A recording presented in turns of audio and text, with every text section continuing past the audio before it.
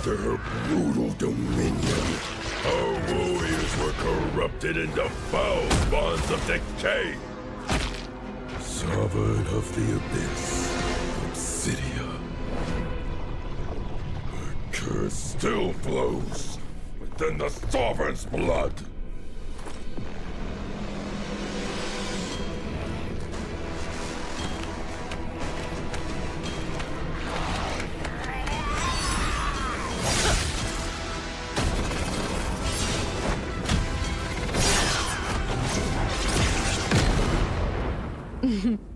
Such loyal little puppets, aren't you?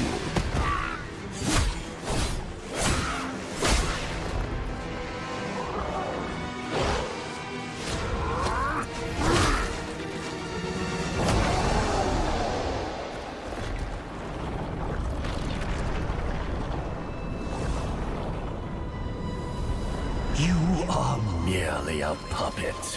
No different from my spawns. Bow to me. Keep your throne, or be destroyed. The Abyss bows to no one.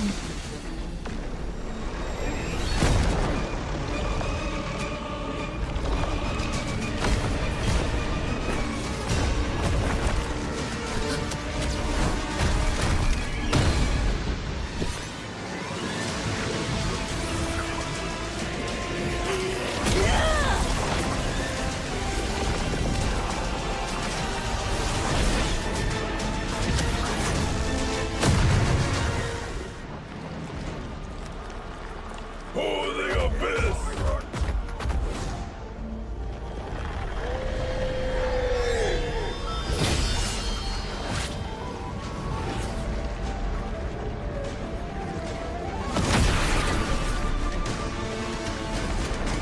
These wretched spawns reek of its corruption.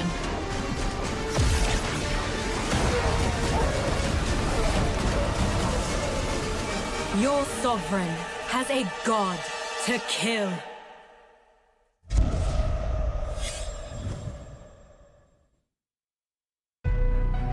I see. Desperation. I come to crush my enemies. I reap. The strong rise. The weak crumble. My will is absolute. The Abyss shall kneel.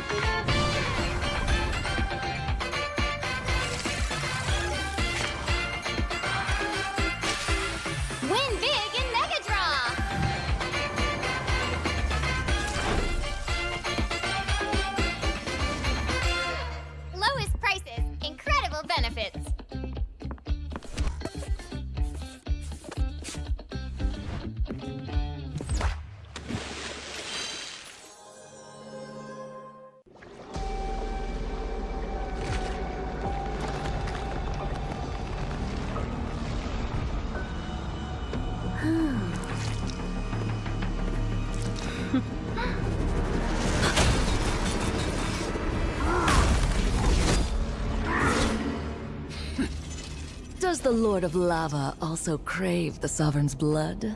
Fool!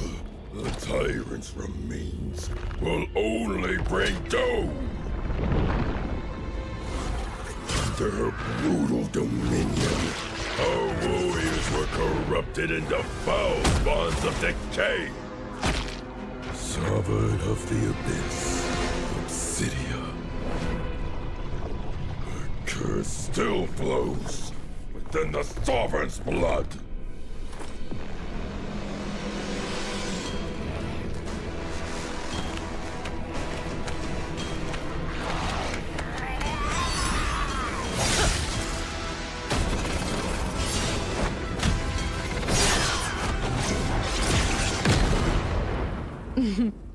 Such loyal little puppets. Aren't you?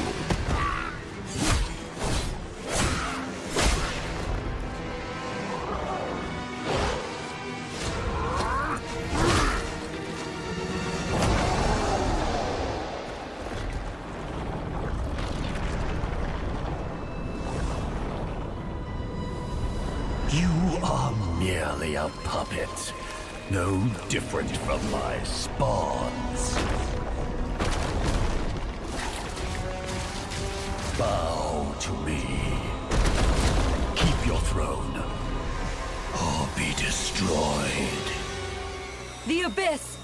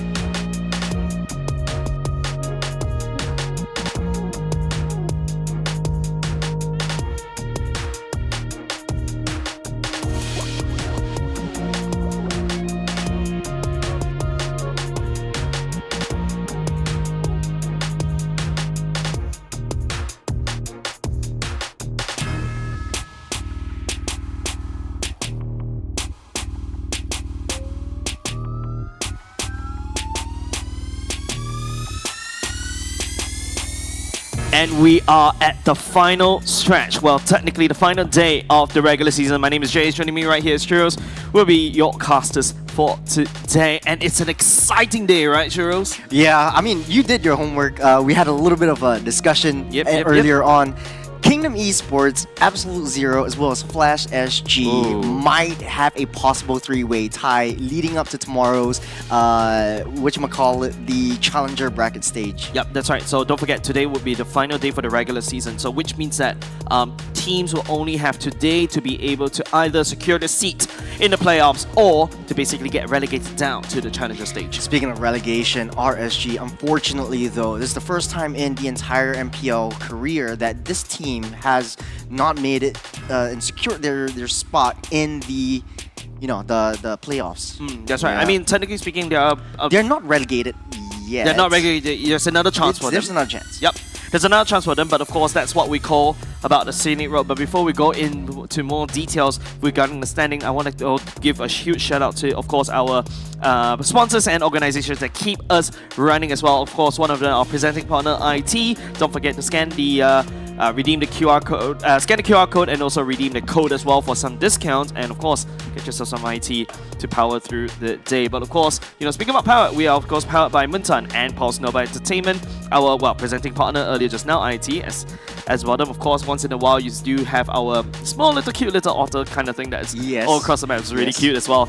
And of course, we also have our official gaming chair partner, DX Racer, keeping us super comfy the whole day. And of course, partnering Esports, Future Living, and Singapore Esports Association. Well, thank you to all the sponsors for making this possible. And not to forget, honestly though, IT, once you get this redeem code, once you get a couple of drinks in your hands, you might stand a chance to get into M7. Not get into, but like go over to Jakarta. Yeah, you get to watch M7 in Jakarta live as well. Trust me, it's an absolute amazing feeling to be able to, be part of the international stage as well. But before that, speaking about going international, there's also an opportunity for you to also go into the international stage. But we're going to talk more about that later. Let's talk about the tournament format, Churros. Yeah, right now we're in the seeded stage. This is the last day that teams might be able to secure their spot into the playoffs. Fortunately though, Evo has already secured that spot into the playoffs, so it doesn't really matter in the tomorrow's Challenger bracket stage, where the community teams will actually come up and face off against the seeded teams. So two MPL SG teams, those that are relegated, will fight for their lives in the Challenger bracket stage alongside big names. And I've seen the community team names. Oh, they are. You got Diablos coming back. In another squad, you have, I think it was Burn, who has his first time after 5 years. So huge shout out to all of them. I like the fact that you had to bring a burn because, NPL casters have been watching this little kid has been, really grinding in the community scene for, I don't know, the start of my career as well. And I've always told him that, hey, I really want to scream your name in MPL. And finally, he's made it through into the Challenger brackets. Not confirmed playoffs as yet. But of course, we've already done our Challenger qualifiers. Tomorrow will be the Challenger brackets, like what Churros mentioned.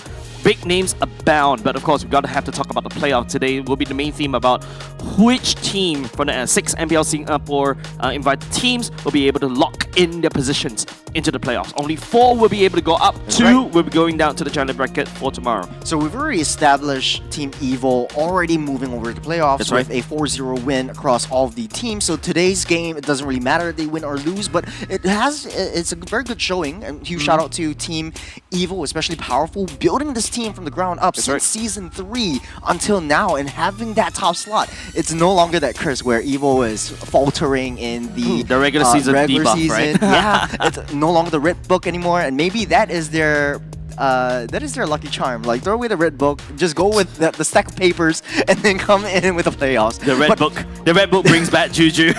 Okay, but let's look at the more exciting things up to par. Flash SG, Ignite Gaming, Kingdom Esports, Absolute Zero, 2-2 match score all across the board. There might be a 3-way tie between Flash, Kingdom Esports, and Absolute Zero. Yep, the only reason, there are 2 conditions for that to happen, right? Of course, later on we'll be going into the schedule of the day. I think that would be a better place to be able to show that. I think production heard me. Let's go over to today's schedule as I highlight which are the key matches you have to look out for. Of course, the upcoming matches is one of the first condition for Absolute Zero to hit 2-0 against RSG. If they do that, Absolute Zero will be 8 points. Now the keyword here is 8 points.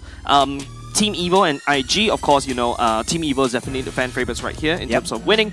But another critical match will be the Kingdom Esports and also Flash SG. Now, these two have big names abound as well, and I think even myself, I don't really have a favorite team. It could go 2-1. And as long as one of these teams got the 2-1, or especially, well, Kingdom Esports, more importantly, Kingdom Esports getting a 2-1, that will force Team Flash and Kingdom Esports to go on 8 points. And of course, you heard the 8 points earlier just now, there will be a 3-way tie around the 8 points. But because of the head-to-head, it will definitely shake up the whole middle of the pack. TLDR, I know Jace is just blabbering nerding out. But both of these two teams, that is the match to watch. Kingdom Esports versus Flash SG. Definitely. Let's take a look at the stats real quick. I remember the first day of the first season, it was all dangerous grass all the way. But let's take a look at the stats. Flying Cloud, 100% wins all the way, especially for Team Evil though. There's 3 games on Flying Clouds, is 100% win rate on that one. Not too fond of that, just because it's really a comeback mechanic. And I think Team Evil really likes to play this around, especially with the matchup team fights. But let's take a look at the rest of the 3 main environmental changes: dangerous grass, broken walls, and expanding rivers. I think the most is broken walls. We see that quite a bit. Doesn't really affect the metas and doesn't affect the picks as much as we thought. Yeah, I think generally speaking, I personally feel I'm a big fan of Expanding Rivers and Dangerous Grass, right? Yes. These are the 2 maps that literally forces the team to really make their roamers do their work. If it's Dangerous Grass, means that, you know, you got to open up even more maps. Your EXP will be more, it has to go more for the tanky kind of style, and then after that, you know, open up as much, because there's a potential random jungler, a random roam of your enemy could just set up in one of these grasses, right? Apart from that, Expanding Rivers, you know, it quickens the game pace, make it very hard for the gold laners to literally do anything, right? Because now your gold lane is really stuck. Yeah. It's very hard for you to basically push even harder, because after that you're just gonna get ganked over and over again as Expanding River. And as a gold laner myself, I hate this map. Yeah. I think Expanding Rivers is quite interesting because it doesn't really change that much. It just increases the movement speed so that you get to these neutral objectives much faster, much quicker. There are some teams that hasn't really experimented on Expanding Rivers, and Evo is one of them. So it will be exciting to see if Evo wants to go into or plays around Expanding Rivers and how they do that with the Magic team fights. But I do want to point out one fact that you put out there, which is Dangerous Grass is really dangerous. There's not one team that has 100% win rate on Dangerous Grass. It changes not the draft as we expected, but it changes the way that people like to play around Dangerous Grass, because there are bushes that you need to check, there is intel that you need to give your teams. Not only that, it sort of like changes the way that the mid lane paths around the jungle and paths around the mid side, because there are bushes that you need to watch out for. Assassin picks are definitely very vital in Dangerous Grass. Lord and Turtle takes and within these neutral objectives has a little bit of a different dimension, because you can wait in that bush right behind the den and immediately they can get pounced on. So quite an interesting kind of environmental change, especially for Dangerous Grass. I want to see if teams are able to harness that power moving over to this week. But I do want to say and point out a little bit of a change in the draft. We've been seeing quite a bit of fighter gold lanes as well. Yep, that's definitely something that we should look out for. But before that, let's talk about the team roster right here. Here you are. RSG Singapore, you know, we kind of set them up as, you know, a bunch of fresh faces, completely new to MPL. Literally, this is one of the first few seasons. Of course, you've seen Ash as a sub.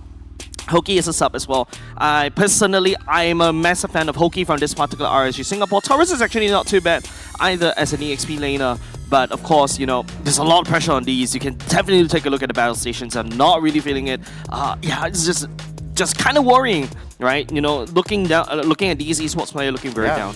I do have to agree with you. It's always tough to come into a game that you just have to finish off with and come back tomorrow, try play it again, because tomorrow is just gonna be crazy. Starting at 10 a.m. all the way up to 9, you can play back-to-back games, and it's only BO1. There's only one chance for you to let this all go. But on the other side of the aisle, it's Absolute Zero. Let's bring players up and let's talk a little bit about them. I like the fact that they are actually showing up. I remember first day, they had a little bit of a challenge in terms of the communication, but now they bring back Bougie in the mid lane instead of Regina, which we thought, or Chesty.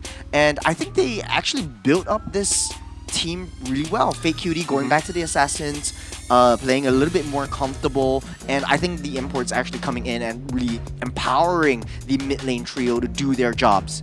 Yeah, definitely, right? Absolute Zero definitely did not get a very good week number 1. And I mean, I was just talking to some of the esports players around MPL Singapore.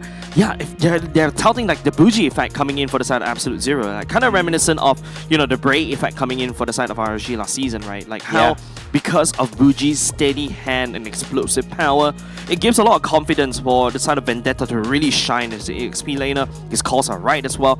And of course, Nomad, you know, stepping up, it makes it more comfortable for not only just that, the sellers will also start dishing out the damage, because it's just really refreshing to see, you know, Absolute Zero recovering during week number 2, and now they're slated to really upset the whole middle of the pack. Yeah. Speaking of week number 2, they almost got a game off of Flash SG. They got 2-1 is the score line for Absolute Zero against Flash. And with the defending champions, I really know that, you know, Absolute Zero has shown a lot of growth throughout the 2 weeks that we've played so far. So to secure the spot in the top 4, this is all down to this. It's all down to the execution. They really need to sweep RSG. They really need to put in their all. And let's go into the random map draw. I know you want to talk about expanding rivers. Well, here we go. A little bit more fast-paced momentum games, and I like that because Fake Cutie is going to be putting the assassin roles, and I want to see him being comfortable. I want to see him pulling out his micro mechanics in this game. Yeah, definitely, right? This is also a map that I would say also favor Bougie a lot, right? Being so aggressive in the mid lane. Expanding rivers allow you to really start ganking the side lanes. After that, go back into the mid lane. And after, because Bougie is so comfortable on this Farsa, he's just setting out feather airstrikes over and over again. And I echo what you mentioned, right? Look at if you look at Fake QD's stats, he played 3 different assassins altogether: Hayabusa, Yushinshin, and Lancelot, and all to great successes, right? Like Yushinshin currently is 100% win rate for him. Yeah, I remember talking to them after the first day, the first game. Is like, man, when Chesty was talking to me, it was they were drafting all on their own. There was no one to guide them, and I think right now they have a little bit of an understanding of how each of them plays their best. And I think these expanded rivers actually matter more to Nomad on the EXP side, or even to RSG's EXP laner, because this allows the EXP to rotate and roam towards that jungle pit even faster. Let's take a little draft real quick. Was taken off the bat. Starting off, Angela, Chip, Baxia is taking off the tables. RSG taking out all the assassins. You talked about Yushinshin, Lancelot, Hayabusa. So Fake Cutie is definitely on target here. Yeah, and also that's something that PTBL also plays, right? Like, oh, literally, these are the 3 heroes that he plays, right?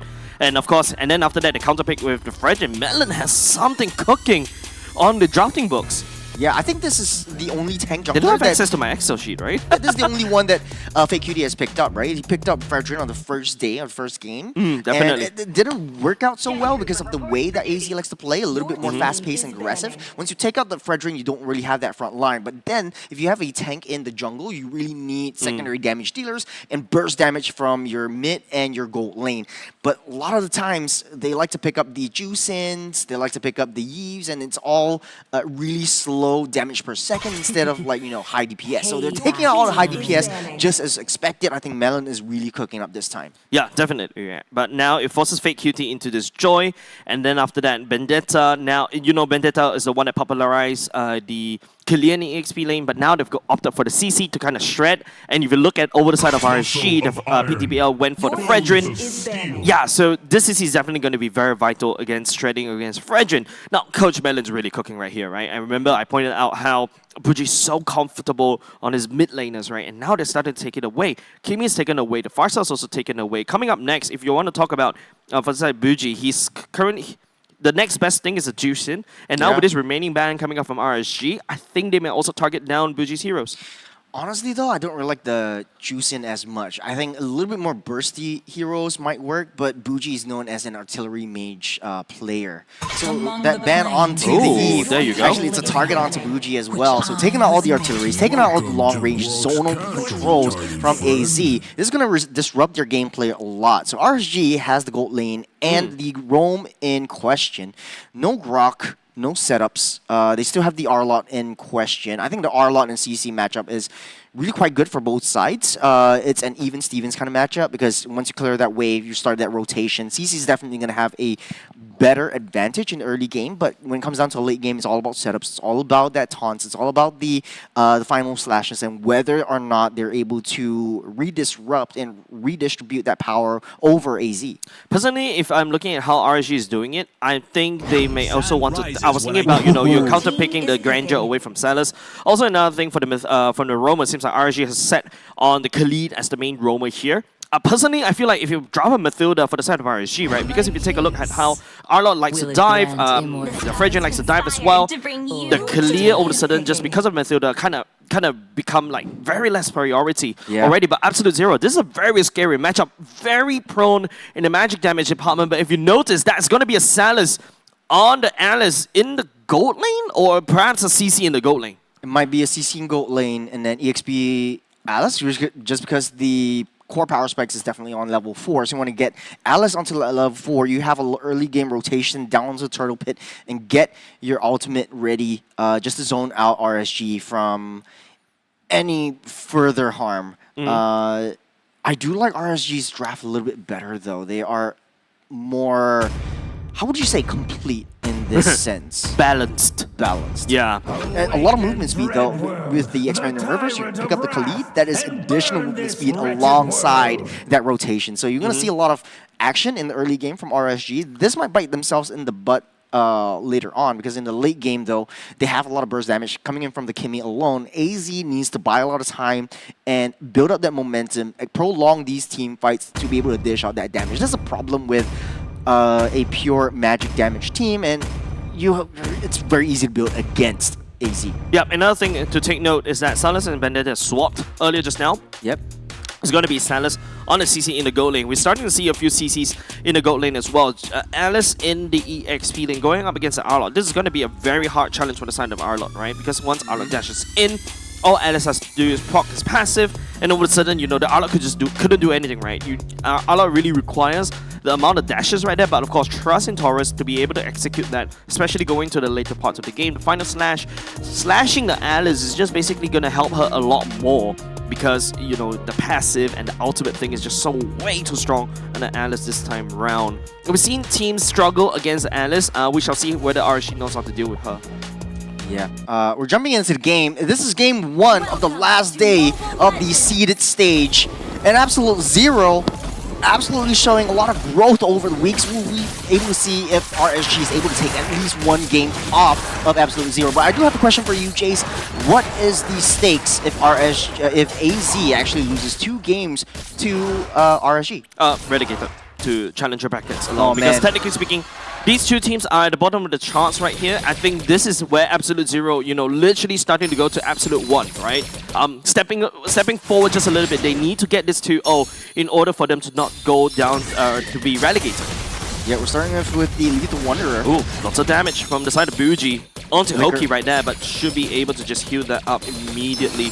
But you can see how, Bougie is able to pilot this Juicin to great success. Nomad takes a lot of damage from the side of Murphy as well, but you mentioned Flicker already burned by the side of Nomad.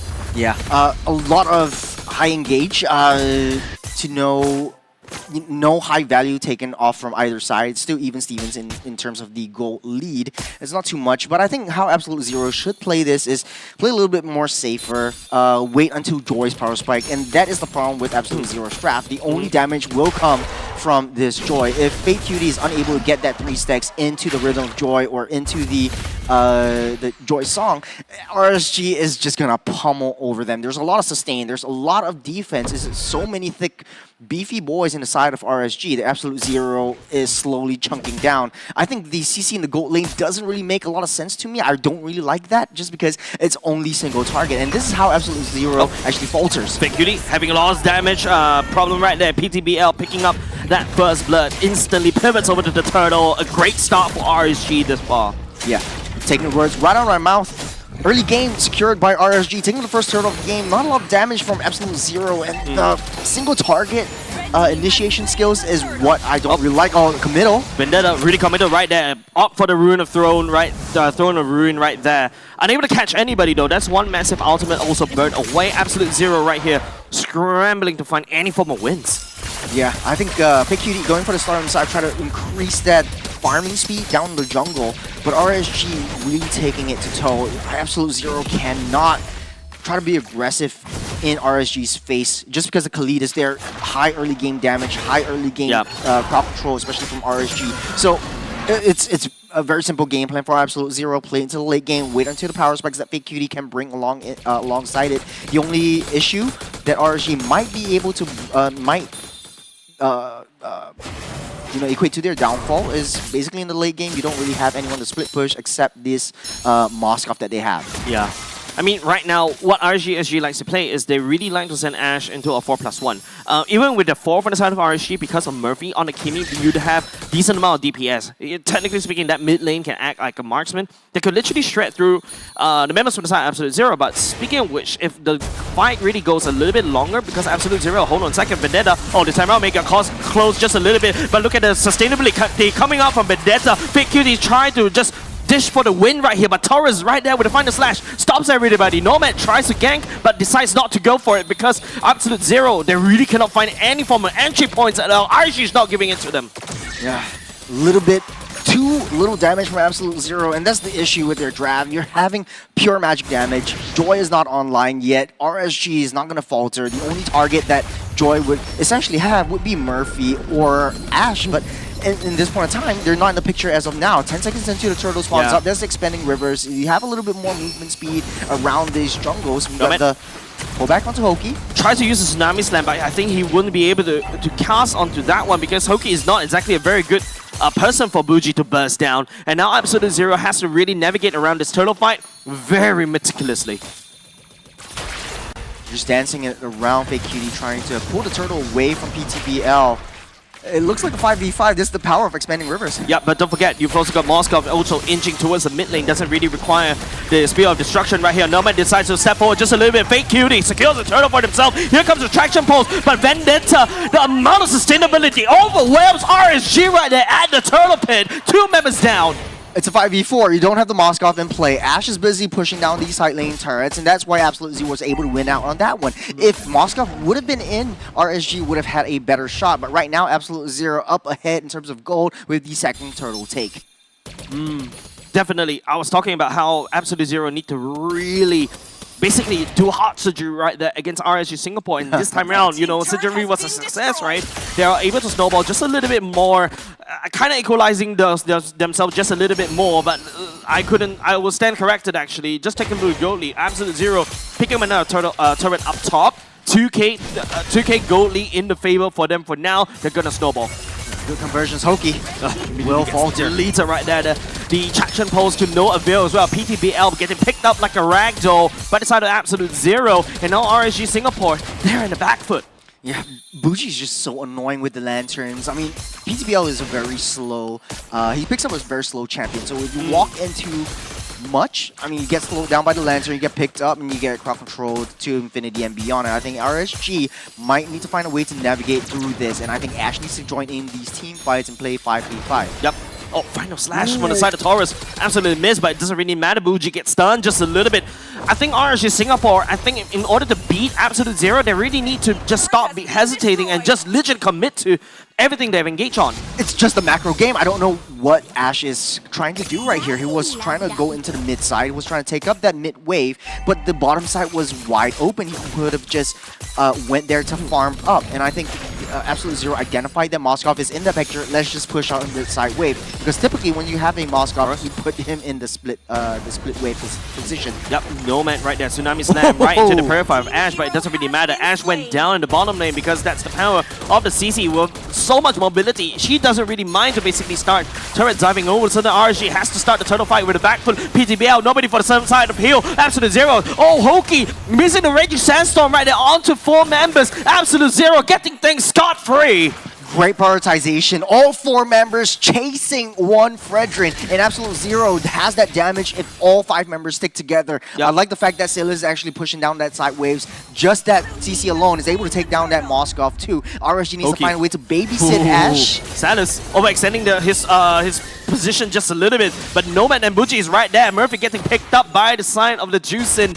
And you know the members from the side of RSG Singapore, I feel like they've got the damage to deal with him, but that window slowly slamming shut onto their fingers. 4,000 gold lead, and Buji's damage is starting to hurt. Murphy was 50% of his health with 1 pull from that lantern alone. RSG doesn't have any zonal control. They're not playing that macro game, and Absolute Zero absolutely dominating this jungle with the expanding rivers to their name. Yeah, literally, side lanes literally getting swiped down by Sandless as well. You know, Absolute Zero, they started with a back foot just a little bit. PTBL was the one that started got the first blood at the same time, and that's the only kill they've got so far for the 8 minutes. You know, silver lining, they still have that mid lane tier 1. Yeah, that mid lane is definitely going to be very important for RSG Singapore. But they don't have that macro game though. They don't have anyone to put. I mean, if you look at the entire game, I wish there was a heat map, but Hoki take a lot of damage though. And that's the power of the CC, especially when you go for a 1v1, right? Curtain Call onto Hoki, he's gonna get shredded. Curtain Call onto Taurus, shredded. Curtain Call onto PTBL, definitely shredded. No matter how strong or how thick your tanks are. There's a lot of damage from Buji. So the mid lane, if you take a look at the heat map, Murphy and Buji are literally just gluing themselves in that mid lane. RSG not letting that T1 mid falter. Spear of Misery does land onto Salas though, but it doesn't really matter. Members from the side of Buji, Absolute Zero just reinforces Salas, and now they're just going to destroy the infrastructure after infrastructure. RSG Singapore could do nothing but watch the turrets go down. I'm looking at the tipping point. It was just that second turtle where Absolute Zero just 5-manned over RSG. Ash was free farming down the bottom side. I don't know why he was a little bit too slow to the game, but it's showing. The marksman is not inside these team fights. Absolute Zero though. Raging Storm onto Buji. That's quite a bit of an expense, but it doesn't really matter. Buji getting picked up is absolutely good for the side of RSG Singapore, and now they just need to try to convert. Ash does have the Conan Staff already. He needs to join these fights now. Yeah, Taurus, very good final slash off the map, throwing Buji into the turret's range. And right now, RSG Singapore are able to come back and fight for this Lord. They're playing a numbers game, but they're playing it too slow. Yeah. They're trying to push Ash onto the top side, but he also needs to be babysitted by Hoki and Murphy, so they're out of the opposite side of the map. Glory gets that reset, and Absolute Zero, Buji's coming back into play. And we're back to square one once again, Churros, right? Like, I really echo you. There was a small little window of opportunity, and RSG Singapore kept getting their fingers really shut tight, because Absolute Zero is the one that's slamming these windows of opportunity against RSG Singapore. And Absolute Zero is just taking advantage right here,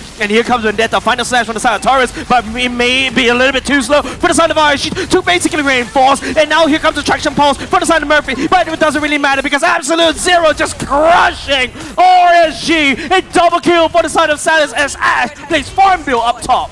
RSG is just split apart like headless chickens. Absolute Zero, 5 members onto 1 every single time. Yeah, it's just Absolute Zero catching all these very perfect opportunities, and RSG Singapore is none the wiser.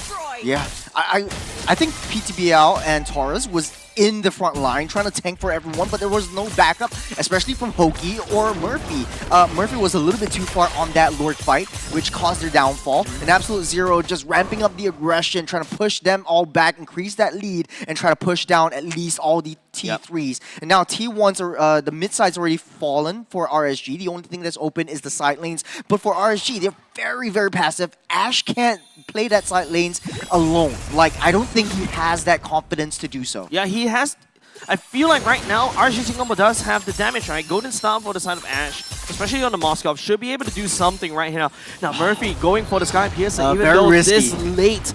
He needs to make sure the Sky Piercer absolutely works, because right now, you know, the members for the side Absolute Zero is giving them no quarters. Vendetta all the way to the back line. He is really unfazed. They're even fighting right underneath the turret. Buji picking up PTBL already, and now Absolute Zero cracks open RSG side of the map. Taurus with the final snatch. The Raging Sandstorm right there will be able to try to capture it, but Fake Cutie outputting the damage, picking up a lot of damage, and also just dishing out a lot of them against RSG Singapore.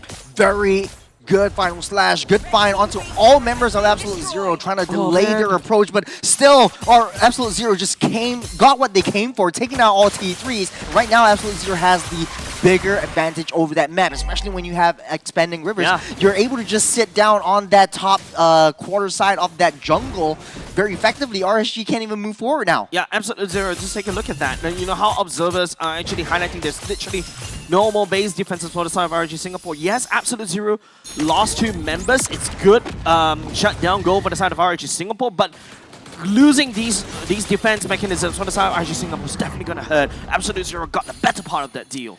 To be honest though, right now I'm eating my words. Absolute Zero has so great setups. You go in first with Vendetta with the thorns, and then Nomad just jumps in, grabs any loose member, and then Absolute Zero with the high target prioritization just takes down one head at a time. Yeah, definitely. Right now, RSG Singapore, I think right now for the side of Absolute Zero, they really need to play around RSG Singapore's side of the Purify, right? That's the only because right now, Nomad is actually also very smart on this Kalia, right? He's not really going in. Just going in with a Tsunami Slam willy-nilly. He makes sure that the rest of the members for the side Absolute Zero is ready to receive the pickup. Now it's just a waiting game. 20 seconds till Lord spawns up. RSG very, very passive. Down in the bottom, down in their base. There's not much that Ash can do. Even though the damage is coming through, he really needs Murphy to try to set that up with the ulti. But Ash isn't really showing up in this late stage of the game. I don't think RSG can afford to risk going for this Lord, but they're moving, advancing through that top quarter of that jungle. Now, Ash needs to join these fights, right? Because Absolute Zero right now... Oh, another pickup right here, BTBL. Oh! Nice traction pulse onto 2, but it doesn't really matter because the blue HP bars is up online. Ash finally joins the fight, unfortunately, but he's actually getting pushed off just a little bit. But Ash, picking up some form of damage. Bougie getting shut down right here, and now the rest of the members on the side of Absolute Zero just collapse onto Ash, takes him down. Fake Cutie dances around RSG Singapore. That's it, on one side wave! From the side of Absolute Zero, and they're just gonna penetrate through into their core and pull a full stop for game number 1 against RSG Singapore. Ash showing some silver linings, but Fake Cutie finding that angle, finding the rust in that iron and taking RSG down for game number 1. Absolute Zero showing a dominant performance at the opening match of the last day of the seeded stage. Yeah, definitely not feeling well for the side of RSG Singapore. Just take a look at Absolute Zero, unfazed right there. Yes, Fake Cutie is definitely having a lot of fun right there on that Joy, but don't forget that Joy, that output on the damage. There's so many AoEs from the side of Absolute Zero. RSG Singapore is just instantly melted. If you're RSG right now, you're gonna feel really disappointed with yourself. There's a lot of loose members. There's a lot of mistakes that that could have been avoided. PTBL, it's always in the front line alongside Taurus, but where is Hoki trying to protect Ash? But Ash coming in a little bit too late. I mean, as always, he's got a late game hero on that Moskov, but the damage doesn't really come through, and that's how Absolute Zero was able to maintain that momentum and then sweep through these team fights. Yep, and don't forget, it is also definitely RSG Singapore that did have a better start, right? Yeah. PTBL picking up their first blood right there, and of course, you know, Absolute Zero pick up a very bad fight in the early game. I think because that's the typical part of a double fighter kind of roster. Your power spike is definitely gonna hit a lot harder in the mid game, and they maintain that snowball all the way to the end. Because I've seen teams with double fighters, but they're unable to capitalize on it.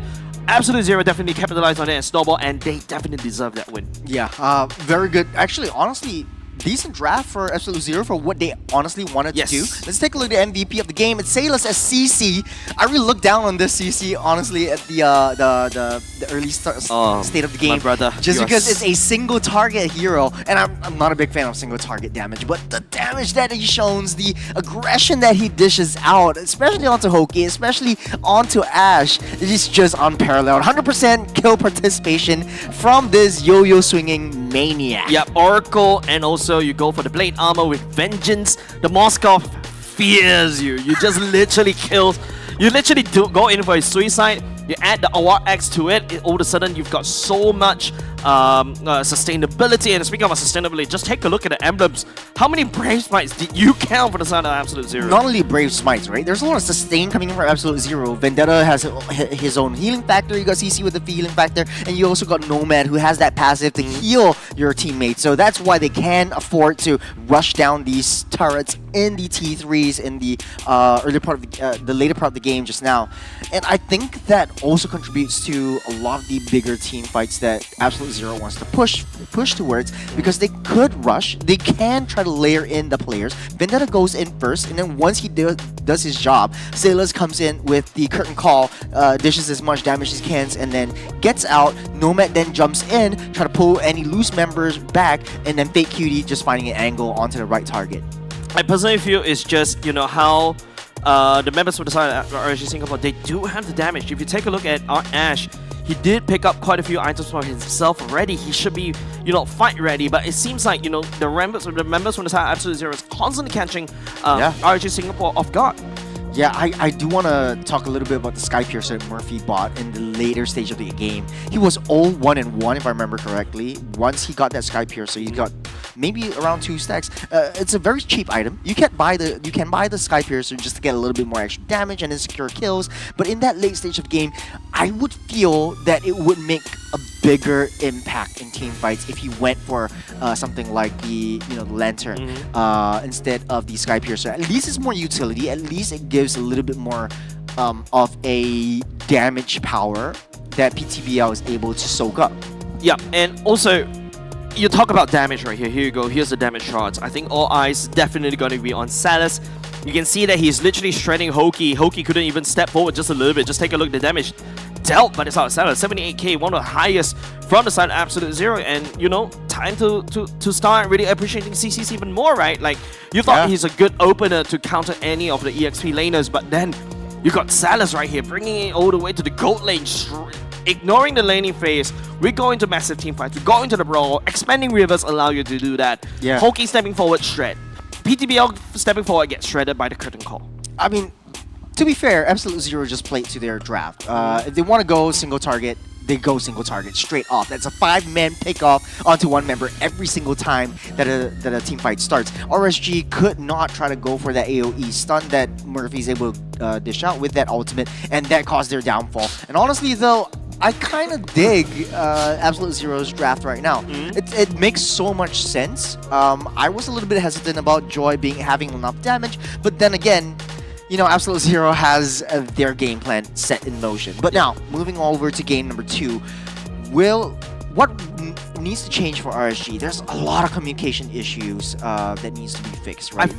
I personally feel like RSG Singapore is getting punished because of their 4+1 matchup, right? Yes. Like Ash, if you notice from week 2 onwards, he's been always being shoved all the way to the side lanes. Yeah. And then when you remove the side lanes away, you need something that an EXP laner that can basically dish out quite a decent amount of damage, right? The first EXP laner that comes into my mind that could dish out the damage, number 1 definitely going to be the CC.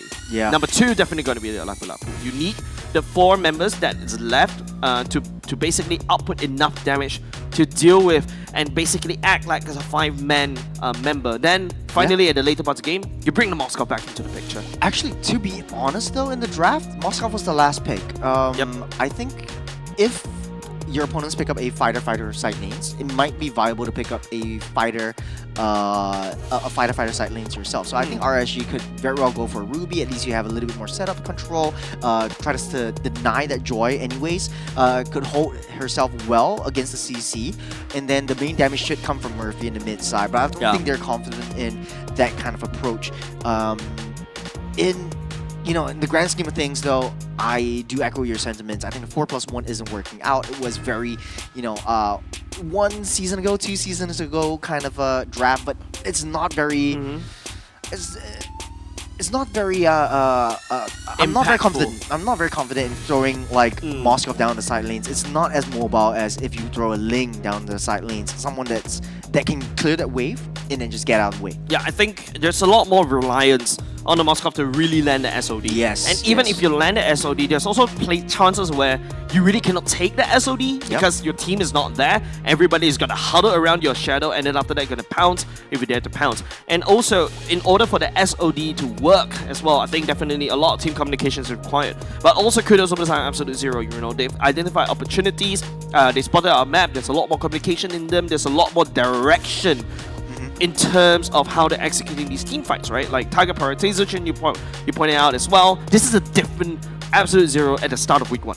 I mean, as a gold laner yourself, Yep. you would definitely find it a lot harder if your team has This a meta lot of is really vengeance, hard for a me. lot of blade armors. It's so hard to take down. So even if Definitely. you become like sort of pseudo-useful in the late game, that Moskov couldn't do too much. So going into that draft, we're going to see the environment, and that might change things up a little bit.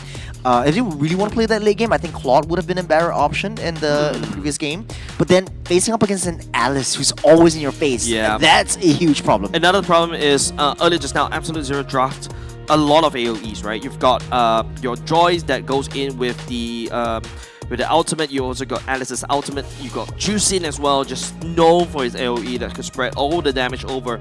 And if you notice from the side of RSG SG, they really need to dive in order to be able to do it, right? Because RSG's roster, they're strong at when they're diving with the Arlot setup, the Fragile Thorns, and after that providing a front line for Kimi and Moskov to basically fight. And I think that's how they get away in the early game, right? Because they decided to fight together.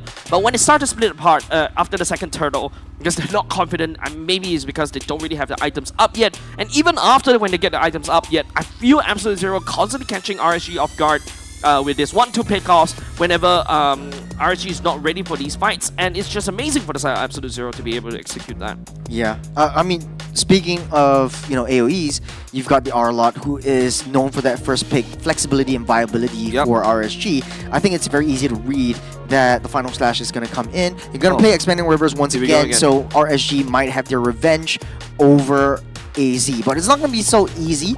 The Kimi pick, honestly, the traction pulse isn't going, wasn't connecting as much as I hope. It's a very non-committal kind of crowd control ability that you want to do before sending your Arlot in or before sending your Fredrin in for any of these big taunts and big CCs. Yep, and also another thing, it's if you notice how RSG Singapore has been executing, right? If you notice how Taurus and also Hoki, they actually have a... No, Hoki is actually too busy guarding too busy guarding Murphy earlier just now. Whereas Taurus and PTBL were basically sticking together and also setting up for each other. But the problem is, Arlot doesn't really have enough damage to really set up, and he's so susceptible to the CCs, right? Alice goes in with the Throne of Ruin, immediately denies what the Arlot wants to do, constantly dashing, constantly healing up, and outputting the damage. And it's just the Alice problem, I feel, from the side of Absolute Zero, where they're able to secure it for themselves. And here you go, first pick Lancelot from the side of RSG. So really just respecting Fake Cuties, the triage of assassins, taking away the Yisun Shin, taking away the Hayabusa, as well as the Lancelot. You got the first pick in the first phase with the Kalea and the Parsa combo from Bougie, as well as Nomad. So that's going to be quite hurtful for RSG, especially since AZ now has zonal and map control. I think the counter pick typically for the Farsa would be the Yve. I don't think you want to try to force that over. I think the Kimi might be a good option as well. You got non-committal crowd control, and then you have Lancelot to just come in with the swings and with the dashes, puncturing through. Yep. Right now, I really like what RSG is doing, respecting the CC a lot, because, you know, I think they fear what Absolute Zero could bring out, but it seems like Absolute Zero prioritizing Bougie this time round. Earlier just now in game number 1, Juicin was picked at the very last, and now it seems like Absolute Zero is just going to show up the cards. They're going to go, hey, we're going to go for Farsa, and RSG attempts a Kagura this time around against Absolute Zero. Just look at how Bougie is reacting. He's smiling, and now with the Uranus coming on the side of RSG, this is a lot of damage and quite a decent amount of tankiness in the form of that Uranus. I think RSG is just going to take it personal. They're just going to show off their micro mechanic prowess. AZ is going to be locking in that Joy to secure that first phase draft. What's still open is the Alice. You've got the Gotcha down the mid side for RSG. You need really a lot more setups. The only issue with Uranus is that it's annoying, yes, deals a lot of damage, but you don't really have that follow-up crowd control that you would. So RSG really needs to, bank on someone that could set up everything for them. Arlot's still on the table. You've got the Badang that could be picked up as well. Works really well with the Kagura. Surprisingly, not a lot of picks throughout this MPL season. Yeah, Badang has only one pick ban and is picked once, but also 100% win rate. Last season we've got Badangs literally running everywhere, right? But this time around it seems like, nobody's picking up the Badang at all because I think there are definitely better roams out there. For example, like you got a Karcha and also even for your Kalia as well coming back in. I got a question for you though. Let's Whatever go. happened to 1-1? Why? I remember the first day, the first you hate the couple 1-1. weeks. I didn't like the first pick 1-1, but I think it's now kind of viable since now you have a lot of tanks and you got to build and purify. You're able to just escape, try to get your Uranus to just set things up for you, especially if you're RSG. And it kind of does work in that sense, in that respect. The Lapu Lapus will get picked up also for, the EXP side. I think it's a very viable option. 1-1 in this, from the side of Absolute Zero's pick. RSG's going to blow up the 1-1 even before anything can happen. There's a lot of iframes in the form of the Lancelot and the Kagura. I think 1-1 is a bad idea if you want to go up against RSG. I think it kind of works all the way through, though, for AZ. At least you have that distance. You're going to get... The problem about 1-1 especially is you want to really don't get busted down before you can basically go into your crossbow with tank. And even if RSG decides to go for it, there's also the Farsa right there. And don't forget, you've also got the Joy that could just run you down immediately, getting busted. That's what I'm saying. I love to be proven wrong. Thank you very much, Absolute Zero. Yeah, you're picking this right into the face, and of course you got the Uranus and more than happy to soak up all of that damage from you. Absolute Zero, why not? Silas, why not, you mad lad? Why not? Oh man, I'm just laughing so hard just because nope, Absolute Zero is not gonna pick that 1-1 in that spot. Late game throws out that 1-1. Oh, dear Lord. It's not even gonna prove you wrong. But honestly though, I think it kind of works. You have that protection from Farsa. At least you have the protection from Farsa. You also have the setup from the Kalia as well. That allows do. you to basically pick up somebody, but the problem is the Kagura got inbuilt Purify as well. Carry coming out from the side of RSG. And now you've got the Kaja as well. You talk about the lack of CCs, there you go. Suppression should be enough for you to lock somebody down. That's something that the 1-1 cannot Purify out using the second skill. Right now, AZ has to pick someone that is very sacrificial. You have to throw someone in. That's going to be Lapu Lapu picked up for AZ. I think it kind of works. It has a lot of damage control. I think carry is definitely a very good option right here. The only issue is the range that that carry has to deal with against 1-1 as well as Farsa. So that's going to be a huge problem. They only pick off crowd control or suppression, and will come from that Kaja. So it's only just single target all the way through. Yeah, I think RSG really have to really pick somebody off, and then after that just burst him down, right? Carry and also the Kagura, and to be honest, to an extent, Lancelot also could do that, but the carry needs more time. And if you look at how Ash has been playing for the past few weeks, he's always the one that's singled out all the way on the other side of the map. And now he goes for the carry. He needs to be able to stick with RSG Singapore more, because this roster from the side of RSG doesn't fit their MO unless there's drastic changes in strategy on how Ash wants to play this gold lane. RSG Singapore, their draft is looking really scary, especially when they have that mid trio together. They roam together, it's an instant burst, instant deletion from any one of the members of Absolute Zero. So this is game number 2. Ladies and gentlemen, we're jumping in. Jace, I do want to talk about stakes though. What happens if, AZ wins out 2 games on this one? AZ wins out 2 games. What's next for the rest of the other teams that are watching right here? Yeah, definitely. I think this is the first condition for a interesting 3-way, right? After today, if AZ wins this, there's a 70% chance or 80% chance they could do so. They're going to get 8 points, and then after that, you've got your other matches to look out for. If there's a bit of an upset happening for the side of the last match, and all of a sudden in the middle of the pack, you've got 8 points altogether. Oh, I do like the Farsa's wings down to the bottom side. Expanding Rivers. Expanding Rivers as well. It doesn't really kick in until the turtle actually spawns up, but you have a glimpse of the power of the rotation speed that Fuji will bring into this game. Oh, no man. tons of catch right there onto Hoki, and Buji just stepping forward just a little bit, buzz the flicker away to safety. Absolute Zero just so aggressive in the mid lane already. Good reaction time from the Kaja to get out of harm's way, but that's a useful, very core resource taken out by the side of RSG. Absolute Zero, though, dominating on the both side lanes. So 1-1 on the Lapu Lapu actually doing really well in the early game.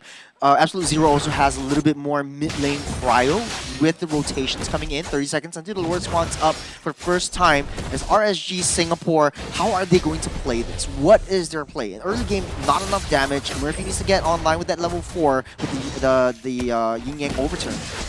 And Absolute Zero just trying to ramp up that tempo. Okay, PTBL just uses Defender Execution just to secure the EXP crap. It's a short cooldown, so I don't think it matters too much. But also another point that right now, because Hoki's flicker being... Oh, hold on a second, that's a massive catch.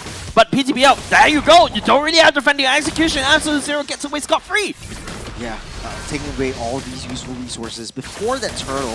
You got Fake Cutie, dashing around, ramping it up. Looking for Hoki. Knows Hoki doesn't really have the ultimate. Here comes Nomad to join the fight just a little bit more. PTBL dashes for the win, but Fake Cutie can dash even faster. And now he's out of there. Murder accomplished. The flicker of Bravest Warrior, but it's like Vendetta. He slams his great sword all across RSG Singapore, and he's now have to run away because Ionic Blade's a little bit too OP. Well, Fake Cutie just looking, setting his sights on bigger objectives with the purple bomb them down into the mid lane turret. Taurus goes down. Yep, a massive feather airstrike from the side of Absolute Zero, but RSG is the one to secure the first turtle. Nice catch from the side of PTBL in midst of rotation. Vendetta taking the wrong route back to the lane down there. I think it's a misread from the damage that PTBL will dish out in the early game, but it's a 2-2 for both sides. RSG secured that turtle, but Absolute Zero actually has their eyes set on the neutral objectives, taking out that purple buff. RSG Singapore is going to be set behind, especially for PTBL. Before that War Axe comes in, Absolute Zero will try to dominate, will try to push in a little bit more damage. Hoki. Here's a catch right here. Feather airstrike flickers away back to safety from the side of Nomad. Good reaction time from the side of Absolute Zero, and now RSG Singapore. This is the time where they're supposed to shine. Absolute Zero slam that window shot once again. Now, just to give you a little bit more perspective, every 40 seconds that whip will be online for 40 seconds is so long. Yeah, it's kind of long, but it's going to be a very huge challenge. I wouldn't say it's a big problem, but it's a hurdle for Absolute Zero, especially if they want to layer in their fights. They're always very good at target prioritization, taking one member at a time, but looking at how Murphy and Hoki are playing right now, they're playing as duos, and I think RSG Singapore might have a fighting chance for a very, very close game this time around. Murphy opening up that bush and also poking actually is a really good idea, especially in this particular patch, right? Especially when Nomad could hide in any different bushes right there. And then after that, just Tsunami Slam into Absolute Zero. Unpopular opinion though, if I was Vendetta, I would just clear my lane and then just start rotating. Just let Uranus do Uranus things. And then just join in these team fights. Because you really need that sacrificial lamb, and Vendetta was picked for this purpose. Throws himself in, force that whip onto him, and then Absolute Zero can just go ham, throw Fake Cutie in with the ultimate, throw Sailus in with the ultimate as well. Another point is that if Hoki hooks in Nomad, that's actually a free gap closer if the members from the side RG is unable to clear him. Tsunami Slam Hoki right back into Absolute Zero. Yeah, that's true. The pick get picked off. Well, fun fact, Nomad is 2-0-0, so he's got 2 of the kills as a roam. And with this Kalea though, able to find any target at all might be good. Trying to find Buji, but Buji flickers as well. Here comes the Tsunami Slam from the side of Absolute Zero onto Taurus, and now the Bravest Warrior just slashing as trying to output some damage. Will be able to shred onto Vendetta as well. The damage coming out of BTBL is there. Vendetta execution clean, but Taurus picking up the kill onto Fake Cutie. A bit of a trade happening for the side of RG Singapore, taking down one member already. Nomad looking like they're next on the menu, and now with Kagura and also the best damage from BTBL. RG Singapore picking up 3 against Absolute Zero. A very good call from RSG. They know that Hoki already used their ultimate against Vendetta. Taking down that T1 mid side will open up that map for that turtle pit. They might be able to come back into this game 2,000 gold ahead. Vendetta is just playing a sacrificial lamb kind of role, trying to force that ultimate onto him. Fake Cutie totally misreads what Vendetta wants to do, because you saw he flickered in right to the face, trying to get enough kills, and then that just really caused a lot of mayhem from Absolute Zero's side. All the resources used up in that turtle fight. RSG already forcing Vendetta in. So misread, playing it more passively, playing it a little bit more safer might be better for Absolute Zero. Yeah, Absolute Zero losing 2 turrets right there is not doing very well. RSG Singapore, on the other hand, this is definitely where, like what I was talking about, right? This is when they really could shine because Hoki with the Divine Judgment right there, catching onto any members on the side of Absolute Zero. If Absolute Zero doesn't coordinate their communication, Absolute Zero is all over the place.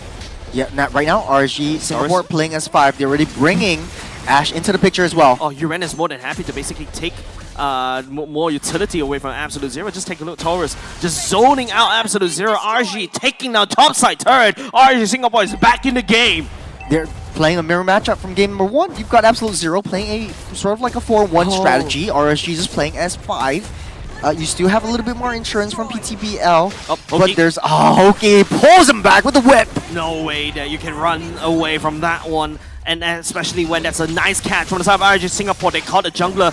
Turtle looks very free, but Absolute Zero is looking for an entrance right here, bringing in Salas in tow as well. Taurus fronting it. Here comes the flicker right into somebody at the same time, and Murphy will be able to get on the way because he's a Kagura, but Vendetta, and also with Salas jumping in the air, Nomad targeting onto Taurus as well. Salas take Taurus down. 2 members on the side, RG gone, but they take away a turtle instead. It's a situation of damn if you do, damn if you don't. My jungle's already out. Might as well just take down and just fight it through. They've got Salas in the picture right now, and Absolute Zero does some damage through. All they have to watch out for is just Hoki's whip. Once he uses that ultimate, then Absolute Zero can just go absolutely ham. Yeah, and RSG Singapore's, I think the whole strategy rests on Hoki, right? And Hoki's, that whole thing actually, right now should be 30 seconds, right? Yeah. But Absolute Zero just even though, yes, that's one page of the strategy, but after that, you don't really have any form of strategy left. Whereas Absolute Zero, there's a lot of the ways for them to engage. It is interesting because RSG Singapore are playing a 3-1 kind of synergy. You can bring Uranus down to the bottom side, try to delay that wave, try to push that wave to draw Absolute Zero away, but they do need that Uranus to protect Ash. I think if they play it a little bit safer, a little bit more insurance heavy, you throw that in, either the Lance or the Uranus away from the trio, you might be able to have a better shot because you pull Absolute Zero's heroes out of any side of that map. Once you find a kill, Hoki brings that in. Ash and Murphy is enough to do that job. Yeah, Murphy, if you notice how opening up the bushes as well, pushing Bougie away, dishing out quite a decent amount of damage, popping the heal as well. Absolute Zero right now has to switch up the strategy just a little bit because RSG Singapore, they're adapting. Ash is joining the fight. And now the carry, once carry hits critical mass, everybody from the side, Absolute Zero will shred, but hold on a second. Speaking of a shred, Hoki right now taking a lot of the damage, goes into the air. Salas just shredding the attack helicopter from Absolute Zero. With the artillery strike, Bougie pushes RSG back. Look at the bottom side as well. You got a short side of that Lord Pit already pushed through. Vendetta ramping up the aggression. He does have the defenses to try to pull Taurus away. Just a slam. Taurus will be fine and dandy. Absolute Zero will take control of this Lord Pit. Yep. Nice control from side Absolute Zero, and now Vendetta, one-man army pushing in. Ash goes into the ultimate, try to shred as well. Bravest Warrior right there, but don't forget damage reduction doesn't really matter, but he's able to sustain all the way back up. Now it's just only Taurus from the side of RNG Singapore inside the turtle pit. Absolute Zero securing the Lord already for himself. Taurus leading the charge, but RNG Singapore gets a zone out by Vendetta alone. Smart move by Absolute Zero. They know Hoki's out. They're playing a 5 versus 4 kind of matchup. Secure that Lord, try to push that in just in the nick of time for that 44-second Lord spawn. And right now, Absolute Zero, they're ramping up the aggression once again as RSG. I think their strategy is a little bit flawed in that sense, though. Hoki's just trying to find that right target, but there's always no way. Big Cutie down low just already, immediately gets assassinated by PTBL. He's looking for next. Bougie looks like a next fried chicken on the menu, but Salas is right there, goes into the air, takes down PTBL. Assassination attempt disrupted. RG Singapore forgets about the Lord down bot. Beautiful, beautiful setup for Salos. He's 3-0-1 on this 1-1, and you're gonna need your words, Jace. How good is this 1-1? Easy setup from Nomad as well as Vendetta, just blocking the members coming into Salas. Once he gets his weakness points all popped up, he's already hitting his crossbow of tanks right and dandy. You gotta throw once again. Another one. Taurus is definitely gonna go down right now. Oh no, I'm sorry. How many times I need to eat my words this time round? But hold on a second, the suppression of the Nomad right there. Nomad has to just jump out there. Salas unable to put the damage because Kagura gets blown up in pieces by the side of Absolute Zero. Bougie down low just a little bit. PTBL will not be able to connect that damage, but it is a trade between these two teams for now. Messy team fight. I think RSG Singapore was trying to get that purple buff away from Absolute Zero with a little bit more aggression coming into play. It's only 2,000 gold lead for Absolute Zero. Taking a little itemizations. It does look like 1-1's already online. You don't really need to get this is a traditional build. much. It is. It is. Typically, you get the House Claws next, and then maybe go for the Malefic Gun to get a little bit more range. And once you get that gun, I think it's over. It comes in for team fights. Absolute Zero has that range to deal with RSG. The only issue with Ash is that the damage he's taking, he's got the Trinity already. The lateness that he comes online is always too slow. Yep. It's always that after the second Lord, then damage from Ash really starts to show. They had a strategy. Put Hoki in, you have Murphy and Ash to deal with a single target, but Absolute Zero not giving them that chance. Yeah. Cutting off information right there, right, against RSG Singapore. On the other hand, RSG Singapore definitely all eyes on Murphy, right? Murphy disrupting, if Murphy catches onto Salas or Bougie, it's going to be over for the side of Absolute Zero. But same could be said on the side of Absolute Zero, right? If they actually catch anybody from, like, for example, Ash, or even Hoki is the main sacrificial lamb for the side of RSG, Absolute Zero has definitely got a better peel because all of a sudden no CCs is available for the side of RSG Singapore. Absolute Zero can go ham, but Taurus is the main problem right now. He's right there, absorbing all the utilities, distracting Absolute Zero from their win condition, allowing Murphy to go in and blow people up. Now, Absolute Zero has to deal with the short lane. You're not starting up that Lord just yet. Taurus just having a little bit of a tickle with that Lord. Yeah, he's healing up. Yeah, a little bit of a pillow fight, a little bit of a tickle fight. Yeah, he's healing. Singapore trying to take control of that long wave. You see where PTBL is? There's a pull. Oh, that's a pull right there, right into the Freddy airstrike. Vendetta picking up that kill as well. Fake Cutie goes into the ultimate silence, picking up onto Ash, and all of a sudden damage dealer for the side of RG Singapore is already gone. PTBL trades for the jungler right now, and now Absolute Zero. Silence goes into the air, tags on the Taurus. More than happy to take that one. Nomad and Taurus right here, 1v1, but Taurus is healing all the way up. RG Singapore still has their own jungler against the Lord Pit, but they're one man down. Very, very aggressive for Absolute Zero. PTBL is just playing a mechanics game. Any one of the loose members he can find, he takes down. And Absolute Zero can't really contest for this Lord. You don't really have Fake Cutie. And to be honest though, it's 0-4-4 for this Joy, but he's doing so much initial damage before Sailors really comes through. Picking up Taurus right there. Taurus should be able to laugh in terms of heals, but not enough sustain because Bougie, the damage, but Silas picking up PTBL, and now the Lord easy for the picking. Murphy doesn't really dare to take it because the rest of the members was Absolute Zero going in. They shift the seesaw in the favor, and now they're putting their thumb onto the scales on the Lord Pit. You've got Sailors with the 1-1 putting in the salt. And RSG Singapore can't seem to deal with this flying tiger. I think he's a cheetah.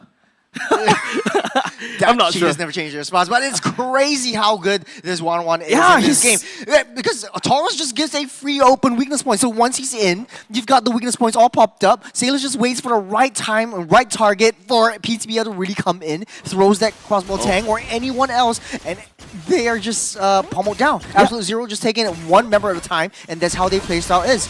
Okay.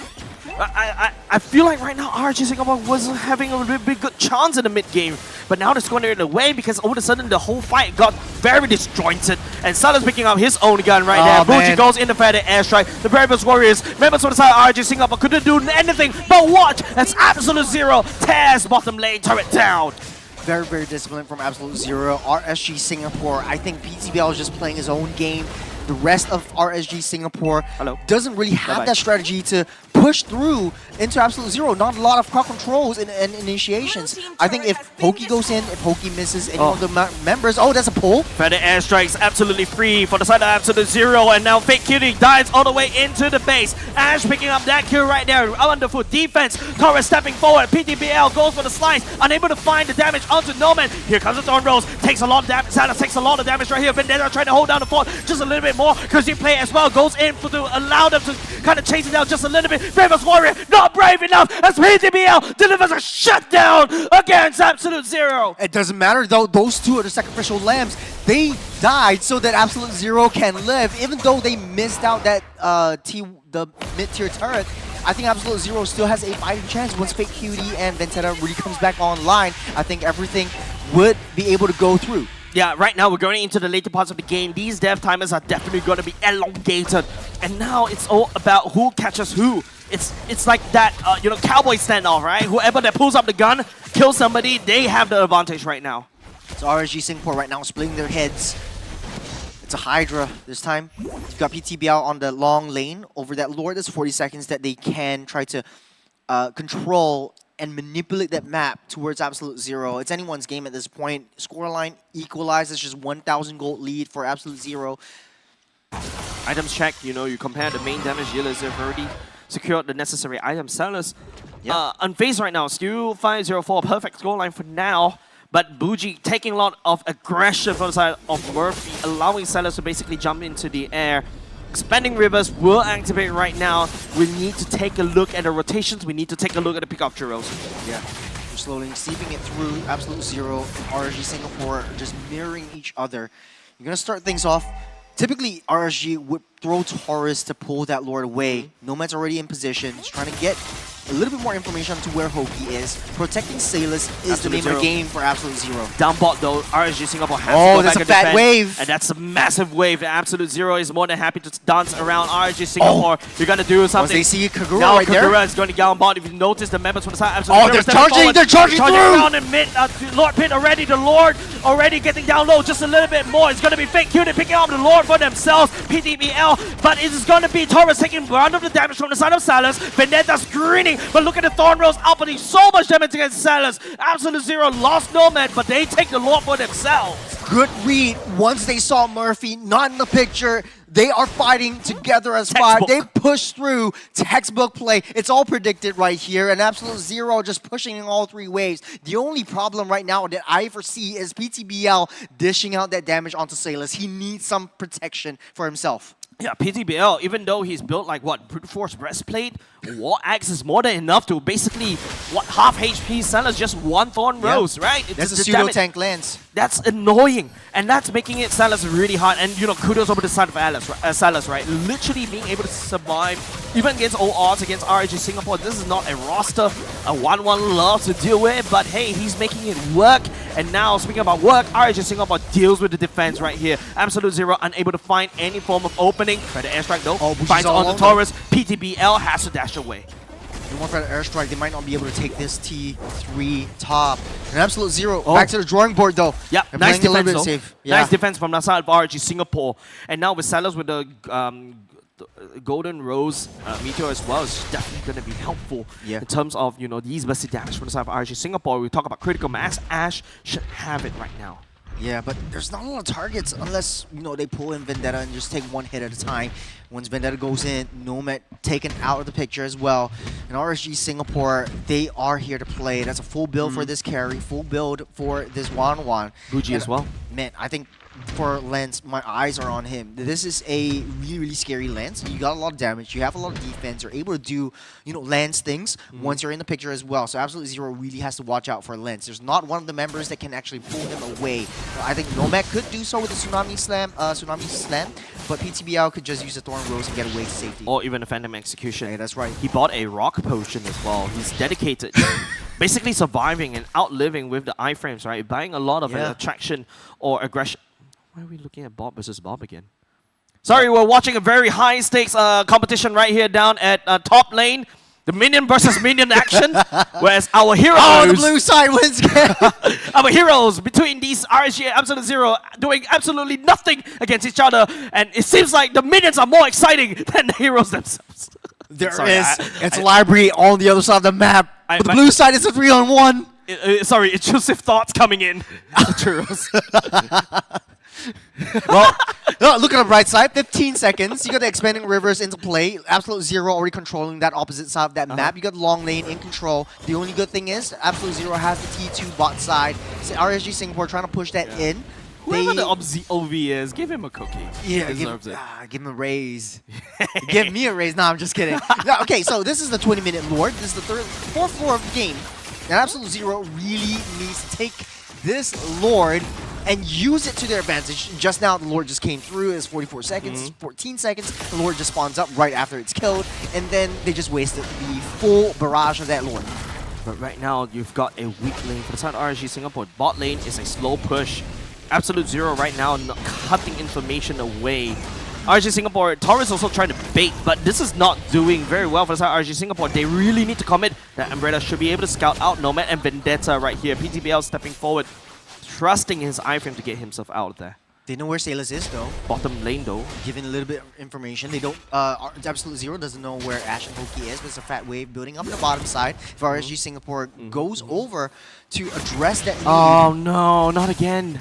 Okay, they're sending PTBL over. You got Taurus trying to pull in that Lord. Absolute Zero likes to fight these kinds of fights. And now just Taurus just left alone right there, and how he has to forfeit lot priority. You can see Absolute Zero moving in like it's their side of the house as well. RSG Singapore forgetting the bottom wave turret, and now they're gonna have to try to use a conceal play. Goes into the Winter Crown right here. Bougie will be able to be a little bit safe. Better airstrike going in, and Salas takes into the air, but it's also taking most of the damage onto Winter Crown. Fake cutie. For the side of Taurus, PTBL 1v4 right there, trying to make a play right here. He will be able to do so. 3 members for the side, Absolute Zero down, and RSG Singapore wrestles Lord control, but the bombs are marching in down bottom lane against RSG Singapore. Doesn't matter though. I think RSG can take this mid-tier tier 3 away. You're sending PTBL just to take care of that bottom side. It's 40 seconds on the clock. 40 seconds on the clock. 2v3. RSG Singapore really need to put the pedal into the metal right here. Another suppressed Vendetta goes into the immortality right here. RSG Singapore, this is do or die. Oh! It'll be a big up Vendetta. It's RSG Singapore. This could be it. It's RSG Singapore. 6 to upset. They equalize the score against Absolute Zero. A 1-to-1. RSG clawing their way back, playing it to the T. They knew they sent PTBL down to the bottom side.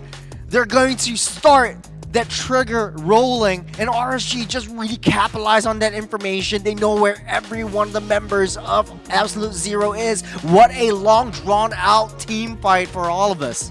Yeah, definitely, right? Like, this is exactly what I was talking about. RSG Singapore really need to stop hesitating and really just commit, right? Yeah. They literally did a coin They have flip right firepower. now. They've got the firepower in the form of Ash, and finally, they fought S5. Yes. Yes, I think once that went through, I think it was all over on that last game. There was no way to be able to stop PTBL. And that late game lands with the War Axe, with the Endless Battle. You dish out a lot of damage, heal a lot back up, especially with your skills. You're able to have iframes to get out of sticky situations. It's just so hard to deal with. And I think for Lance alone, I think he is definitely MVP.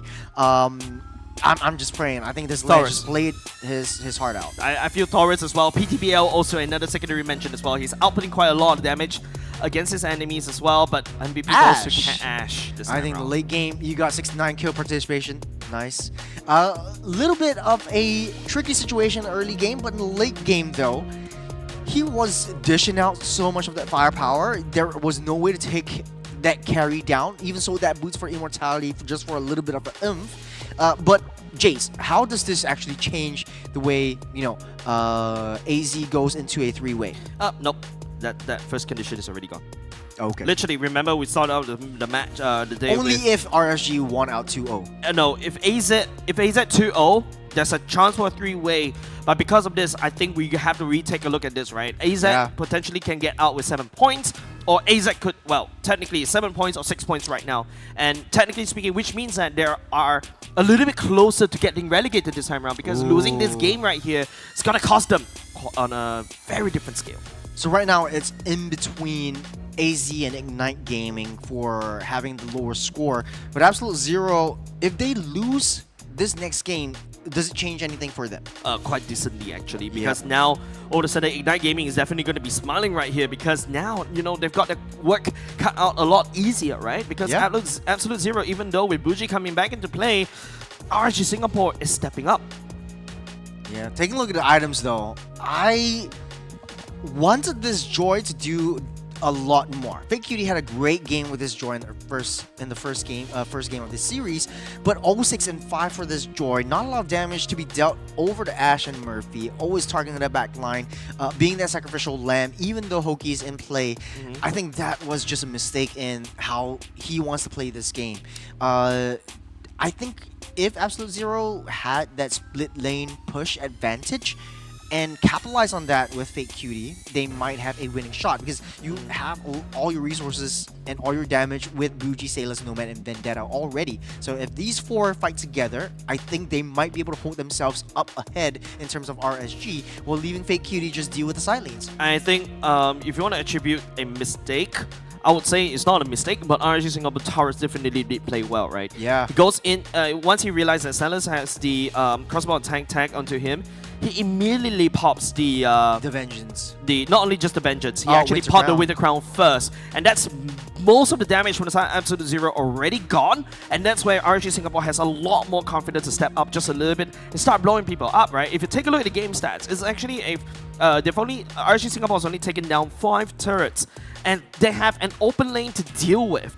And it is Absolute Zero sending 3 Lords down. RSG Singapore defended against 1 Lord beautifully. And yeah, and the rest is just history from the side of RSG Singapore. Because I feel like right now, RSG Singapore did outplay Absolute Zero in that previous sequence right there. Yeah, I honestly feel PTBL, Taurus would have been the co-MVPs of this match for RSG. Our credit to Taurus right there. He did really well as a Uranus. He's zoned the rest of the Absolute Zero a lot of times as well. And he's just bulldoggedly, is that bulldoggedly just chase down the damage dealers, zoning out the rest of the members from side Absolute Zero. Bougie cannot play because he also has to watch out for not only just Taurus, also Murphy as well, and PTBL, because the access, the iframes allows them to just do a lot of outplay. PTBL also, I agree, co-MVP. Yeah. To be honest though, I think it was just a straight line barrage that RSG needed to fix. Once they had their players in question, they take down one after the other. It's basically a typical front to back. Very, very textbook play. They knew how to manipulate our Absolute Zero's view on the entire map and the situation. They show PTBL, they try to get them into that Lord Pit. Taurus start things off. So very, very good seesaw for RSG. They spread aggression all across. Sir. Very well spread. The balance of taste as well, but of course, you know, we're gonna go and take a short break. Don't go away, ladies and gents, because RSG Singapore looking to really try to upset this match. But Absolute Zero, on the other hand, already denied us the condition of a 3-way tie because of that particular game. With that, don't go away, ladies and gents. Game 3, we'll be right back.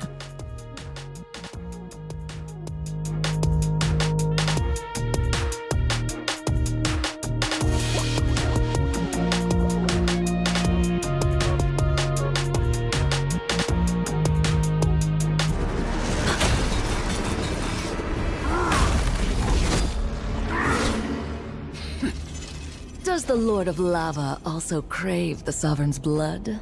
Fool! The tyrant's remains will only bring doom!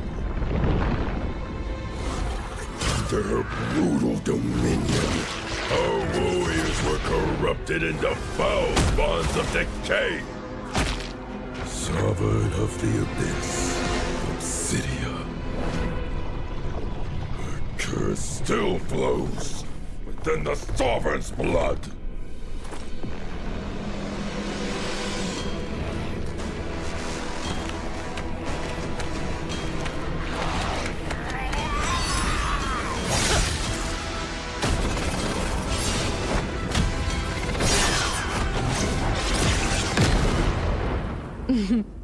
Such loyal little puppets, aren't you?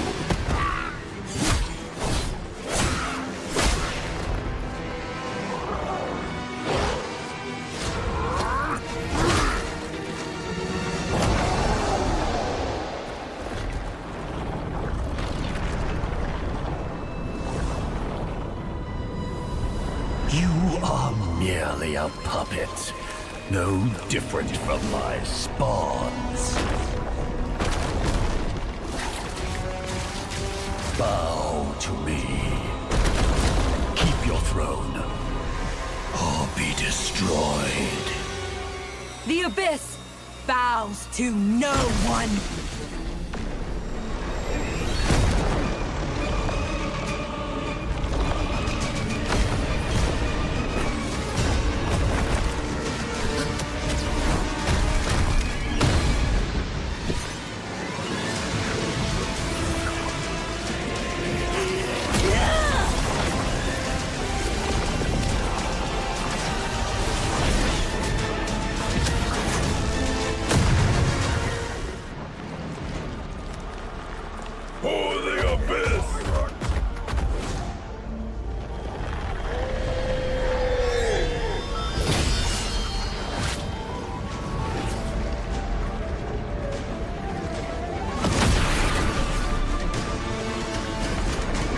These wretched spawns reek of its corruption.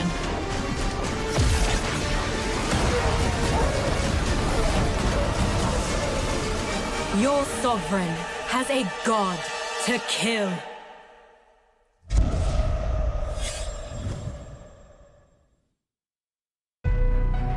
I see. Desperation. I come to crush my enemies. I reap. The strong rise. The weak crumble. My will is absolute. The abyss shall kneel.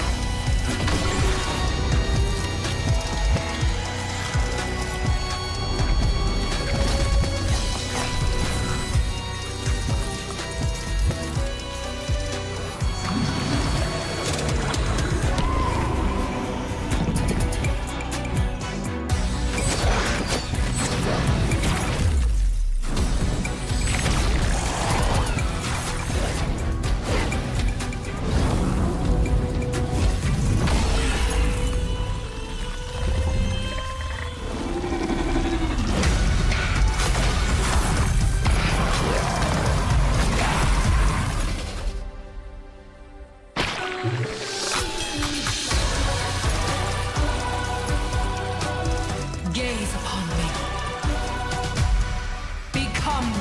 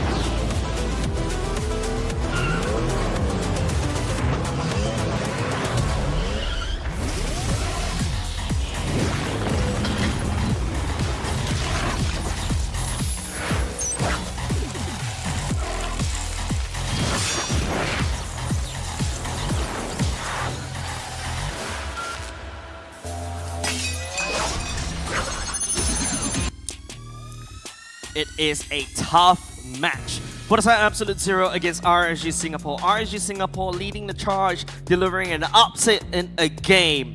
But will they upset us in a match? My name is Jace, this is Churros. We will be your casters for the rest of the day as well. And of course, a quick fun fact. For the side RSG Singapore, they haven't won a single match. Perhaps this is the day they may do so. Yep. Just match point between RSG and AZ. I think you did a little bit of calculations through and through. AZ is barely safe. Yep. Just because statistically speaking, the next game that we're going to be watching is IG versus Evil.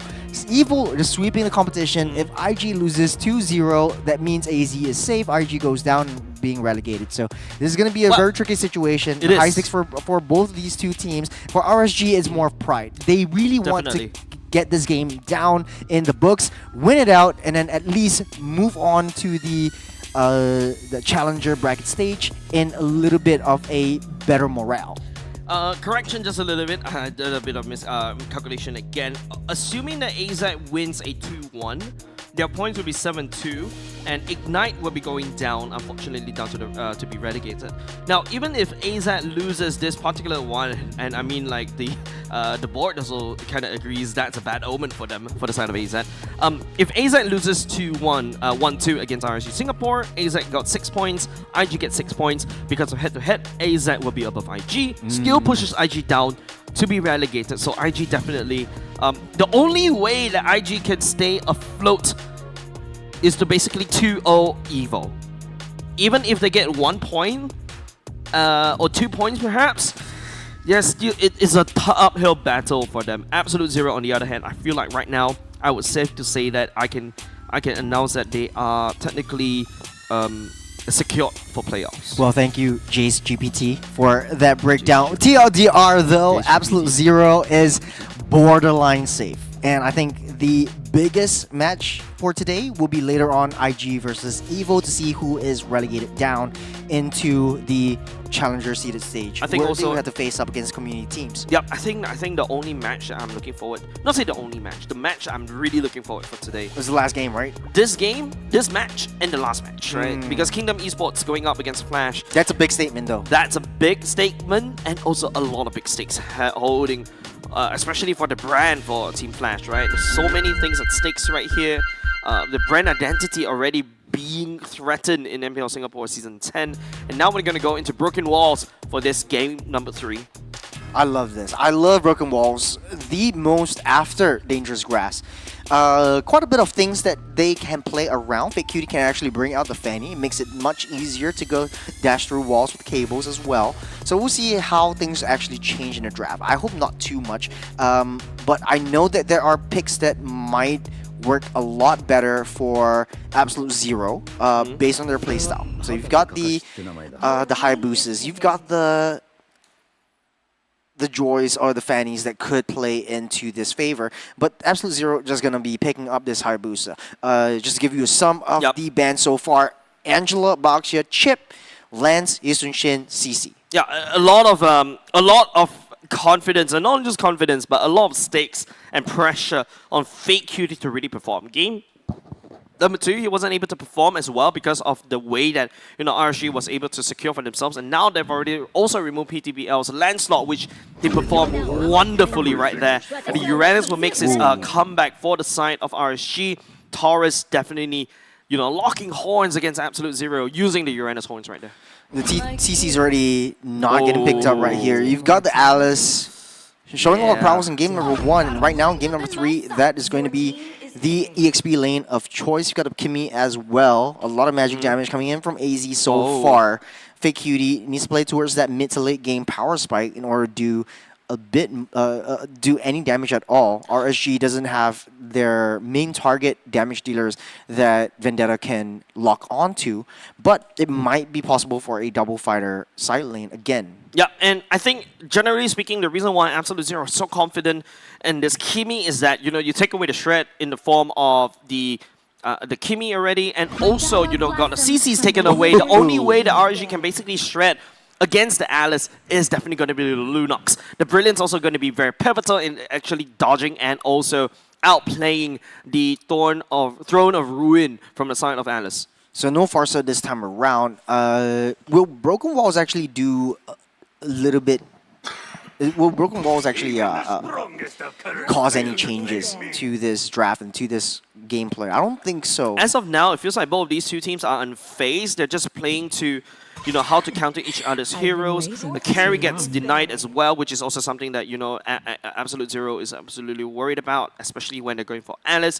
Expect the Lapu Lapu and also perhaps another tankier EXP laner like an Esmeralda to join the fray for the side of Absolute Zero. RG Singapore, I think they may ban away the Esmeralda as well. Oh, sorry, no Esmeralda, my bad. Esmeralda. So Gato Kacha. Yeah, Gato Kacha will be from the side, should be banned from the side of RSG. Yeah. For gold laners, though, I think carry definitely an issue. I think, to me personally, if all else fails, go for Clint. Like, you can't go wrong with the Clint. Yeah, the all reliable. Yeah, literally. Clint is actually a good pick. Still doing a lot of damage right now, but of course, I think right now if you're dealing with the Uranus, I think you need more firepower to be able to burst this Uranus down. I'm thinking along the lines of a Grandeur, technically speaking, you'd be able to, just zone him out or basically poke from afar as Uranus just runs it down against you. You've also got the burst from the Rhapsodies. As long as you cast your Rhapsodies properly, you should be able to deal with the Uranus. Or you want to carry him around, bring the Aerithel. Or Bruno as well. Might be possible for a Obsidia this time around in the form of RG. It basically locks down assassin heroes. You got the Guinevere already starting her show. You got the Harith again. And the Grok for these Broken Walls map. I don't really favor AZ's draft just because it's too magic damage heavy, but I think it can be set for both sides, right? You got magic damage all the way through in this game. We're going to be throwing wands. We're going to be casting spells all through game number 3. Now, I like the Harry pick, right? I was thinking about, yes, I agree with you, too many magic damage. That's why I opted for the Grandeur. But as a Harith, you are also able to outplay the Uranus easily, right? Because of your Zaman Force, you could just Chrono Dash around, and you're getting a lot of shields. And now, because Esmeralda is definitely out of the picture for the side of RSG, you don't really go for it. I think it's a wonderful opportunity to pull out the Harif. Unless RSG wants to bring the Esmeralda to the gold lane, that's a different story. Yep, going back to all reliable, we got a Beatrix once again. I was gonna question, would Lunox go down to the gold lane like she did before? But I don't think they want to risk that. They want to play something a little bit more safer. You got a Guinevere in the jungle right now, and I think for both drafts, RSG easier to execute. I will feel loads of crowd control, loads of damage coming in, but it's very late game centric. AZ has the early game potential. Yep, they would scale faster in terms of the gameplay, but of course, RSG Singapore, they bring in Beatrix. That means that you really can anchor down very easily. Once you swap into your bombs, once you swap into Bennett, you just basically wave clear quickly. You've got Taurus on the Uranus to just the zone, Guinevere to set it up, to stun everybody, and then after that you could just ultimate, you can double ultimate as well as on Ashe, but provided you have got quick fingers to execute against Absolute Zero's roster. Yep. Moving into game number 3, Absolute Zero, RSG Singapore at match point. Oof. This is a tricky situation, especially for Absolute Zero. If they lose this, they are at the mercy, because if Ignite actually, breaks all records and wins 2-0 against Evo. Oh, okay. Yes. Okay, that may happen. That just really changed. Whatever you've been drinking, I want some of that. I've been drinking IT, and so should you. This is a sub plug. This is a very good sub plug. Go get your IT and stand a chance to win a free trip over to Jakarta for the M7 series. Sorry, I'm chewing. Okay, we're starting things off. I do like Guinevere. Fighter jungles always being my thing. Ever since the time of the alphas, I really feel like fighter junglers really clear much faster, have much faster rotations, but fall off a little bit later into an uber late stage of the game. Now, we're starting things off with 3v3. You've got a lethal already secured by Absolute Zero, as RSG just playing it more passively. I do want to bring in a little bit of a question for you. We talked about the 1-1 in the previous game, right? Like, how would the 1-1 fit in? It's not doing so well in this meta. I mean, 1-1 is I think 1-1 is so easily counterable. In order to execute, you need to really be very confident and also comfortable on the 1-1. Probably need to put in a lot of legwork in that particular hero. I just like that you're chewing your IT pearls while casting. Definitely I love that so it. much. So thank you again so much for IT for sponsoring. I need another cup already. Me too. We're going to get that after this game, but this is going to be a little bit more passive from both sides. Absolute Zero needs to ramp up the aggression in the early game. They do have that damage as RSG playing a little bit more passively, waiting for the power spikes. PTBL already hit level 4. Fake Cutie also on that level 4 power spike. You got on that top side, Ashe versus Salus, and I think that Harith actually pushing through in that gold lane. Yeah, definitely, right? Harith does have a better chance in outpoking the Beatrix. The only way the Beatrix can basically outpoke the Harith is as long as you land your random shots properly. That's the only way. And even after you hit level 4, Salus, Zaman 4 is definitely going to hit even harder compared to what Beatrix needs to do. And Beatrix needs a lot more time. You need the BOD to really set up for yourself. You don't really have a lot of movement potential. I mean, base movement speed, not as much for this one. I think they're playing it to Ashe's advantage. He really likes to play into the late game. Just stay in your lane, farm up for maybe 15 minutes of the game, and then really come in online with the babysitters, Hoki as well as Murphy. Yep. Right now, Turtle is already being targeted upon by both of these two teams. It seems like, they've got their priority focus elsewhere. Nomad opening up the map as of now. 2 minutes and basically going to 3 minutes. We haven't even seen a single kill right now. Torres in the awkward position around the turtle pit. Murphy starting off. Fake Cutie stealing the turtle away. And Fake Cutie right now locking down onto Torres. Torres will be able to get taken down. PTBL looking like it's next. But yeah, definitely will be able to just jump away. No, that's a decoy. Good setup from Vendetta, using the ultimate, using the Thorn, the Ruined Thorns, just to lock everyone in place. They're waiting for Hoki to start things and engage everything up, but PTBL came in a little bit too late on that front, and Absolute Zero just dominating the early game in terms of damage potential.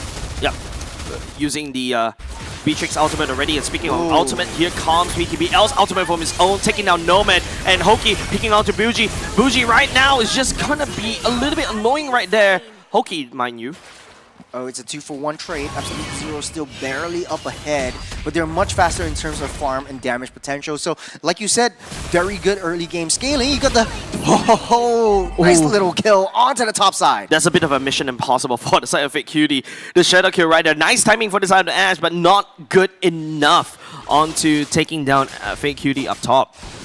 You got 3 members rotating up to the top side. They need to be able to handle Salus, and I think the Absolute Zero's really golden child is this Harith. He's been doing so well in this gold lane, no matter what hero he plays. You got Nomad leading charge onto the jungle, Hoki knocking him up and locking him back onto the wall, but here comes Fake Cutie definitely going to be able to slice that with the Shuriken onto Hoki as well, but Nomad, that wall is definitely going to be annoying against RG Singapore. I think Absolute Zero definitely needs a little bit more, because RG Singapore seems like even though they're stepping on the back foot, they can catch up at any time. It's just pickoffs for Absolute Zero right now. RSG, like we established before in the first 2 games, they play together as 5, and that is basically a game plan, just waiting it more patient. Oh my god. Ashes just pushed back over the turret. You get knocked off onto the wall. Hoki picking up Nomad. Nomad gets blown up to pieces. Salus right here focusing on the turret for now. Bougie providing some form of cover to Pill, but then again, that's all the turret energy being absorbed by the side of Salus. Salus leading in terms of EXP and gold as well.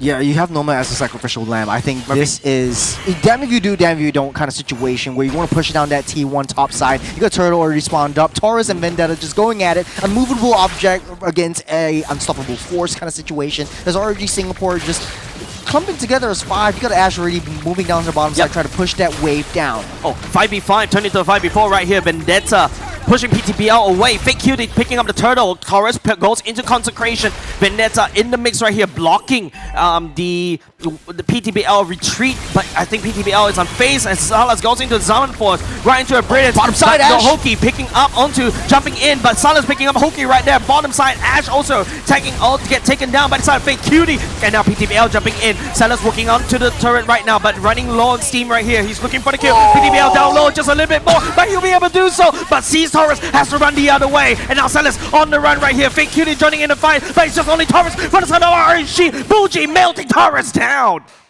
One after another, RSG falls once again as Absolute Zero just playing it to their strategy, one at a time, they say, and Fake Cutie just making sure that Ash doesn't get to his power spike like he does. And now RSG playing on the back foot once again. It's a 10-4. You've got 6,000 gold lead on top of Absolute Zero. You've got the nice little push down on all 3 lanes. You've got the mid lane already opened up. That means that Absolute Zero will have control of this last lord of the game, last turtle of the game. Williams literally top side. And you know, it's like Absolute Zero, you can see Fake Cutie on the Hayabusa. He's chilling on his DX Racer. He's literally just going on ham. He has all the items that is required. Got the Hunter Strike already, got the War Axe already. Ash is not safe. He cannot split push like how he used to do for like Moscow, because Beatrix cannot heal for himself. And speaking of healing, Oki. That's a full combo. A lot of resources already used up for RSG. This opens up for Vendetta to jump into the ultimate as well. Brilliance for the side of Murphy just to get on the way. Fake Cutie tags on the PTBL with the shadow kill, and Vendetta stepping forward. RG Singapore overexpands onto Nomad, opening up for Absolute Zero to take even more. Nomad is just acting biblical at this point, sacrificing himself so that Absolute Zero just pummels through every single one of these fights. It's the same play all over again, and it's RSG Singapore blasting all of the resources on just one member. Yeah, but I think right now, if RG Singapore, okay, unfortunately for the side Nomad's like 0-4-5. He's more than happy to basically trade, because there's not a lot of resources that he could give over the side of RG Singapore, right? And now because of that, here comes the wall as well. Taurus leaking in through the broken walls in the purple pit. Vendetta, Traction Pulse will be able to catch on the PTBL, will be able to jump out of there, but the members for the side of RG Singapore looking for a way to enter will not be able to do so, because the ultimate from the side of Alice just locking everybody down. Bougie picking up kills with the stacks. The Brilliance coming in for the side of Murphy, trying to make an outplay right here. Has to put the flicker together. Fake Cutie on the backside with a godlike. He's out of the well, picking up a double kill. PTBL is just collateral damage for Fake Cutie. Where did it come from? Fake Cutie marching down on that side. RSG Singapore can't see him coming. Yeah, literally John Cena right there, right? Like literally shadow in. Ash literally gets melted down. No counter for Fake Cutie right now, because on the side of RSG Singapore, what do you build? Do you build armor? Do you build magic resist? There's not a lot of reliable crowd controls from the side of RSG. It's just Hoki with the Tsunami Slam, and that's it. Taurus doesn't have a crowd control at all. PTBL is just pure jump, pure skill onto a target. And Absolute Zero just letting Fake Cutie go on his own lonesome. Look at mid side. Ash can play the game on his own, but members from the side RG Singapore has already identified Taurus hacking in, just waiting for the quad shadows. He's out of there.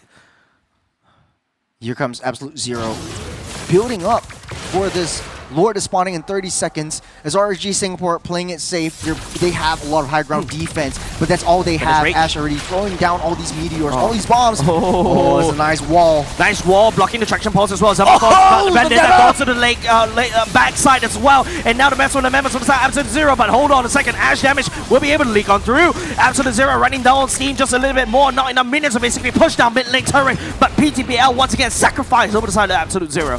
No one was expecting Vendetta to go in. I was just watching on that backside. Sailor's dealing that damage. Fake Cutie's not even in the picture, and the Lord is free for Absolute Zero's taken. Yeah, PTBL 7 seconds on the clock to be able to respawn right here. RG Singapore unable to go all the way into, stepping out of the base, because right now Absolute Zero is just keeping RSG Singapore locked up in the base. They found the answer. They just need to keep Taurus at bay. Another and he's wall. trapped, he's stuck, he's immobilized, and he's taken down. And the shadow kill goes on the way in. Hoki absorbing half HP. Taurus already going down for the side of RG Singapore.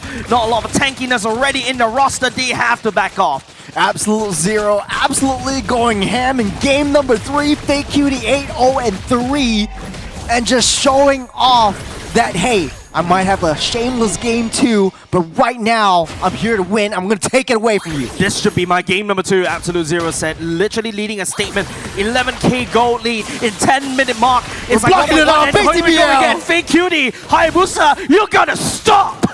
Where did it go? Where did it come from? It's a bird! It's a plane! The Observer can't even keep up with the Shadow guy. And Absolute Zero just cracking over every single holy defenses. This is only the first Lord. And now the Taurus. And Vendetta! The Alice. No answers for the side. RG Singapore. Vendetta going in. Ham in the back line. And ladies and gentlemen, this could be it for the side of RG Singapore. And now they just literally crack open. This how Observer is also bewildered. Oh, there's 4 members already coming online. They don't have Ash anymore for the next 13 seconds. They still have the Lord in their possession, and they're marching it through. And PTBL once again has to dash on the way to Shadow Kill. Fake Cutie's out of there already. Summon falls there now by the side of Salas. The Lord already leaked open. But mind you, this is only just a baby Lord, and he's inflicting so many damage against RG Singapore. And Nomad technology charge onto the core. Absolute Zero goes in for the kill. The Spearhead as well. PTBL with a Violent Rec Room. Ash finally dealing with Vendetta right now. They're all low, but Salas will be able to defend right here. Salas goes into Summon Fall. He's in dash. He focuses on the core. It's Absolute Zero. A 2-1 against RSG. Salas has had enough all these time waiting for everyone to fall like flies, and they're taking down RSG in a 2-1 victory. But this is exactly what we expect, right, from the side of Absolute Zero in game number 2. They're unable to deliver it. They're finally able to deliver it in game number 3 instead. Yeah, I think Fake Cutie really showing us that he learned from his mistakes in game number 2.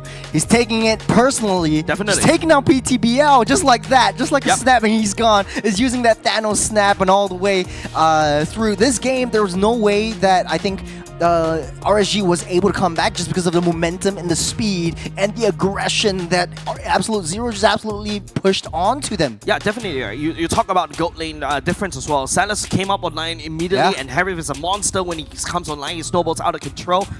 Even with Ash on that, that high ground, you expect some form of defense, right? Taurus couldn't even hold. This Taurus is not like the game number 2, because the rest of the members of Absolute Zero is just an absolute snowball, an avalanche against RSG Singapore, covering them literal snow. As soon as they come out that fountain, it's all gone. This is the MVP, Definitely. no question about it. 10-0-4 for Fake Cutie's Hayabusa, 70% kill participation, just taking out one name at a time.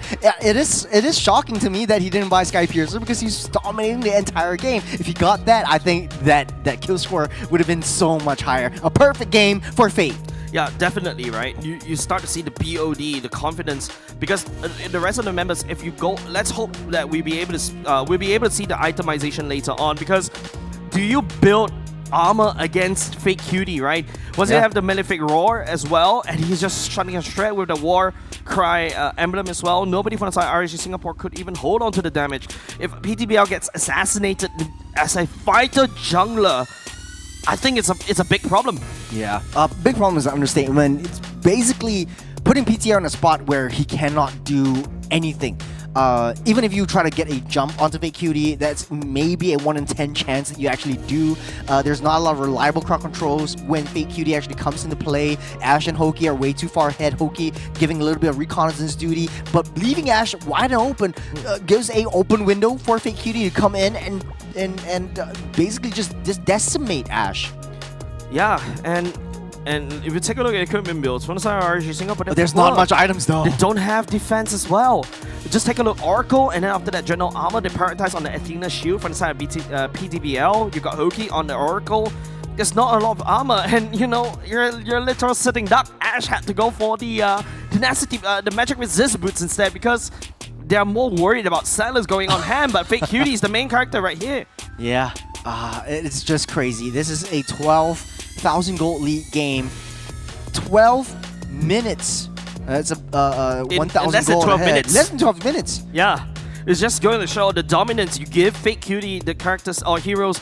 He's comfortable to play. He's going to be cruising down like it's nobody's business. Yeah, he's got to be happy about this one. So this actually puts, in a grand scheme of things, Absolute Zero in a spot where they are pretty much safe.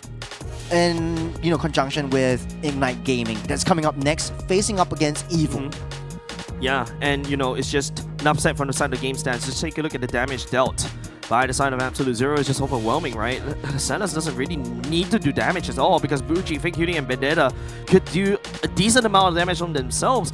And you know, Ashe isn't able to output enough damage as well to basically put any form of damage, put any form of damage against Absolute Zero because he's constantly getting assassinated. He's a couple of levels behind against Salas, and Beatrix is a very expensive hero to build. Not only that, right? I think huge props to Vendetta. Played great games. 3 games in a row. He was just setting up everything for the side of Absolute Zero. And this game in particular, every single time he uses his ultimate, he was right there. 4 or 5 members are just locked down, and Absolute Zero just walked all over them. For RSG Singapore, they want to play the late game, but Absolute Zero just not giving it to them today. Yeah, and with that said, this means that, you know, it is a very upsetting if you're, of course, an RSG fan. Absolute Zero will be able to walk away with 7 points. RSG still 2 points. I mean, unfortunately, RSG have to go down to the challenger brackets instead. You know, going to the scenic route and hopefully make a play right there.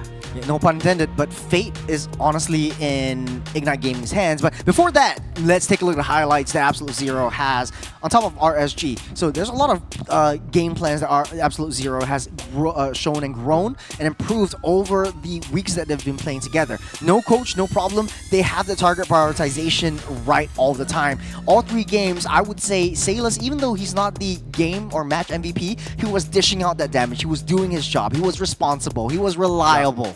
Yeah, definitely, right? And RSG Singapore, as we look at game number 1, you can see that, you know, 4+1 doesn't really work out for them. And after that, game number 2, they're able to adapt on the fly. This is game number 2 right now as you look at the highlights. Yes, it's a Salas on the 1-1 picking into a very tough roster against RSG Singapore. But RSG Singapore, once Ashe is able to join the fight, Taurus was able to lead the charge. There you go. This is the winning fight for RSG Singapore, right? Because of this one fight, immediately just take a look at 1-1, just targeting onto a Winter Crown. Yeah. Even though Taurus, I think he's get torn down by the side of Vendetta, but PTBL is absolutely comfortable on this Lancelot. Yeah, there was no way that Absolute Zero was able to come back onto game number 2. But, you know, to be honest though, Sailor's the kind of guy that I would want in the office. He is so reliable. Every single piece of work that I have, I'm going to push over to him because he's doing his job right. That's what we call slavery. As an office worker myself, I despise you. Do your own work. Holy catfish. Oh, I gotta point this out. Vendetta with a 5-man ulti, locking everyone down. Yeah. That was just beautiful. Sailors read that like an open book, just came in with his aim and force and took everyone down one hit at a time. And it's all it's their ethos, right? Yep. And therefore, Absolute Zero, 1 member down, we'll go to the next one. Just sequentially moving and improving this game. But at the end of the day, though, kudos to Absolute Zero for making it over Actually, not really making it over to I the think playoffs. it's more or but less high chance. more or less confirmed. high chance, yeah. Yep, high chance confirmed already. They should be able to make it into the playoffs. But I think right now, of course, all eyes on Ignite Gaming, right? Like whether Ignite Gaming is able to basically deliver a 2-0 against Team Evil, but that's a tall order for them. You know what's a tall order too? What's tall order? If you have many orders of IT. I don't know where I was need going there. more.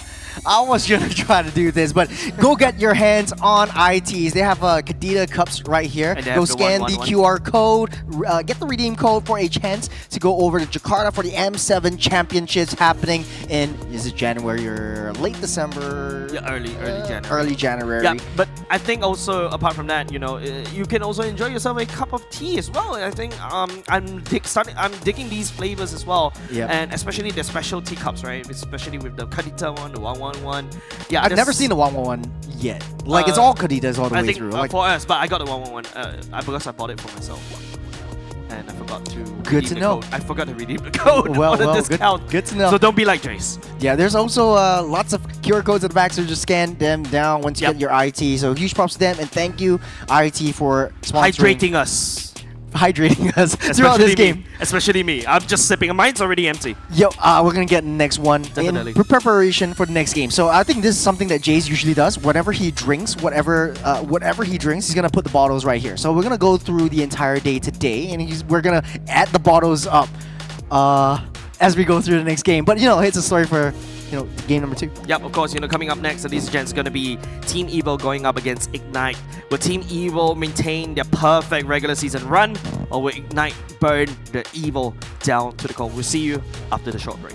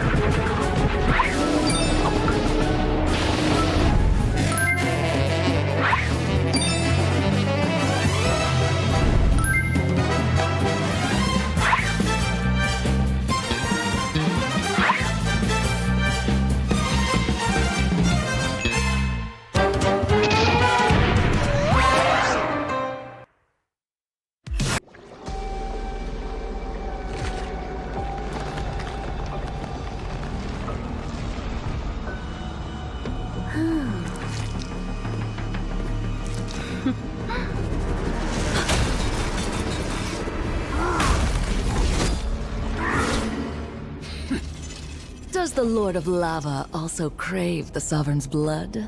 Fool! The tyrant's remains will only bring doom!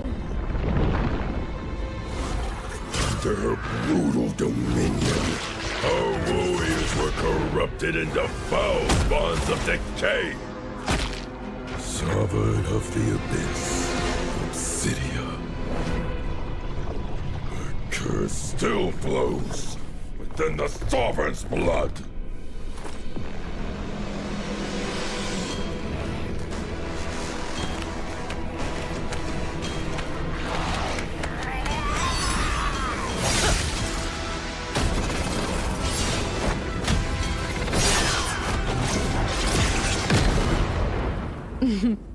Such loyal little puppets. Aren't you?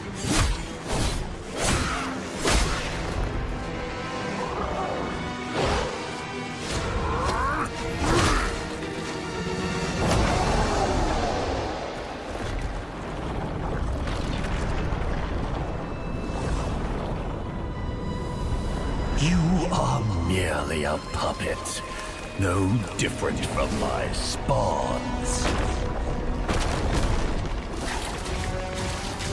Bow to me. Keep your throne, or be destroyed. The Abyss bows to no one.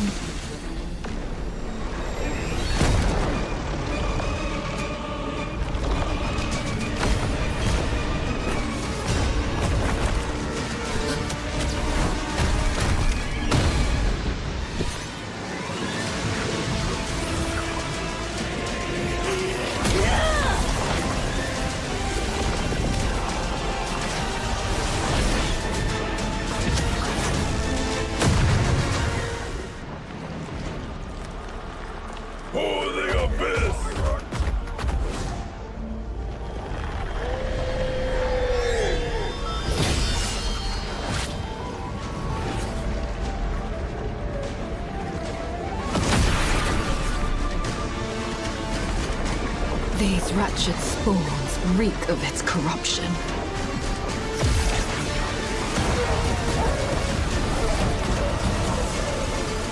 Your sovereign has a god to kill.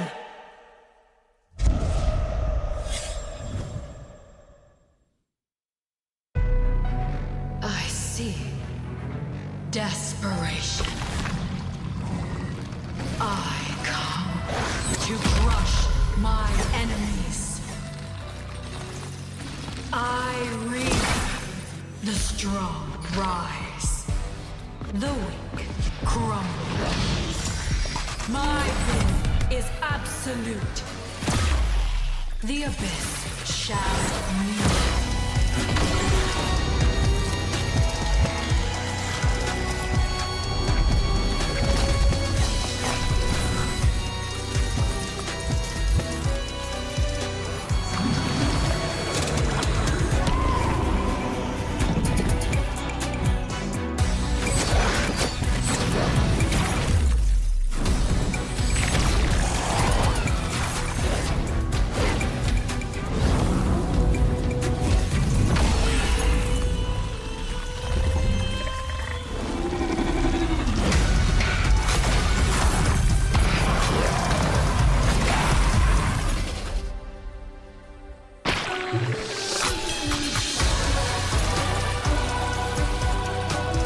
Gaze upon me. Become me.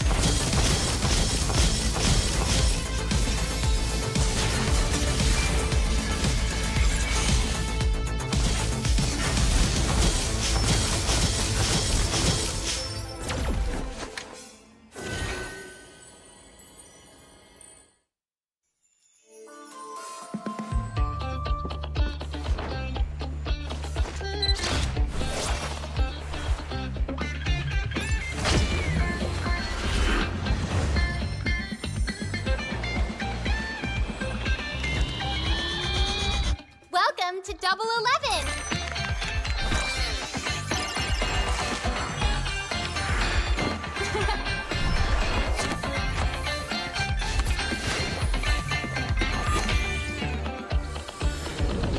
Amazing prices, amazing styles!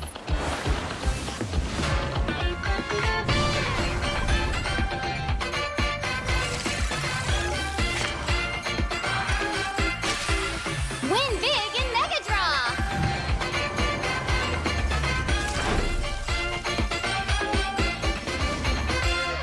Lowest prices, incredible benefits.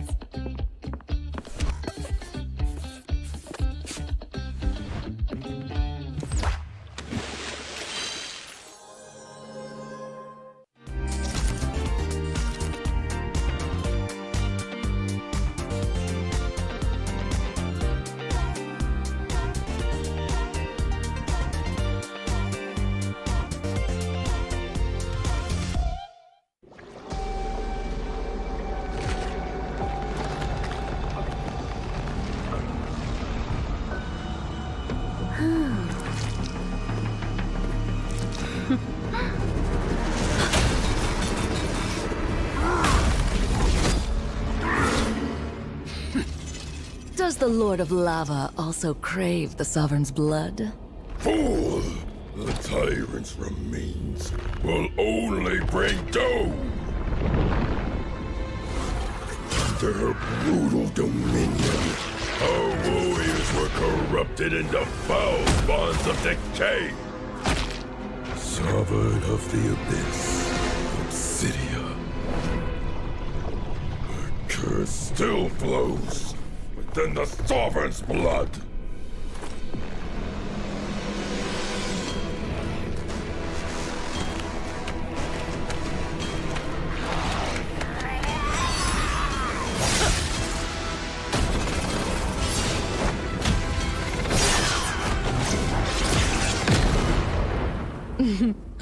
Such loyal little puppets, aren't you?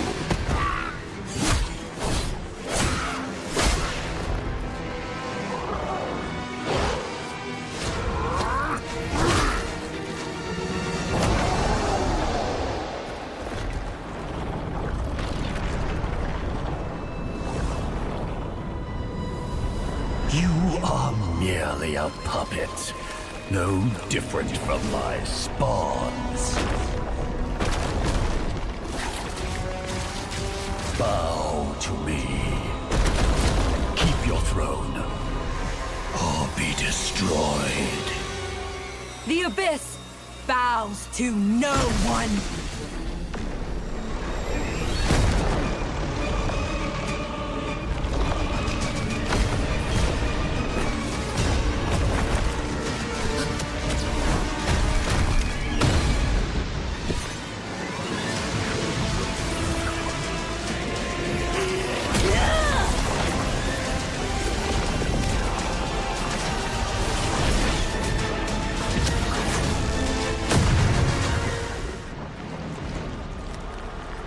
For the Abyss!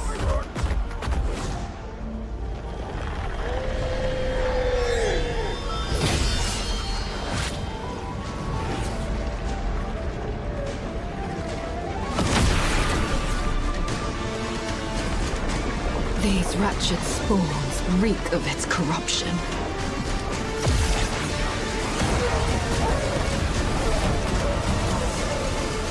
Your sovereign has a god to kill.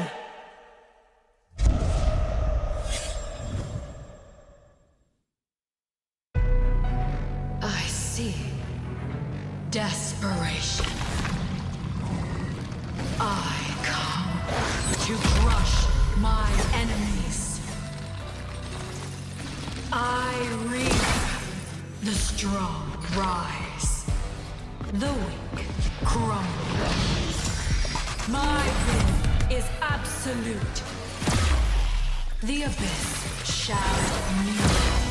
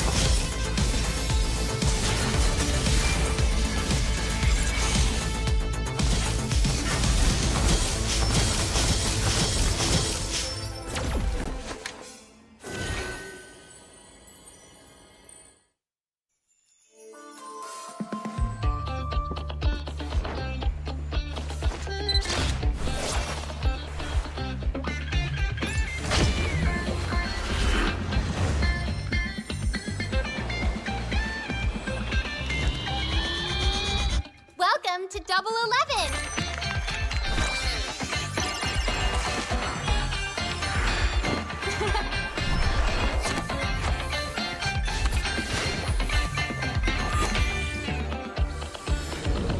Amazing prices, amazing styles.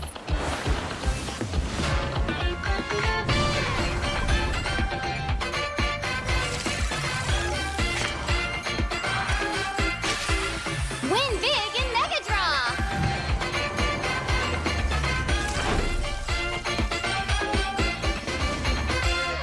Lowest prices, incredible benefits.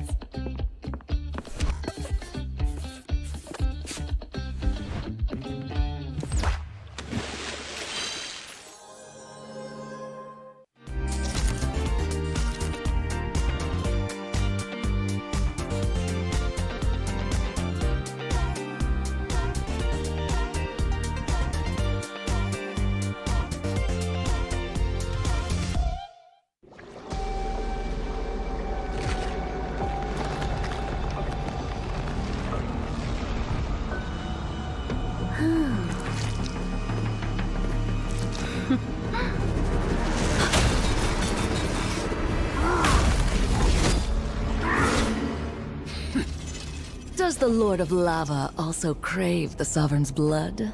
Fool! The tyrant's remains will only bring doom! Their brutal dominion, our warriors were corrupted into foul bonds of decay! Sovereign of the Abyss, Obsidia.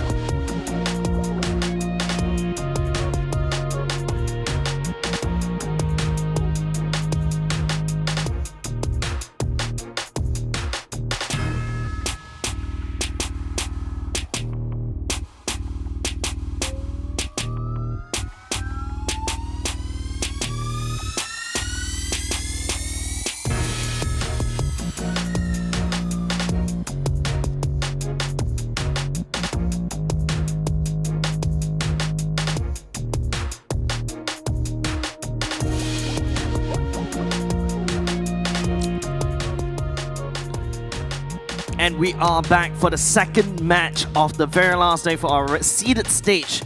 Mind you, my name is Jace, this is Churros, will be your caster for today. Coming up next, of course, ladies and gents, is going to be Ignite Gaming going up against Team Evo. Team Evo currently leading the pack in the seeded stage, and unfortunately, Ignite currently has to fight against the win. My heart actually goes out to Team Evo. The villains have been with me all the way through when I started my journey as a caster in Season 3 all the way till now in Season 10. 10-year season anniversary. 10 season anniversary. 10 season anniversary. Okay, well, technically speaking, they've been in MPL Singapore for 7 season already. That is almost like 3.5 years already. So actually, they've got a pretty strong presence. And here you go, Team Evil, the first team, technically speaking, already secured playoffs and upper brackets last week. You know, this reminds me of that meme of the Grim Reaper knocking on everyone's door. And this match is Evo knocking on Ignite's door, and I like to see it. Usually, like in the previous seasons, we always say, Evo falters in the regular season. Evo bring out bringing the playoff buffs and everything. But this time around, it's all different. It's a whole new Evo, a whole new gameplay, and everyone's doing their jobs. Yep, definitely. If you take a look at the victims of Team Evo, currently Team Flash is also one of them, right? Like also Kingdom Esports and Absolute Zero RSG, and next is of course Ignite Gaming. But first, let's do a quick introduction of Team Evo roster for the uninitiated. You know them, you love them. Gear, Aether, Sayla, Ven, and Powerful. I do want to focus your attention onto the Sayla Gear kind of relationship that they have all the way through since Season 2 in Evos and moving over to Bleed, Slate, and all the rest right now, finding their homes with the villains themselves. You either live long enough to see yourself become the hero, or I can't remember the rest. Well, you live long enough to become the villain, but here you go, right? Team Evo used to be called the Titan Slayers themselves. And now finally they are the Titans. These coming into heroes.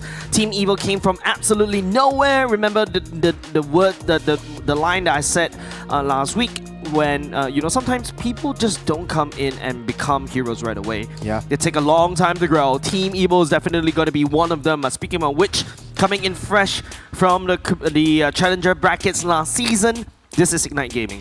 You know them, you love them as well. You got users Zach, Blade, Seiji, and Rapid Dude. They've got 2 games won over Absolute Zero and Flash SG, which is a huge feat. So this is another Titan on their door. And we talked about like Evo being Titan Slayers. Ignite themselves, even though they're pretty new to this MPL or professional scene, they have what it takes to take the top teams down. Kingdom Esports was no easy feat as well. It was 2-1 for the side of Kingdom Esports, but they took off 1 game from the desired team. The team that was, you know, the fans were saying, oh man, this is going to be one of the best teams that ever come out of MPL as well. But now facing up against Evo, let's talk about stakes. If Ignite Gaming wins 1 game, that means Absolute Zero is dropped down to the relegation going into the seeded stage. No, actually, they're still going to be the same. Actually, Absolute Zeros will remain in the playoffs as well because of head-to-head. Absolute Zero beat Ignite Gaming 2-0. So only if Ignite Gaming wins against Team Evo 2-0, that's when, you know, Absolute Zero will drop down in terms of the going down to the challenger brackets. But of course, you know, huge shout out over to the coach from the side Ignite Gaming, LY4, making a comeback as well as a coach. Last time he coached was what? Team Revival a long time ago, and now we're gonna go see him making a comeback from the side of Ignite. These 2 teams technically share the same kind of MO, right? They are also both very strong in team fighting, and of course, remember I did mention that Ignite Gaming did remind me of the old Team Evo, but this time around, this is the original Evo. This is the original Satan himself right here, threatening to burn Ignite to pieces. How do you burn fire? We'll see how Team Evo performs in this particular match. Right now, we're situated in dangerous grass. This is Evo's playground. We've seen them pop off, especially in a lot of different map changes, but especially so in dangerous grass. They have a 100% win rate in this environment. So let's start things off. We've got the Kalea, Angela, Kimmy already banned out by the side of Evo. Their first pick. Ignite Gaming will take out the CC as well as Ju Sin. There's a lot of artillery mages that they need to contest for, especially when they're fighting against Sayla. But he has a lot of pocket picks right off the bat. I think Sayla is really strong on the far side, but if you notice how Ignite Gaming is purposely leaking out the Angela, but they're also banned away the CC. CC is a good, strong counter against a lot of these tank heroes. Team Evo will pick up Yishinshin's for Aether right off the bat, but of course Yishinshin is a very huge gamble, right? This means that IG right here, knowing Yuta, the Alice looks really strong for the side of Ignite Gaming. Perhaps Team Evo already has a way to deal with that. We've seen that in last week, but we need to see them perform against Yuta's Alice. Yeah, with the Yusunshin in the jungle, honestly though, Evo has options. They can play double fighter side lanes, which works pretty well. We've seen Ven in the double fighter side lanes as well. Ignite Gaming will pick up the Lunox as well as the Alice. Alice already a hot pick today, securing a 100% win rate over 2 games that she's played so far. Another thing also is this is Ignite Gaming's best heroes, right? Blade on the Lunox, he's well known for it, even in Campus Legends days. And you also got Yuta, who I think one of the first few players in MPL Singapore that brought the Alice into the meta for MPL Singapore and performed great wonders with it, right? You've seen the impact that Vendetta was able to use in the previous game, and now with the Throne of Ruin as well, that's a massive AoE, could just easily zone out everybody. It reminds me of you of the old Xbox Last Insanity, right? To be able to zone away everybody and you really get a very strong Turtle or Lord Pit fight. Not only that, right? That's a stun if you're looking towards. You could have got to it, and the Lapu Lapu getting picked up. You've got 2 tanky, beefy boys that Evo wants to play around. You gotta give Aether space to farm up and push through into the late game, deal that much damage, and then secure that win. You've got the mage that is not picked yet for the side of Evil. For IG though, that last pick might be securing an assassin before, you know, Evo actually takes all of them out. You've got the Lancelot, you've got the Hayabusas in question as well, if they so very much want to pick that. Yeah, for the side Team Evo, I think also a huge shout out to over to Powerful. Don't forget, he made the pivot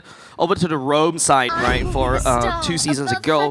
He was really lacking in terms of these hero picks, but now if you notice for the side of Team for Powerful, he's played 7 unique heroes all throughout the career for MPL Singapore Season 10, right? Chip, Gatot, Franco, Khalid, Grok, Kalia, and Cho. And it shows that he's already starting to really pick up and really play the role to great success, right?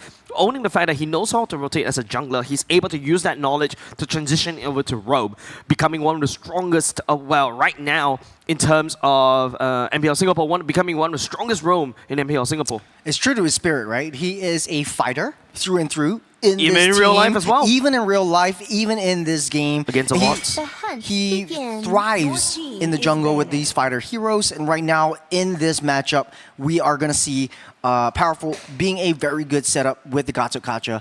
If they very so want to play that. Yep. So the Ruby getting banned out right here, because typically when you have the Eastern Shin, all you need is double fighter side lanes. When you play in the late game, you have basically just one high DPS, which is the Eastern Shin just pummeling through and dealing that damage. You only need your fighters, your tanks, just to block off the initial damage, try to bait out some of the useful ultimates. The only issue that I see from the side of Evil will be that Alice. Once Alice gets into your face, it will be difficult to get out of that, and that will be how Evil wants to play around. Just bait out that ultimate, bait out some of these crucial stuns so that Aether can just do his thing. Yep. Right now, I think it's still hard to tell because technically speaking, Van could also pull the Lapu Lapu into the gold lane. It has been done before as well by the side of Van. In fact, he also played, I think this is the only fighter that he plays. So right now, don't forget, Gear can also play the Lapu Lapu very well as well. Bravest Warrior into, like, you know, you're easily CC immune. You could just spin to win against Utah's Throne of the Ruin as well. I'm also expecting perhaps IG to also start locking down perhaps on the carry just to make sure that Alice doesn't get shredded immediately. But Harif going to be eliminated by the side Ignite Gaming. In fact, IG could also use the carry to great success as well, right? Like Ignite Gaming with the carry could also shred against the Lapu Lapu and the Gato Kacha. You see the Hellcat getting taken away. Team Evo is just literally eliminating everything to make sure that the Yishin gets a great game. It really goes to show they are respecting Rapidut. All of these heroes that they're banning out is really targeting onto the roam position for Ignite Gaming. You don't want to give Rapidut an easy game. You want to give him a nice setup for the rest of his team to follow through. Yep. Typically in the first week, it always seems as though Rapidut is 5 steps ahead of the rest of the team. But as they grow, as they play around, and under the leadership of LY4, Ignite Gaming has really shown that they have what it takes to have team fight potential and team fight capabilities. The only thing that I see that is a little bit off for me is IG is very, very magic damage heavy. Easy to build around for Team Evo. Just Radiant Armors, your Athena Shield, and that's it. Your damage is mitigated. You've got iframes from Eastern Shin as well to get out of harm's way. I feel like right now, Team Evo, this is the perfect opportunity to go for the carry, right? Because you got the High Loss to shred through, the Guinevere, and also the Alice to shred through. This is a beautiful game for the carry to go for. Ignite Gaming, on the other hand, feels like they're really trying to bait Team Evo into it. Van can still easily go back to the Lapu Lapu, but I feel like they still need more shred because Yishushin is not going to be enough to deal with these stick heroes coming side of Ignite Gaming because Yishushin, technically speaking, function like an assassin, not a marksman. I would say Farsa's open. Try to pick up that Farsa first before going off for any of these gold lanes. Parry is a very good target as well. Whoa! Odette in the Cho actually comes into question. Okay. So it's going to be the Lapu in the gold lane. You've got the Odette down the mid side for a little bit of an oomph and magic damage from the side of Evo. This really truly shows the magic of team fights. You've got pick-off capability, AoE, team fight capabilities from the side of Evo, so it's all well-rounded. We'll see how the Odette actually plays well in the hands of Sailor. Yeah, and this is pretty interesting coming out from the side of Team Evo, right? I was expecting more shred because you gotta really have to deal with the DPS against Ignite Gaming, especially what they're going for, right? But of course, you know, if you overwhelm them with sheer amount of damage in the early game, these tanks are not gonna be scary because Odette just really could shred through every single person, but has to look out for Blade. It's gonna be Seiji's soon coming in from the side of IG. Fighter versus fighter. Ven is going to go with the Cho gold lane up against Seiji's soon in the gold lane. This is going to be interesting, Churros. TLDR, it's going to be a bloodbath. It's going to be a brawl match. Man. It's all random, all mid kind of a situation that we see you in the mid. have for me. We'll see you in the mid side. We're going to play 5v5s all way through. And, you know, Evo will actually trademark that magic of team fight capability that they have right now. IG was just molded in it. Evo was born in it, and we'll see how things play out. The only thing, the issue that I see in Evo is only that Odette. You pick that Odette against the Guinevere, you make yourself an easy target unless you go for the Winter Crown right off the bat. But then again, it's really, you know, even Stevens for me. I would still go for the side of Evo just because you know, it's Evo. The Evo brand, It's right? the Evo brand. It's like they've been here all the way through. I want to see them really show us what they're made of in this game. I feel like Ignite Gaming, in terms of the roster, if you cover all the name tags of these players, it seems like, you know, I'm favoring Ignite Gaming's side of the roster, right? It feels like a lot easier to execute. You got answers to the Swan Song that Odette may be able to pull out. Ishinshin, in my opinion, is really a 50-50. If Aether is not going to have a good game, it's going to be horrible. They've got a high loss to also kind of poke and also see pop in the Glorious Pathway to also get out of there.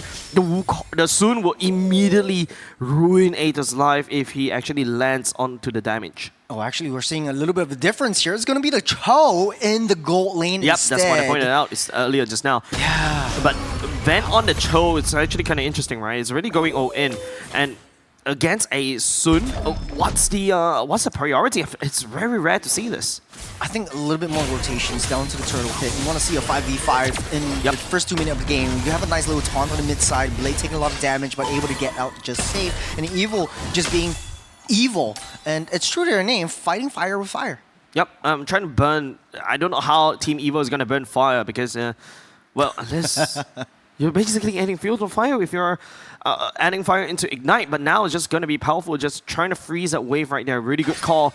It's just these little micro movements from the side of Team Evo. That's where, you know, they really start to focus a lot on the macro.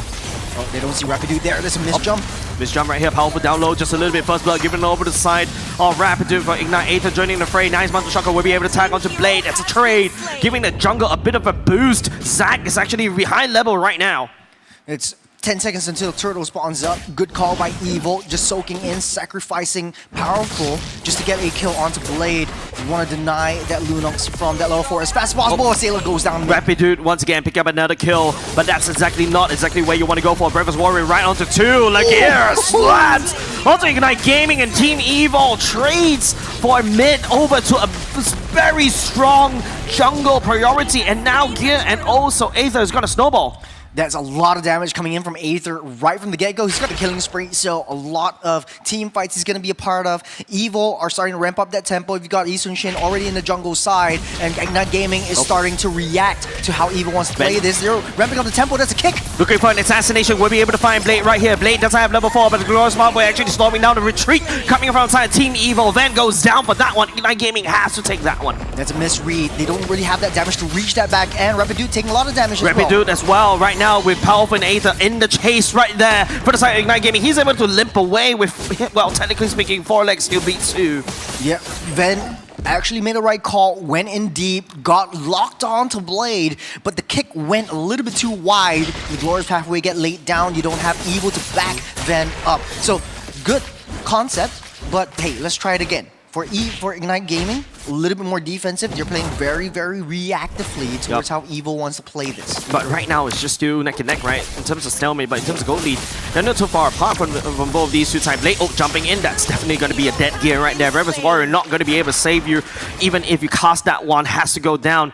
Good catch from the side of Ignite Gaming for now, but I want to see how they're going to transition into the mid parts of the game. Now Evo is faltering a little bit, not giving that vision play that they so desperately need in the early game. Ignite Gaming pushing down that bottom tier, gold plating turrets, as Evo trying to ramp it up again. You got 30 seconds until the turtle spawns up as Ignite Gaming just slowly playing very passively, waiting for Seiji's power spikes, and you know how dangerous that monkey can be. Yeah, but right now, Team Evo and Ignite Gaming, both of these two teams have hit the power spike, right? Once you have a double fighter matchup kind of thing, level 4 is your key power spikes. But right now, in terms of the later parts of the game, both teams will kind of fall in terms of priority just a little bit. But feels like Ignite Gaming does have the tools to deal with Sayla's damage in terms of ultimate, especially late game. Yeah, speaking of Sayla though, Evo hasn't utilized Sayla yet. So this second turtle of the game will show the power of that Odette, especially a Swan Song over to Ignite Gaming, because they're going to coagulate together. They're very, very high committal. A lot of fighters, a lot of front heavy hitters and face-to-face matchups. Yep, and don't forget the AOG actually keeping everybody inside that Swan Song. That's also going to be a very powerful combo. I think right now, this second turtle is going to be pivotal. Whoever that wins this one definitely should have a better time towards the late game. Blade! Then immediately get picked off by Seiji the farmer right there on that soon. Immediately, that opens up so much avenues for the side of Ignite Gaming. Slowly but surely, I think Evil is slowing down a little bit. Their aggression are starting to hurt them in the foot, as Ignite Gaming are picking them off one at a time. Slowly but surely, I think Ignite Gaming will have the upper hand, especially when Blade's damage is starting to show. You don't see that Ruby DD combo that Blade will use. It's just pure darkness, pure damage. Yep, right now it's just, oh, Zac jumping onto catching powerful, but decided not go for the ultimate as of yet.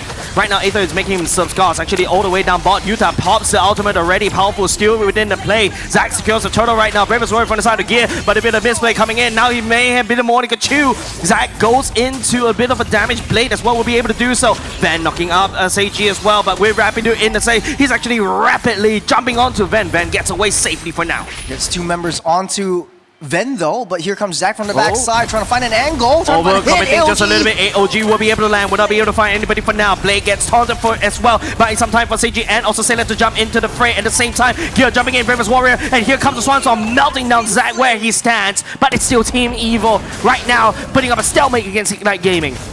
Silver lining, you've got Aether busy down the bottom side. He's level 10 already, 2 levels ahead of Zac. He's got a gear. Take a lot of damage from Blade once again. It's 3-1 and 3 from that Lunox. Yeah, and right now it's just Mountain Shocker for them. The only way that Aether could do anything is to basically wave clear using the Mountain Shocker to scare away Ignite Gaming for now. But Team Evil right here, yeah, I don't think they're ready for a Sun Seiji coming up, because this is a Petrified Sun immediately just assassinate any small squishies. If Aether and Sayla gets caught, I don't think Ven is also ready to basically handle in terms of damage. But interesting item build coming up from Ven on that Cho. Oh, there's a War Axe on that Cho. And it's battle next. I think Endless Battle, yeah. Yeah, that's not. That means that Endless Battle. Yeah, that means that this is like what, a pseudo assassin gold laner for a Cho. It's still adaptable. You could build tank in the later stage of the game, but in the early game, the only target will be take out Blade, and then the rest is history. Seiji will be hard to take down, but I think the Swan Song will be the answer to that monkey. But Evil, the only issue I foresee in their draft is the intelligence and the vision play that Powerful wants to bring into Evil. You've only got a Mountain Shocker that they're actually actively using to open up that map to identify where Ignite Gaming is, but you know, in the micro sense, you need Powerful to really walk into that brush, try to taunt anyone in their way to be able to set things up. But the movement speed that this environment brings doesn't really help him as much. Yeah, dangerous grass, right? It means that a lot of avenue. Not only just that, so many things that you really need to open up. Van can't actually open up the grasses, the bush like that very easily. Same could be said over this. Well, at the very least, Aether does have the Mountain Shocker to review, and now you see where Yuta is standing right here. Nice jump, basically denying Yuta from actually jumping in with the ultimate, giving Turtle over the side of Team Evo, but Team Evo is losing some structures as well, equalizing right now. Kuros, we're still at a stalemate. It's still stalemate now. I think both of them don't want to make a wrong move because Ignite Gaming does have the damage, but they need Seiji to fight as 5. You look at the Monkey all the way on top, he's trying to get that split push down, and Evo knows if they play a 5-4 matchup, they will actually win out on these team fights. They do have that damage coming in from Aether. The only damage that Ignite Gaming will have in the early game will be from Blaze. Seiji already got that Wind Talker, a little bit more movement speed, as well as burst damage coming in from this Monkey. And not only just that, right? Seiji is actually split pushing a lot, and this is actually trying to pull Team Evo apart. This is literally the exact MO as you know how to deal with Team Evo, right? You don't allow them to basically group up into team fights. Sailor over the sudden may find himself in a bit of trouble right now, and Ignite Gaming is just basically trying to pull Team Evo apart. The clones, Sun's clones are starting to hurt as well. Yeah. We've already got 2 core items, but they're definitely going towards a DHS. And Ignite Gaming just slowly waiting for Seiji to really come online. They have a wide open target in terms of Sayla. Aether is going to be hard to catch and tricky because you don't really have a lot of reliable crowd controls except from Yuta. Yep. So you're going to have that coming in. You got to conceal play at AOG, blocking off all escape routes. Oh, Vent kicking onto the Lunox. Lunox immediately burns the Brilliance away, and also look at how Team Evo layered it up, forcing Blades a lot of ways. Has to been so many things to basically get out. That's a shutdown for the side of Team Evo against Ignite Gaming for now, and it is murdered, accomplished. They got away.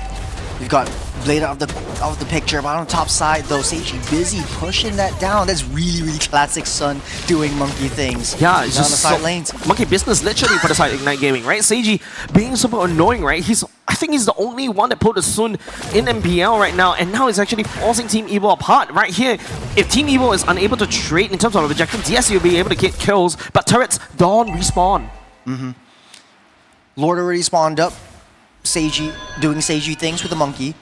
You've got Evo able to find Blade and just take out the high DPS coming in from the mid side. So as long as Blade is out of the picture, I think Evo knows they stand a chance. And Sayla is right there just to deal with the Monkey, deal with the clones. But they have to watch their 6. They have to watch their side lanes. Look at the long lane. You have Seiji over there. And even though he shows himself, Ignite Gaming will have that damage if Blade is online. Yep, right now it's going to be Mountain Shocker will review for now. Rapid, don't forget the Glorious Pathway will allow members from the side of Ignite Gaming to reinforce Powerful. They actually down low, gets caught out. Blade goes into the Brit Darkness. Boring Gear goes in for the slam. And also the Mountain Shocker to wave clear at the same time. Soon coming in from the behind, the Petrify will be able to catch on the Sailor as well. Sailor unable to do any form of damage, and Team Evo running low in terms of the Seam as well. Seam could be set over the side of Ignite Gaming. Rapid do that now, get kicked by the side of Ben. The members on Team Evo will need to reinforce just a little bit more. Rapid do will be able to rapid away, but no, Gear will be there, stunning and down, getting sprayed on the side of Gear.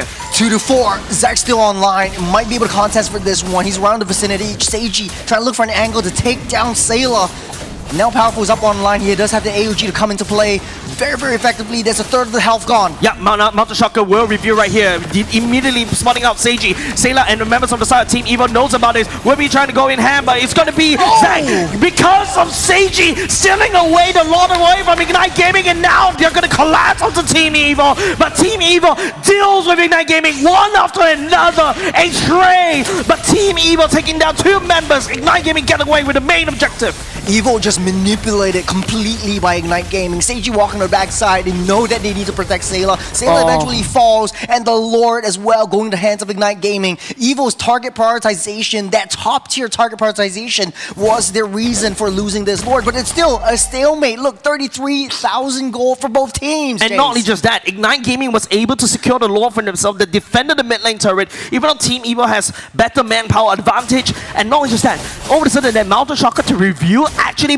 makes Team Evo a little bit paranoid. Ignite Gaming may stand a chance of picking up game number 1. Look, it's a game of chess. Evo knows their target. They need to take down Blade, but Ignite Gaming, they're using Seiji as bait. That's a scapegoat, going to the back lines and trying to disrupt Evo's approach towards Blade. So leaving Blade wide open to deal that damage through. You never really see Blade with a full Ruby DD combo, and that is still in his arsenal, and he hasn't used that yet. Yeah, doesn't matter because right now Ignite Gaming sending the Lord up top. Don't forget, Sun is basically putting permanent damage up top, and now it's keeping Team Evo super busy. Mid lane already cracked open. This is not good for the side of Team Evo. Ignite Gaming on the full charge right now, looking to burn Team Evo themselves. Aether still having a perfect game so far, might have a comeback into this as long as Evo is able to pull out this game great. into a 15-minute. All right, they're able to deal with the Lord right here, leaving the base turrets untouched. Right now, Team Evo has to put as many people into the base defense as possible. Powerful leading the charge right here, not showing a lot of information. Here comes a glorious pathway, getting blocked by the Mountain Shocker. It's going to be Utah going gear, duking it out. Seiji down as well, but that's just a clone. He's out of there. Good disruption by Gear. He spotted Utah using the balls. Knows that Utah will come into the coagulation. Yep.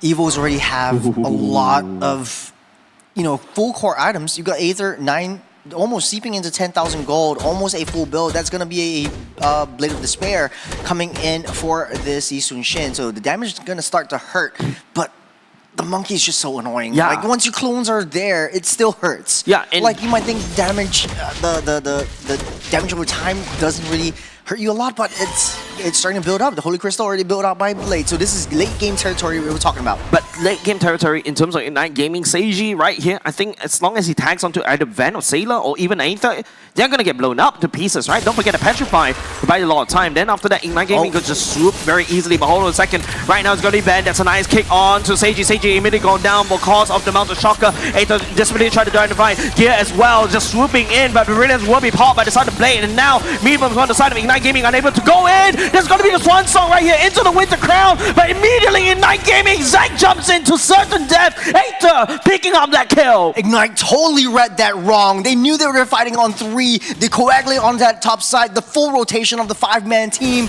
down to take Aether down is just undeniable. He's 6-0-4. The Sky Crystal stacks are still slowly building up. Zack is offline, and now they're taking down this Lord. They're blitzing it off. Yeah, definitely. This is basically a home run for them if they really able to pick up that Lord for themselves. Gear and Utah will be duking it out to basically try to zone, and now Ignite Gaming has to play the base defense right here. It is time for Team Evo to shine.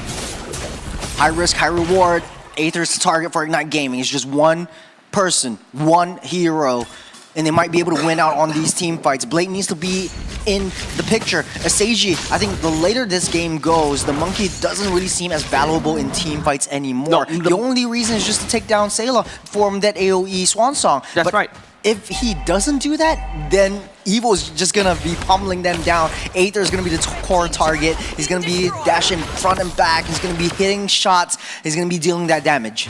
Yeah, but don't forget, Seiji on this Sun actually acts like a saber, right? Like, all he has to do is basically trade either for the jungler or even the mid laner, and then after that his job is done. Basically, and with the fact that Sun can be also very slippery, he's able to wiggle out of the fights and after that go in. So technically speaking, it's an interesting pick, but now Ignite Gaming has to play base defense, and this roster from the side of Ignite Gaming is not suitable for base defense, right?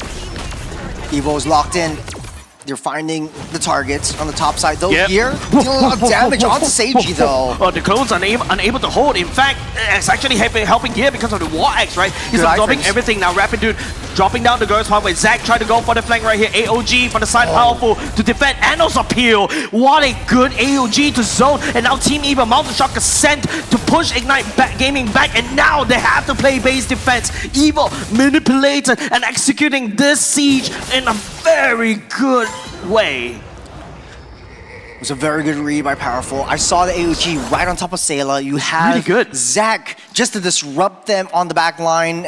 Able to use the clones to just get away. So Ignite Gaming is just playing clones on clones. You got a Guinevere popping off that clones. You got the Seiji monkeys as well. So I think Evil, they have the right thing in mind. As long as Aether is protected, deal damage in just one hit at a time, and then play a typical mechanical front to back, I think Ignite Gaming will not stand a chance. The silver lining is they have a lot of high ground defenses, a lot of AOG clearance. Yep. Oh, hold on a second. It's going to be a Mountain Shocker already revealing. Members of Team Evo are looking for it. Oh, burns the flicker away from the side of the blade right now with the Rapid Dude going down the glorious pathway. Van Galdo, Zach will be going in with Violet Recurrent right here. Goes in to win the crown. Will be able to allow him to survive just a little bit longer. AOG will be able to land, but Team Evo losing Van right there as Ignite Gaming tried to bite back with any form of surprises as well, hoping to equalize the goal lead, but it's still Ignite Gaming unable to convert that kill into anything for now. Too tanky, too much sustain coming in from Ignite Gaming. You've got Alice to deal with, you got Guinevere healing things up slowly but surely, and the damage coming in from Aether is starting to tickle the side of Ignite Gaming. Ven really needs to try to change his build a little bit, go a bit more tanky, try to disrupt Blade, and that's his only target. Once Blade goes down, Evo has a chance. Yeah, I agree with you. He's actually trying to do it. He burns the flicker away ultimately, but hold on a second. Aether may get caught just a little bit here as they hopefully try to outplay just a little bit more, but Rapid Dude comes in. Here comes the Swan Song to provide some more appeal, but Ignite Gaming, no! There's gonna be Yuta jumping with the ultimate, catching on to Team Evo, and they're gonna collapse one after another. Team Evo, Gear holding down the fort as much as he can, but Ignite Gaming will be there, shutting down, but it's gonna be an almost wipe out for the side of Team Evo. Just Van trying to just wiggle around the fight. Seiji just collapsed onto the mound that Sayla and Aether has thrown onto them. Even the AOG wasn't able to disrupt anything. They're going to blitz that Lord down. There's nothing that Ben can do about it. Rapid Dude's right there trying to zone him out. Ignite's going to have that Lord typically in the 1844 minutes. And Evo, though, that is just so messy in that team fight. There's the protection. Now you see, like, the Gacha doesn't really have what it takes to protect them from the damage that Blade really deals. And not just that, CG, right? Just literally blowing up Sayla and Aether to pieces. Don't forget if you take a look at the gold lead, it now backs to the stalemate. Team Evo earlier just now had like what 4K gold lead, and now they're back. Now Ignite Gaming's back to business with this Lord. They're looking to basically crack open at least a base turret to equalize the turret score once again. Lord slowly marching down that top side and want to try to take down this Lord. They don't have that boom anymore. Glorious pathway really leading the charge, helping the Lord to also stepping forward just a little bit more. But Seiji is actually doing it. Ben on the other side of the map. Ben bursts a flicker. That's actually a okay thing, and hopefully Ben will be able to escape right now. It's going to be a high-speed police chase between these two gold laners, but Team Evo will be able to hold onto the Lord just a little bit down on the top lane earlier just now. And Ben... Ben's going to go down. Here comes Blade. But nice flank. He bought time. He bought a lot of time. That sacrifice is well deserved. Team Evo needs to give him a salute right there. Really, nice really, right, really, right there. really. Sleeping peacefully, not having a good game so far. Not a lot of value in the late game. As long as he built tank, I think Evo might be able to try to get a pickoff again. But Blade's so hard to catch. Oh, Rapid Dude has more than that. Where it came from, right? Glorious pathway once again, setting up the green carpet for Ignite Gaming to start penetrating through. Now top side is already getting taken down, torn down by Bob and his friends as well. Bot side also. That's catch! Zach catching onto the members on the side of Team Evo. The Swanson will be going in there, but it's going to be Yuta spamming the ultimate. Will be able to find that damage onto Team Evo. Ignite Gaming right now is going to be trying to burn Team Evo right at the base defense, but Gear slamming down the sword, and now Aether looking for a re-entrance. But the members on the side, Ignite Gaming slowly running out HP bars, but Team Evo will be there to kind of push it away. But Yuta right there, sorting out Aether, picking up the kill. Ben and Gear, the only base defense for the side of Team Evo. Ignite Gaming looking to burn. It's 1v3. Blade still has fairly healthy. Good minions already pushing in as well. Ignite Gaming might be able to take Gear down. Blade's online. Gear, that's going to be a Thorn Rose right there, and also going to be the damage reduction from Gear. Nice slap. He has to try to spin. So much time. So much time. Sailor's coming in 10 seconds. Gear has to turn on, but not enough. As Ignite Gaming delivers the upset. Team will be burning down Team Evo in game number 1. In the match of fire against fire, Ignite Gaming burns bright and takes down Team Evo, the villains, in game number 1. Man, like what I mentioned, Ignite Gaming, the true successor of Team Evo. The Titan Slayers will get slain by the new Titan Slayers. They burn brightly, burning Team Evo in hell. Does this give Ignite Gaming the same status as Flash at that level of gameplay? So they're one game away. If they win against Evo in game number 2, that might change your script and all of your things, like your notes, you're gonna throw it away. I'm not going to throw my tablet away. I'm not going to throw my tablet away because, ladies and gents, we are in uncharted territory. Everything that we predicted so far at the start of the match, all out of the window because Ignite Gaming, they burn bright. They take one game away from Team Evo. And don't forget, they also take one game from Flash SG. They are also one of the rising stars in MPL Singapore, and they're basically looking to really stay in the playoffs. So let's talk about, real quick, Absolute Zero versus Ignite Gaming, because both of these two teams are in like the sort of like the same tightrope, right? Yep. You got Ignite Gaming already winning up against Evo. You got 2 zeros from Absolute Zero against Team Evo. So in a head-to-head, this changes so much. I don't know. This is actually shaking up everything on my script right now, Chirels. I have no answer. I need like 5 minutes to literally calm down, and after that recalculate the MVP of the game, going over the side of Rapid, the glorious pathways that he was able to set up. He also started with a first few kills as well, and after that transitions and making Team Evil's life a misery because of his glorious pathway. Good zoning potential, and of course, the passive that Hilo brings reduces the attack speed, is a direct counter to the Yi Sun-shin in the late game.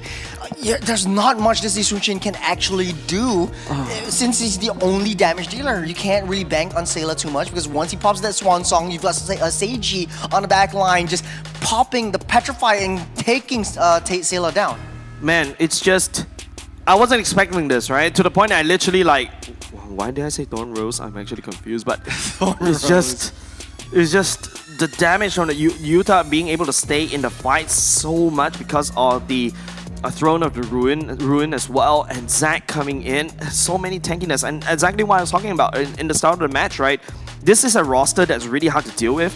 I think you need another pseudo. I think once you go for a carry, that's actually A-okay, but Seiji is just whacking everybody down like nobody's business. Yeah, it is really difficult for Evo to comprehend, but this doesn't change the fact that they are making it to the playoffs once again. Yep. It all boils down to Ignite Gaming. This is super good for them. They're riding on the momentum. They go into game number 2 with this high. They're definitely going to have a better game as well. Yeah. Struggle in the early game, this entire game, we said it again and again and again. Stalemates all the way through. It's like bullets hitting each other on the head on. Yeah, and don't forget, they're basically like what, one step. If they really want to stay, if Ignite Gaming wants to stay, go into the playoff directly without going through the scenic route, they need a 2-0. They're one game away from that one. Yeah, I think I spoke to Yuta just now, and he was like, "Oh, if we win Evo, we don't have to come down and play a full game tomorrow. It's gonna be a bloodbath. very long day tomorrow." Yeah, just need their rest. It's a 2-week break into the playoffs. Let's get that reset. And Ignite Gaming is really on fire. They're locked in and ready to go. Yeah, definitely. They're definitely feeling comfortable for themselves, and I feel like, of course, apart from Rapid Dude, I think Yuta also did a really good job right there in setting up all those ultimates. It's really able to zone out a lot of these things that, you know, Team Evo wants to do. And I feel like really, I think Ignite Gaming really knows how to play against Team Evo, right? They literally, from the start, get-go, Seiji was just split pushing earlier just now and then pulling the members from the side of Team Evo apart. And it doesn't allow Team Evo to basically coagulate and become that very strong fighting force. Yeah. If I take a look at the damage dealt as well, I see the Cho on Ven. You got 30% kill to participation. You got 24k damage dealt over the rest of the entire day of the game. And if I remember correctly, that's an 07 Cho in play. So the only reason why the Cho was picked up was try to get into Blade, try to kick him back into the fray and inside the Swan Song, but they don't have that synergy, that connection. It's not very reliable, and it's difficult to execute, especially with the Cho. Yeah, and what a wonderful game for game number 1, right? I think it's just I think everybody in MPL Singapore kind of knows how to deal with Team Evo already. You just need to pull them apart, split the fights like that, make it super messy, make it super hard for, you know, Team Evo to basically play on their own terms, right? Right now, what Ignite Gaming did is just bring Team Evo down to their level and beat them up. Yeah. If I reanalyze that match all the way from that draft all the way to late game, I think for the side of Evo, they have a game plan, but the gacha pick for the side of Evo doesn't really work out. It's very sacrificial. Yep. Powerful really likes to play a sacrificial role. And Ignite identified that, Powerful is going to be standing in front. Let's just take him down first, and then let's move over to the main targets, which is basically an open Sayla.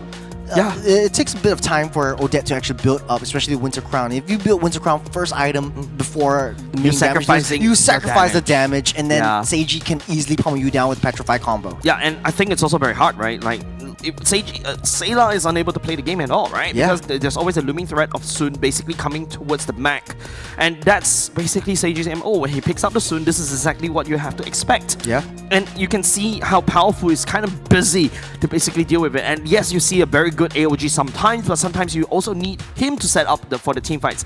Even though Gear can also do that, but ultimately, if we all rely on Ishinshin to basically output the damage and also Sayla to output the damage, I think it's not enough, especially with a thick roster such as Ignite Gaming. You have Alice, you got Grinevere, you got High Loss to deal with, and of course don't forget the clones coming out from Sun to basically just distract your basic attack and also aiming as well. The bottom line is, right now, as Team Evo, if you're playing in their position, if you're coaching them, do you respect the Sun? Do you think Ignite Gaming will pick that up again just to disrupt Sayla? Because it kind of seems like Sayla's really having a hard time dealing with a monkey. Yeah, I think right now, I don't think, yes, monkey is a problem, but I feel like there's better EXP laners that should be able to deal with the monkey, right? Yeah. Like, right now, it seems like, if Seiji is going for the Sun, but unfortunately, because they are red side, Seiji was the surprise pick, right? Maybe they could go for another another hero, another EXP laner, right? Maybe you could go for the Ruby, like what you mentioned. Unfortunately, Ruby was banned away by the side of Ignite Gaming. Maybe, unfortunately, you have to pull out, maybe perhaps even, crazy idea, a glue. Would be interesting, right? Yeah. Yeah, but easily taken down by Blade's Lunox though. I feel like the Lunox is so much of a threat. It's more of a threat than the monkey, to be honest, because you can't touch him. Or maybe you go back into your traditional marksmen, like an Irithel, right? Like kiting around the opponents, trying to dash it away. Correct. So I think it's just the slight confidence, momentum that Team Evo was able to just accumulate for themselves, and now they ultimately got burned by that one, by Ignite Gaming, no doubt. So I think Evo is not really phased by all of this. Looking a bit happy. Maybe they're trying things out. Maybe they want to try their new kind of composition in this one. The double fighter combos is not new towards MPL, but for Evo, they want to add in their own flair, their own flavor with the match of team fights. Sayla, this is not his first time pulling out the Odette or any kinds of, really out of the pocket picks. And I think if that changed a little bit more into maybe a Kadita or something like that, it might work out so much more. You can see how the paper is actually folded into his pocket. Hey, he's upgraded. He's upgraded into a folded A4 paper. Red book into one folded A4 paper. That's how much Ignite Gaming's informations are on. No, I'm just kidding. Okay, we're on to Broken Walls, ladies and gentlemen. It's like you're only able to bring like one A4 paper size of your homework in an open book cheat sheet. exam. That's your cheat sheet. Oh, cheat sheet. That's right. That's right. Oh, sorry, I never cheated in exams, so that's why I never knew how to do it. On the other side of the aisle, you got Ignite Gaming bringing a whole person right into it. Huge shout out to LY4. He is the A4 paper. Great draft. That's what the 4 in LY4 stands for. I don't want an A4 paper. I want an LY4. An A4 versus LY4, that's what we're working into in game number 2 as IG one game away from securing their spot in the top 4. Yeah, this could potentially upset basically the power rankings of MPL Singapore Season 10 because Ignite Gaming, they came in from a challenger bracket. They've also brought back Seiji. Bleed, by the way, well, I think if I remember correctly, also played side by side with Sayla and Gear for a period of time. And now, Ignite Gaming, they're looking really strong. Speaking of strong, taking a look at the drafts, no respect bans, it kind of seems like it's very, very similar to the first game. You've got the CC, you've got the Juicin, Boxja taken out by the side of IG. Evo opting to ban out the Chip, Kalea, as well as the Angela. So first pick typically is the Arla or the Yisun Shin or any kind of assassins that you want to prio for the side of IG. But it will be the Kimmy, which shows a lot of prowess in the front-to-back kind of battles, and that is what Ignite wants to go for. So now, no Lunox to care about, but the damage will come in from Blade's Kimmy. Blade did play Kimmy in week 1. Great success, 2 MVPs under his belt using the same hero. Team Evo right here, they are the ones who I feel like they'll be dictating the draft right here because of these 2 picks. I think Kimmy is kind of a no-brainer, but now you got your Ishinshin that's wide open. Do they want to go back for that one, or do they go for the Fredrin as well? Go back to something more secure. They could always go for the Farsas first. At least secure the zone control. The Ishinshin and the Alice. Honestly, though, I think Alice is a huge problem that a lot of teams really underestimate. Yep. If you pull out your stats, it's almost 100% win rate for Alice every single time she's picked up. It's so difficult to deal with. Even in the previous game with RSG, securing that win because of the Alice. Alice 63% win 63 rate. Out of 33 games, and out of the 11 games she was picked up, she won 7 times. So that's a massive stat right there. But of course, this is also the first time Gear is playing this Alice. We shall see how he plays this to great success. It's going to be Ishinshin for the side of Aether. Once again, it's something that he's comfortable with. Don't forget, it is a very strong statement in the early game as well for the side of Team Evo. However, they are unable to put a full stop into Ignite's aggression. Well, speaking of aggression, you have Ignite picking up the Gato and the Lapu, a little bit of a trade and taking away Evo's heroes. CZ still banned out, they're opting for the Grok, at least having a little bit of a sort of like a wall or a crowd control within the Broken Wall section. And typically, if you see broken walls and you see the Grok pick up, and typically teams like to pick up that Grok. I don't know if it's an environmental change where, hey, the walls are broken, I want to bring in someone that builds that wall. Bob the Builder. Yeah, I think it's kind of counterintuitive, right? Usually you expect the Grok to not perform very well on the broken walls, but it seems like every team is bringing in, I think it's because, you know, if teams are used to the broken walls and there's ways to escape, you block that wall up and then all of a sudden, you know, they got caught off guard. So basically, I think that's an idea from the side of Team Evo. Now, it's going to be the Fanny getting taken down by the side of Team Evo. Zach also plays the Fanny. Also a big threat over to the side of Ishinshin. You see the Farsa get taken away by the side of OI4. Good call right there from the side of Ignite Gaming. You know, there is a sort of a combo that I realized that if you have zone control for the side of Evo, you pick up the Ixia as well as the Yves that, you know, Sayla is so good with playing around. You're playing that zone control that you can just decimate everyone within that area. But I don't think they want to play this around because, you know, the Yves is still a viable option. Sayla could always go back to his all reliable Kagura. Oh. We've seen that once before earlier today in RSG, but you know, yeah, that's a little getting picked up. Okay. Yep, Lunox, a good ban to basically protect the Gatot and also the Lapu Lapu. Kagura is an interesting pick. You'll be able to blow up the Kimi in the backline. Also allows you to scout. And I think right now, I think carry. You talk about carry. You hinted carry in the previous game. It looks like a carry game this time around. Harif also looks really good, right? Because Alice also with the Throne of Ruin will be able to set up the very nice zone for you to basically go in zip and zapping on the Zaman Force, and that's something that Ven can play as well. But are they going to pick the EXP laner here or the gold laner here for the side Team Evo? I think you want to go 1-1 again. 1-1. I mean, still meta. Not performing very well in MPL SG as a whole, but other regions, it's always a very strong. Okay, first time we're seeing Vexana. Haven't seen Vexana in a while. Yeah, that's right. Yeah, hold on a second. Vexana, wow, I think this is the second time we're seeing him. Pick once, hasn't got a win as of yet. Interesting. I believe that is a... I think it's Sayla that's the only one that picked... Oh no, it's picked by FMM against RSG, and they lost with that one. So Vexana is not having a very good time. But Vexana is also very interesting, right? Like, trying to be able to stun somebody and then after they're blowing them up. Ignite Gaming right here, are they going to go back to stun? But no, it seems like they're going to go back into a... What's with the gold lane chokes? That's a 4-fighter combo on the side of Ignite Gaming. Damage will come from Blade. So again, similar to the first game, Blade is the main target. When you take Kiming down, they don't really have a lot of damage to follow up and follow through, but there's a lot of combos and CCs that Ignite Gaming can layer up upon. You got AOG into the Violet Requiem that creates so much disruptions for the side of Evil.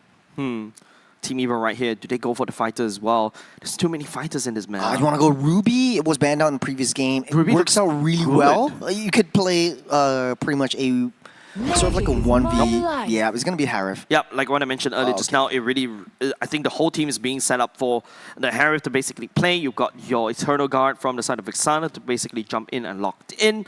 But there is a few movement abilities from the side of Ignite Gaming to bypass the Grok as well. Seems like we're going to be able to see that Cho going into gold lane. What's with the Cho gold lanes these days, huh? I think a lot of damage earlier on, especially when Cho is facing up against a marksman on the other side. Typically the fighters will have a better time against the marksman in the early game, but in the late game, definitely marksman will scale much harder because of the percentage damage increase to the base stats. But taking a look at the entirety of this draft, honestly though, Evil, much easier to execute, not a lot of changes. Ignite Gaming, they're putting all their eggs into one Kimmy, and that is going to be a problem that I foresee is going to happen in the mid to late stage of the game, that they will falter. There's not a lot of, I mean, technically speaking, Ignite Gaming, yes, you got damage from the side of Gatot, you also got damage from the sorry, not Badang, the Lapu. Lapu, yeah. But easy to build against. Like, if you have the Kimmy, it's just Radiant Armor. And then you deflect all that damage. But ladies and gentlemen, this is it. Game number 2. Ignite Gaming, one game away from rewriting history and taking down Evil and securing a spot in the playoffs. Yeah, and remember, there's, like what I mentioned, they need a miracle to be able to basically stay inside the... Whoa, what is that cut from the side of Ven? What are you doing? Sorry, that's a whole wave already cleared up. Yeah. Whole wave already cleared up, already into the orange buff. It's going to be tougher for Aether to come back into this one, because right now they're starting things off. Yeah, this is massive. So the Aether cannot deal with Seiji, especially in early game. Aether! No, that's not exactly how you want to go! First blood given those eyes Seiji, but that's a massive sacrifice. It's so worth it. It's so worth it for Ignite Gaming. Oh man, and it's a Yishin Shin. Okay, this is why the Cho is picked up. Easy to proc to the Broken walls wave. as well. Broken walls, you can't escape. You can dash out, and it's still level 2 for this Yishin Shin. It's gonna have a tougher time, and you're situating on top of that top quarter in that jungle. And Aether, Powerful taking a lot of damage as well from Blade. And Aether is only having a orange buff. Where did the purple buff go? It's just destroyed because he died, went to the graveyard, and then he came back. Oh, yes! So that's a huge resource already used up for the side of Evil. But he's still able to secure his own orange buff, so it's not too bad. But if you take a look, if you compare Zac and also Aether, I think the saving grace is Zac on the Guinevere has a weaker clearing speed as compared to Aether. Aether's already level 4. Out of... against all odds, yeah. Crisis averted. Then you gotta have to play it slow just a little bit more, because you know Seiji may be able to do that one. Nice immunity, burns the Purifier right off the bat for the side team. But then you gotta stop toying with your life. Pretty ballsy in that move. As Evil just ramping up the aggression once again mid-side. Finding onto Blade and also Zac. Massively worth it. Team Evil is not happy. They're picking up a double kill right there. Yummy for the side of Team Evil. 3 men down.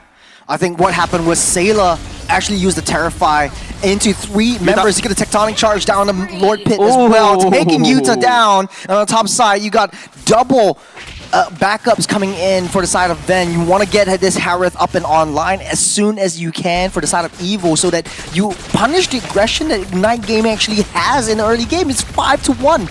Yeah. I thought, you know, Ignite Gaming was able to have a great game, but Team Evil was able to just wrestle back control. They don't let it go to waste, but, you know, I like what Sayla is doing right here, you know. Technically speaking, the Vexana is also a good peel for the Harith as well, so that's why he reinforced top side. That's the Sayla and Gear, Sayla and Van Womber combo, whereas Gear just dishes out the damage against Ignite Gaming around the turtle pit. You have 3 members down the mid side as well. Evil playing it safe. They know they're core heroes that need to be in the vicinity before they make any big movements. That zoning potential from the side of Sayla is going to be very pivotal to maneuver around these team fights later on in the game. But Ignite Gaming right now, what is their status quo? What are they supposed to do right now? Yuta was able to dish out quite a decent amount of damage. Hold on a second, Zaman Force. He's got to Purify as well, so he does not fear the jump coming in from Zac. Yep. And I think for Evil, their job is to make this entire map seem like a library. Very, very quiet. It's very reactive to how Ignite Gaming wants to play. They want to go aggressive. Oh, Ignite Gaming wants to go aggressive. That's the charge and the ultimate coming in. Blade just gets out of there. A missed one. Eternal Guard will be already committed. Mount of Shocker as well, casted as well. But don't forget, Gear can always swoop in anytime. Ignite Gaming just, you know, making sure they're basically huddled right underneath the turret as they prepare for the turtle fight. Sky Piercer secured for Aether, and now expect Evo to start to make sure Aether has a great game. At the late game, this Vexana typically has around 14, 15 seconds until the Eternal Guard is able to be spammable again. So it's a very, very short cooldown time for a full Eternal Guard length. And it's going to be an extra member that Ignite Gaming needs to take down. This turtle fight is going to be getting started on by Zac. You don't see Aether in the vicinity. He's slowly free farming. He's level 8. Zac is 2 levels behind. I don't think Evil wants to manage that one. Powerful wants to use the wall to try to get that reset. I don't think they want no contest for this one. Zac will be able to secure that one. Gear stepping forward just a little bit. Zac lands onto the damage onto Gear, but don't forget the AOG from Rapid Dude as well. That's going to be a shutdown go. Given the side of Ignite Gaming, Powerful still in the vicinity. Rapid Dude leading the charge, takes down Aether as well. And now Ignite Gaming wrestles control back into their base and also the grass. Team Evo falters in that team fight. I think that all could have changed if Powerful remembered that there was a wall.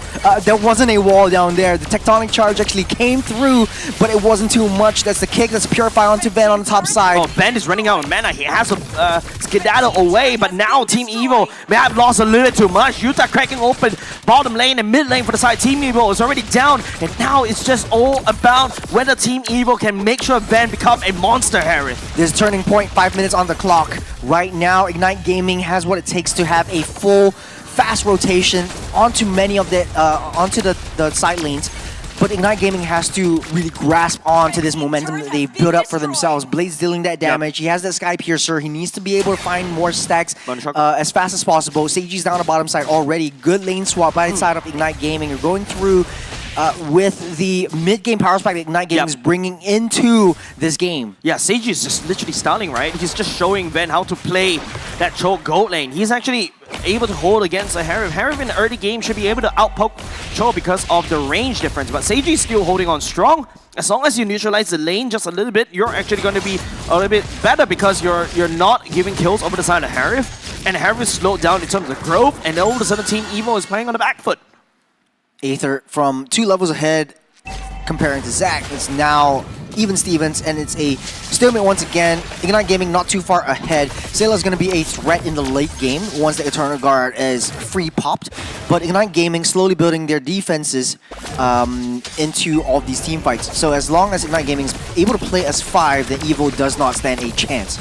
Powerful right here. Does have the Athena shield already. Aether pops the Mountain Shocker. You don't see Gear though. Don't see Gear. Gear's coming in from the backside, and also gonna be a TOR trying to zone just a bit too early. Unfortunately, it's a bit too early. Zac securing the turtle for himself, and now Gear has to try to fly away, but he's actually gonna be able to play the game. The stack of CC, but here comes the powerful charge as well. Utah down low will be able to skedaddle out of there right now. It's Team Evil right there. It has to force to deal with the rest of the side of Ignite Gaming, and they will disengage for now, but Evil will lose another turtle. Ignite Gaming is really methodical in how they want to play this. They know that Gear is within the vicinity, but Gear popped the ultimate a little bit too early. No one was trapped up in the thorns, and now Ignite Gaming are still having the upper hand. 1,400 gold lead ahead of Evo. They have that defenses to soak in all these ultimates, and they have that damage coming in from Blade. As long as Blade still stays strong and healthy, then they'll win out 10 out of 10 team fights. Yep. Remember we talk about how Ignite Gaming should not have enough damage, but take a look where Seiji is, right? Just literally Seiji the farmer. But the difference between Seiji and Ash is that Seiji knows the timings to when to push, when to pull back, and when to join these fights, right? But Team Evo, on the other hand, literally getting split apart. The Grok, the Powerful wasn't able to land all these critical ones because it's just Ignite Gaming finding a good tempo against Team Evo. Yeah, Seiji is super slippery as well. He's also having the same builds. That's a pseudo-tank DPS Cho build alongside the Concussive Blast. Yeah, is it time for me to start learning Cho Gold Lane as well? It's time for everyone to start Fighter Gold Lane. It's super fun and you don't really die. I hate it. I love Fighter Gold Lane. I not a fighter play. I mean, I don't play fighters as well. Yeah, you're long range because you are re-held back. I'm a I can't say that on stream. I'm a coward. I'm a coward. You are a coward. Yeah, I'm a coward. I see people fight. Bye-bye. But now, Ignite Gaming really show how if you want to play a fighter side lane, you have to be very aggressive. I think Ven is right now the only target that Ignite Gaming has to catch out. Your Rapido is stuck behind the wall in a hard place. And right now, it's just trying to be able to stay alive just a little bit longer. But don't forget, it's going to be Zaman Frost coming up. Oh! Damage. Here comes the TOR. Will be able to do something. Blade gets knocked down, unfortunately, by the side of Team Evil. And now it seems like Team Evil will be able to stabilize. Ven joining the fight right here makes the whole difference. As Ignite losing 3. Good find from Gear, locking 4 members from the back line of Ignite Gaming. Zach, though, that's a very dangerous position right now. They need to source him out. I don't think he'll be able to find it out. Zach, Ven knows finds a Wickham onto Ven, the hero, but he'll be able to purify out, but not enough. He's actually going down, and now the rest of the members for the side team, he will win. Oh, here goes Seiji! And Seiji scouts it out. We'll be able to try to find Aether. Aether's down low, and Seiji will be focusing. Aether picking up the Lord, but Seiji assassinates him. A very expensive Lord for Team Evil. He found so much time. There's 3 members up ahead from Ignite Gaming, but right now Evil, they have that Lord. It's going to push through onto that top or bottom side. I think it will be the top side in the next probably 10 seconds. Ignite Gaming needs to play it a little bit more safer this time around. The only one they have to watch out for is Gear, but their main target is going to be Ven. Once they have us taken out of the picture, I don't think Aether has the damage to deal anything onto the entire roster of Ignite Gaming. Change Seiji's name. He's not a farmer anymore. He's a homing missile. His target prioritization is so on point. Even as a Cho, he knows who to target.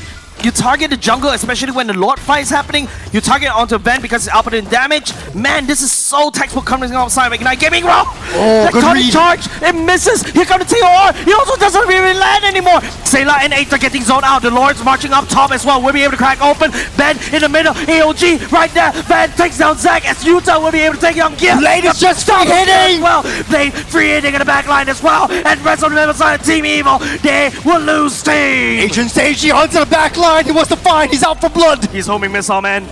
He's a drone strike. He knows. He doesn't know. Powerful got him safe. Right now it's Ven that might be sandwiched right there. It's a very tricky situation because he doesn't know where where Seiji is. The Lord gets dealt with. It only tickles Ignite Gaming's infrastructure, and that's an enhanced Lord, right? So yeah. Team Evil wasn't able to get much, but 2 first-tier turrets from that 1 late game. Well, technically mid-late game Lord. It's basically a bad omen. Once you get that Lord, Ignite Gaming is actually retargeting, using the Lord as bait onto the side of Team Evil. The only thing that I have in question is if Ignite Gaming is far ahead, they might not be able to push. They don't really have any long-range potential aside from Blade. Right now, it's all down to Ven, the hero from the side of Team Evil. Is he able to output the damage? He's paranoid. You can see where he's actually landing his first skill. He's paranoid. Everyone's everywhere. This is not dangerous grass. This is just open, broken walls, and he's still checking every single bush. You can't be too safe. Yeah, you can't give yourself to complacency, right? Oh, they know the Gear is right there. That's good read by Zach. Good read. We'll be able to knock him up just a little bit more. Here comes Gear with the passive already activated. Members on the side of Team Evil is sieging up mid, but Blade is making quick work of these minions. A lot damaged out. I think both will touch and go. Ignite Gaming able to bob and weave, especially with Seiji on the bottom side. He's playing this Cho like he's playing the monkey. He's just pushing that side waves, splitting Evil's head apart. Yeah, literally homing missile, right? Like he's able to find those target prioritization. Okay, traction pulse will not be able to land Zach. Jumping, but unable to find anything. Oh, here comes the Zaman for the side. Ven will be able to pick that up, but Blade down low. But now Ven bombs the purify. He has to try to zone out. He will be able to jump away from the AOG. Gear coming up from a nice COR. Will be able to start Ignite Gaming as Team Evil collapse onto Ignite Gaming and then burn them down to pieces. Mid lane also cracked open by Team Evil. Evil's gonna blitz down this Lord. It's a wide overtake for them. I don't think Zach is able to do anything about it.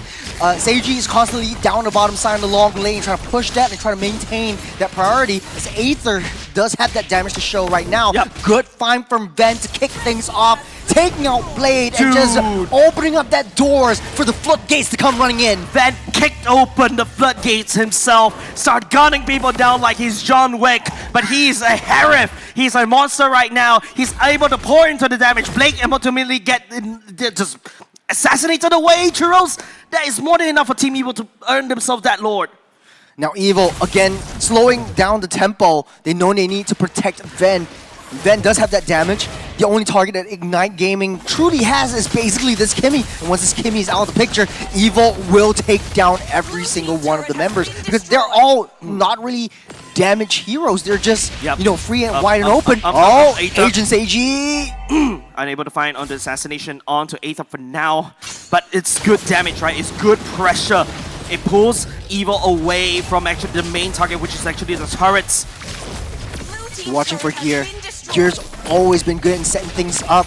His ultimate lands onto all members of Ignite Gaming, and they'd like to play as 5. Oh, this good wall. There's a Tectonic Charge. Tectonic Charge also right into the Zaman Force, the TOR, and look at Ignite Gaming. They cannot move. Evil literally rooting them down where to stand. Seiji unable to find onto the assassination. 2 members from the side. Ignite Gaming already down. Also earning Team Evil a double kill.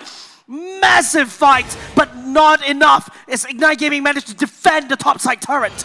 Evil's team fights are just so beautiful. You get the wall, Powerful comes in. That belongs to the gallery. To get that stun on to 4 members, and then Sailor throws down the Eternal Guard, jump in like trampolines, and they're still going for it. They're going to cycle them through. That's 8 seconds until Zek comes online, but I don't think Ignite can do anything. Yeah, you can see Ven's damage starting to pour onto the Gaudakacha. The Rapid Dude has to wrap it out of there, and burning the Zaman Force to also put a decent dent in the mid lane turret, but bot lane for the side of Ignite Gaming going down. Team Evil wrestles control back. What a seesaw, Churros. What a back and forth. The only breakdown of the entire Ignite Gaming roster is they don't have enough damage, especially in the late game. The mid game power spike is long gone. Evil wants to try to connect whatever they have, that damage that Ven is actually bringing. You need an insurance in that late game marksman potential. Yeah. Lord coming up in the next plus minus 30 seconds. Side lanes for the side of Ignite Gaming is constantly getting pushed by the super minions. Ignite Gaming now hunkering in base, protecting the only bastion of a base turret that's keeping them in game. They're throwing volleys just to make sure that infrastructure doesn't fall. It's a landmine right here. Gear's healing everything back up. It's just a tickle onto Seiji. And also Seiji also tickling Gear as well, right? Yeah. Because of the War Axe as well. But Seiji should be losing a bit. But don't forget, you know, if Gear gets picked off right here, it's going to be game over. But I think Team Evil was confident because they spot Ignite Gaming all the way up top trying to fix that wave. We're already coming up. Ignite Gaming has to find Seiji down the bottom side just to deal with the lane pressure. Rapidu giving a little bit more information. Lord at a quarter. Lord immediately get bits down. Gear actually wrecking havoc on the back line. Nice TOR as well. Powerful joining us soon. And now Team Evil deal with the Lord. They will try to go with the fight. Also Zaman Force from the side. Ven already used as well. Blade's but going down low, unfortunately. Blade also low, but will be able to scout out of there as well. The wall being built by Powerful, blocking the retreat from Ignite Gaming. They lost 2. It's so difficult. Good find though by Blade onto Ven. At least that Harif is gone, but you get the Lord marching in. That's 30 seconds. Evil's gonna buy time. They're gonna pause that wave, wait for Ven to come back, and then just throw all their resources onto that throne and bring us to a game number 3. Yeah, once again, Gear setting it up. The wall from the side of Powerful is there, blocking Ven, allowing Ven to have a very good time on the Zaman Force. Zipping around, and now the mid lane already cracked open to find the Bastion for the side. Ignite Gaming already gone. You're not waiting. There it is. There's the jump up. Yuta cannot move. That is not a good play. TOR catching 2 from the side of Ignite Gaming as Team Evil goes for the core, and it's gonna be them equalizing the score. A nice revenge against Ignite Gaming. Beautiful layering of all those ultimates coming through. What a beautiful game from Evil. Early game, beautiful series. Struggling a little bit. Because, you know, as always, you got the marksman, definitely going to lose out a little bit on the fighters. But once it hits that 15-minute mark, Ven just came online. He's locked in, ready to go. This is... I was expecting a 2-0 in this particular series. Yeah. And I was expecting this to be a very fast game, but no, Ignite Gaming went the mile. They're literally fighting for literal tournament life. No, I'll not say tournament life. They're literally fighting for a slot in the playoffs without going through the scenic routes. And now, unfortunately, Team Evil says no and win one game against it. And it's not an easy game for Team Evil. Does this change anything in the the standings that Ignite Gaming has? I'll tell you after the break. Tell me after the break. But we're not going to break now. We're going to be addressing the post-game stats. But I have to say, MVP for me personally, Gear, 100%. Yeah. He's just setting everything up, and his TORs. Okay, it's gonna be Vexana. It has a perfect game. Good read by Sayla though. A really good read by Sayla. But okay, notable mentions by Gear. Notable mentions by Gear. But to be honest though, Sayla did so much. The damage really came through, and we'll see that in the post-game statistics where the damage really actually shows in the mid to late game stage where the Vexana actually comes through. But honestly, everything really started out because of the EXP laner, because of Gear.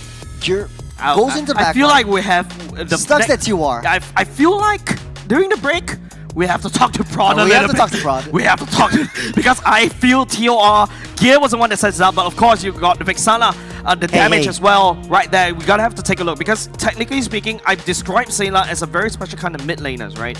You got mid laners like Cortese and basically very high damage one. The impact is felt all throughout. Yes. But Sayla is that fart in the lift. Yes, you smell him, but you don't see him. You don't know He's doing who. damage to you, but you don't feel him. That's even annoying, right? No, you are annoying, Jace. I am annoying. But credit, For putting that picture credit into where your credit is due. Sayla played a heck of a game. Perfect game. 3-0-12 for this Vexana. Kudos to Sayla. But not without his partner in crime, Gear always being there to set things up.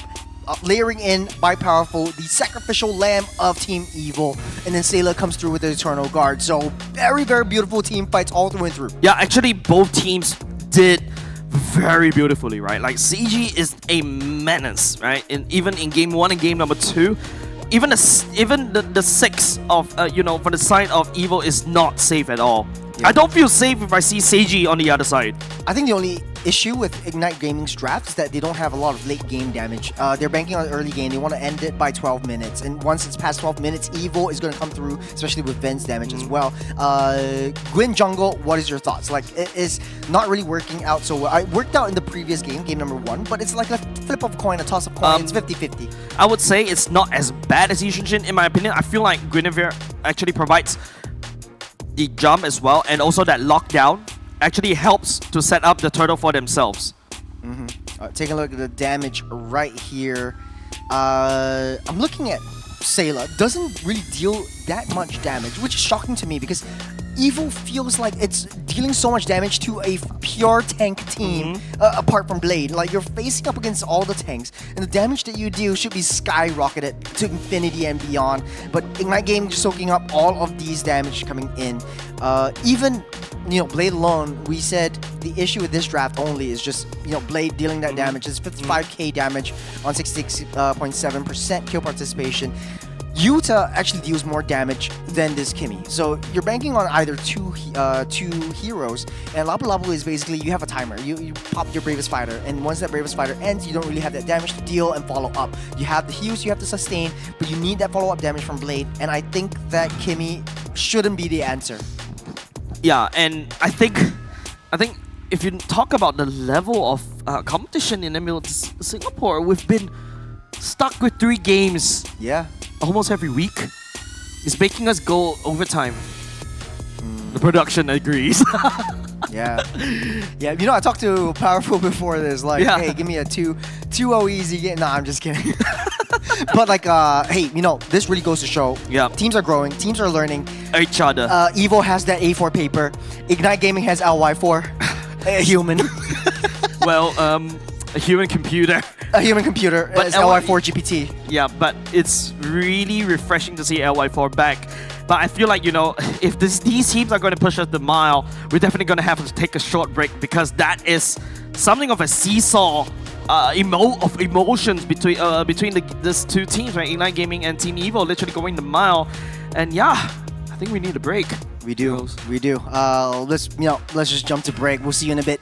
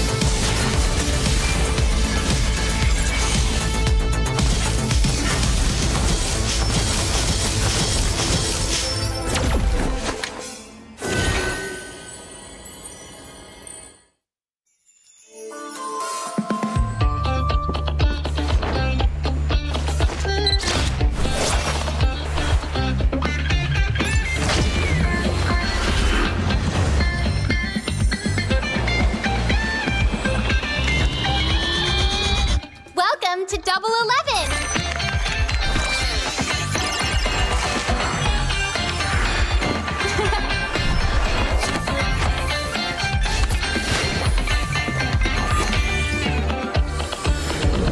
Amazing prices, amazing styles!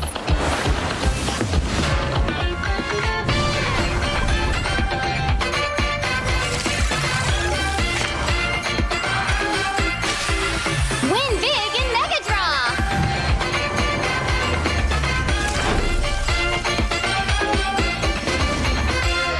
Lowest prices, incredible benefits.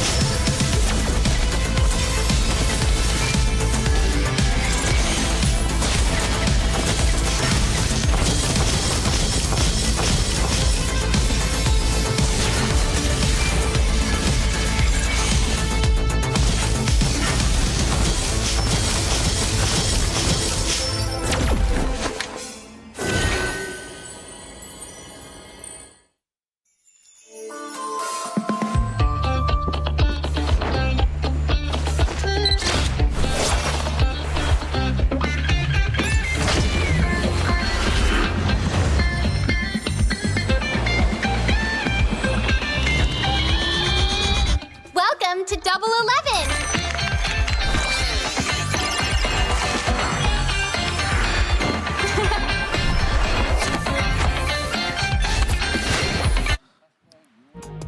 And we are back, of course. A banger of a series as well. Man, it's just roller coaster rides all across the board, right? Ignite Gaming proving to us that, hey, they are trying to take up the mantle of Team Evil as the Titan Slayers themselves. But, you know, ultimately Team Evil forces a 1-1, and now we're back to a game number 3. Honestly, I would disagree with you respectfully on how Ignite Gaming is taking on the mantle. They're building their own name. It's a pretty new team.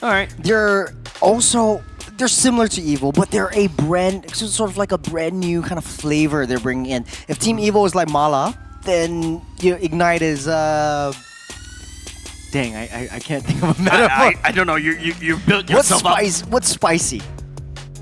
Huh? This game. I don't know where you're going for with this analogy here. But we're actually going into the game. Throw lots away. I got a little bit of a brain block right here. Save him from that. From honestly, disappointment. You know, me and Jace were talking a little bit about the game earlier on within Ignite Evil. It wasn't supposed to go this way. The script was Evil statistically. There wasn't a script. There was like a expectations. The expectations. The story was supposed to be Evil having the better statistics, having the better score lines, and beating out IG in a 2-0 fashion. That's right. But it all, you know, it's changed, and Jace was really sort of like, you know, bewildered by the situation, because I want to know what standings is if Ignite Gaming is able to take this game off of Evil. I think right now, based on this, it's definitely going to be Team Evil, definitely 13 points right now, right? Yeah, they're still assuming Evil 2-1, right? They're still definitely going to go all the way up top. IG on the other hand, 7 points, and I believe earlier just now AZ was 2-1. So now it's going to be AZ and IG a potential 7 points, right? And that means that if they're basically same, even though they're same points, AZ will always be above IG because I think IG head-to-head is much better because they win out Evil. They've got 1 game off of Flash as well.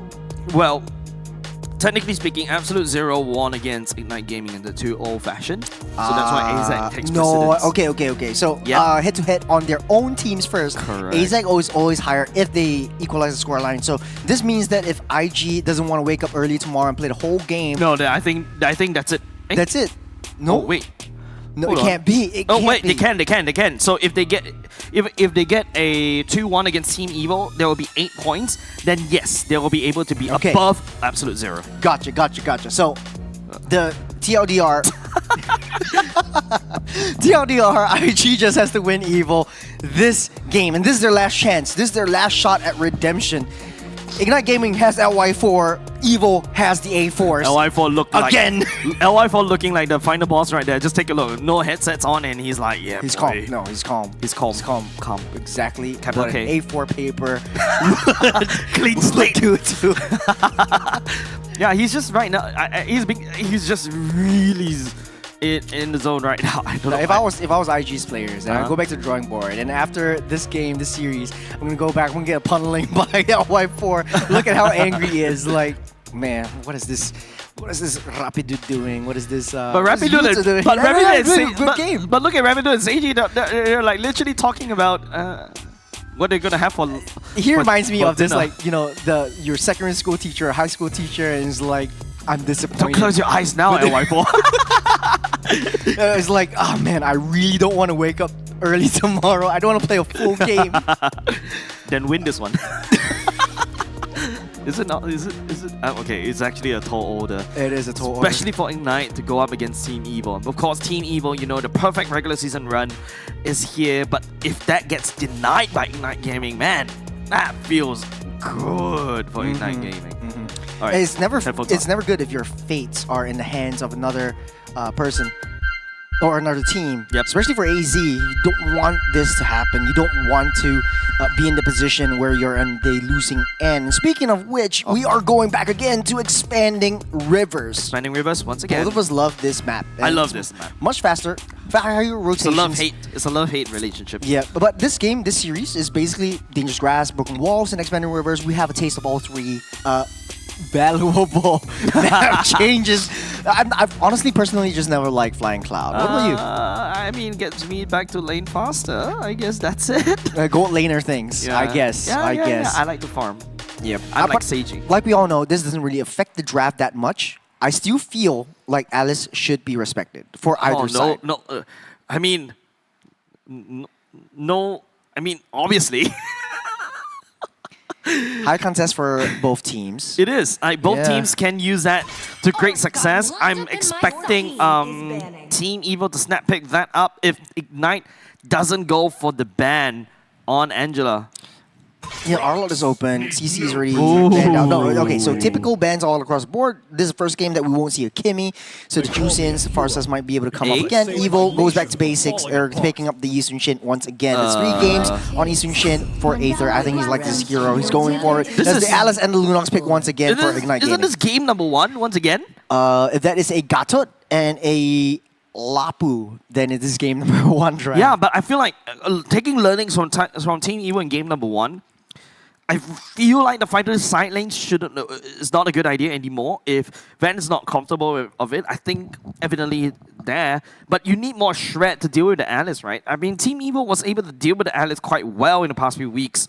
You expect them to be able to deal with it in game number 1. This time around, they definitely need that homework to be pulled out once again in game number 3. Well, it's all up to the side of Evil, because we can guess all we want, but in the end of the day, there's gonna be the Grok as well as the Lapu. Okay, so they're switching up the Gato for the Grok. I think they like it better in expanding rivers. You're able to move a bit faster into the turtle pit, and I think that is how Evil wants to play it. Yep, Lapu again, still open, right? You could go Yeah. into Ven as well.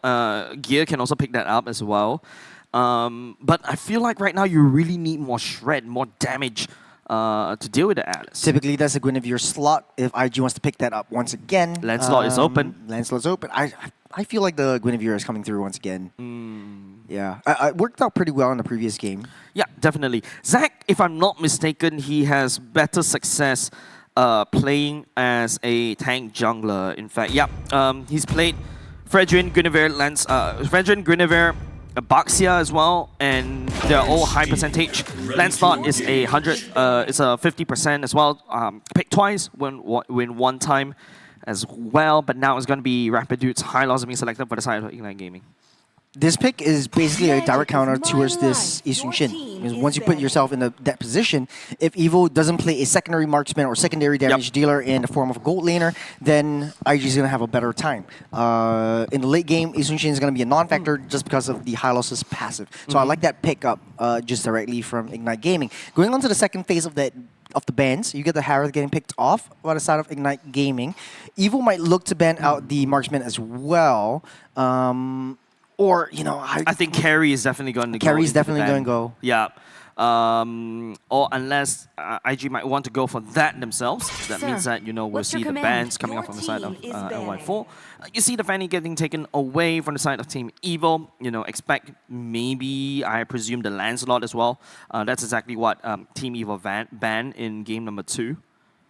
So typically in this draft, it's basically Evil game number 1 draft. Instead of the Gato, you go with the Grok. Yep. As of now, in game number 1, they banned away the Franco and the Hellcat at this point of time. But right now, they're targeting mostly on the jungler because it's not selected. I love this, man. Yep. I was thinking about this. I'm thinking about Monkey. Ban out the Monkey for the side of Evil. At least this opens up options for Sailor to play his own game. Like the Vexana is a good pick for the side of Evil right now, because especially when they showed the hand earlier just now, you provide that secondary tankiness and also a big amount of burst damage and also that annoying stun as well. And the vicinity is also great to deal with the Hylos and also the Alice. No, I'm thinking actually Hylos honestly makes a great jungler as well. If they really want to stretch it that far. That's a crazy idea. That's a crazy idea. Might work, but IG is crazy themselves, so I guess anything's possible. Go big or go home. Lancelot gets banned out, which is interesting because Zach hasn't really played the Lancelot as much. He did. He played 2 games. Played 2 games on the Lancelot, but played 5 games on the Guinevere. Guinevere seems like also an obvious pick. All reliable. In this particular slot.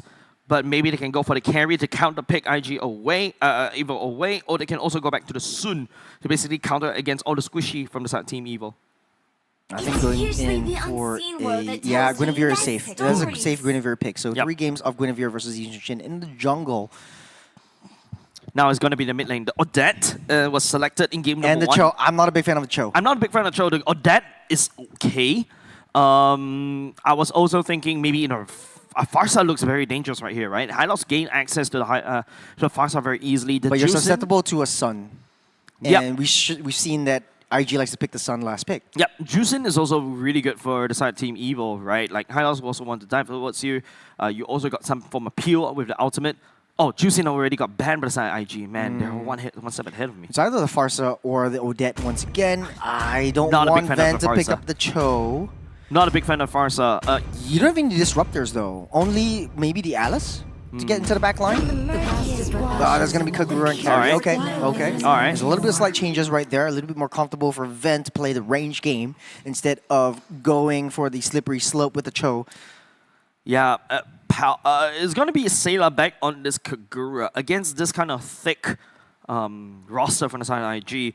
Even if IG goes for the Sun, the Kagura would be able to deal with him, right? Because of the mobility and also the massive burst.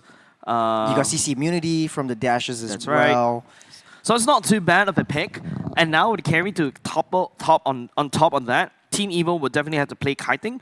It's more of I feel like right now Team Evil, this is more of a counter-engaged kind of roster against IG.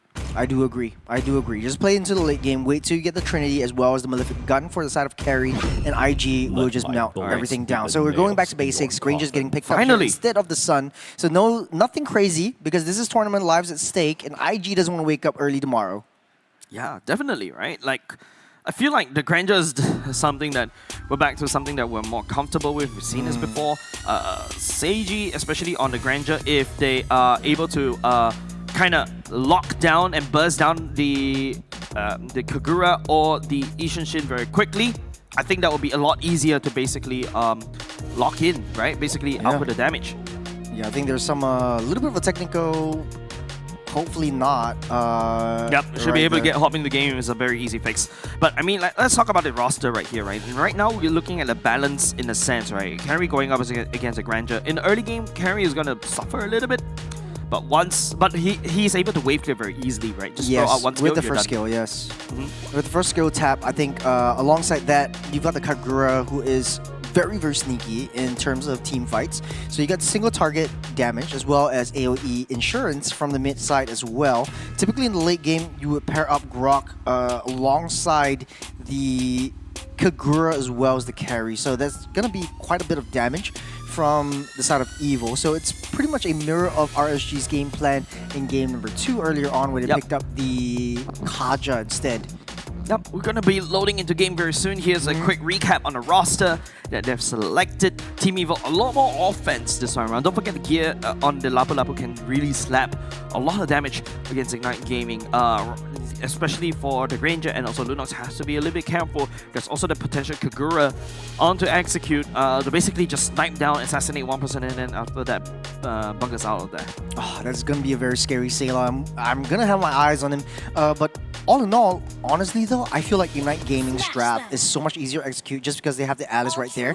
Easier to get into the back line, get your TOR all set up, get at least 3 to 4 men set, and then get an AoE damage through. You have secondary damage from Blade as well as Seiji to have that supplementary damage. But hey, this is one game away for IG to secure their spot in the playoffs instead of going down to the challenger bracket stage where Evil, it is just proving themselves wrong and just winning out this game, securing all 5 matches and knocking on this Ignite Gaming's door. Yep.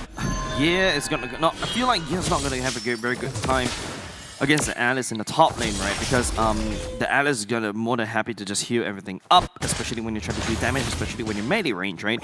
Also, another thing is that the junglers of both sides actually started at the same sides, and then it seems like Zach is actually one step ahead. I think definitely Guinevere is going to farm a little bit faster than Ishin Shin in the early game, but once Ishin Shin gets that ball rolling, the damage will come through and he'll get that level much faster. We've always seen this Guinevere and this Eastern matchup the entirety of this series, and Aether is definitely going to come back into this. Remember the first game that we saw, or the second game that we saw, Eastern had a lot of trouble, but still they managed to claw their way back up. Yep, seems like it's going to be a mirror one. Team Evo focusing on top, but Zac on level 4 already, focusing down mid. Blade on the Lunox does need level 4 to be able to have some form of kill potential. The Hylos doesn't really have that as well, so Zac is going to have to back off just a little bit more.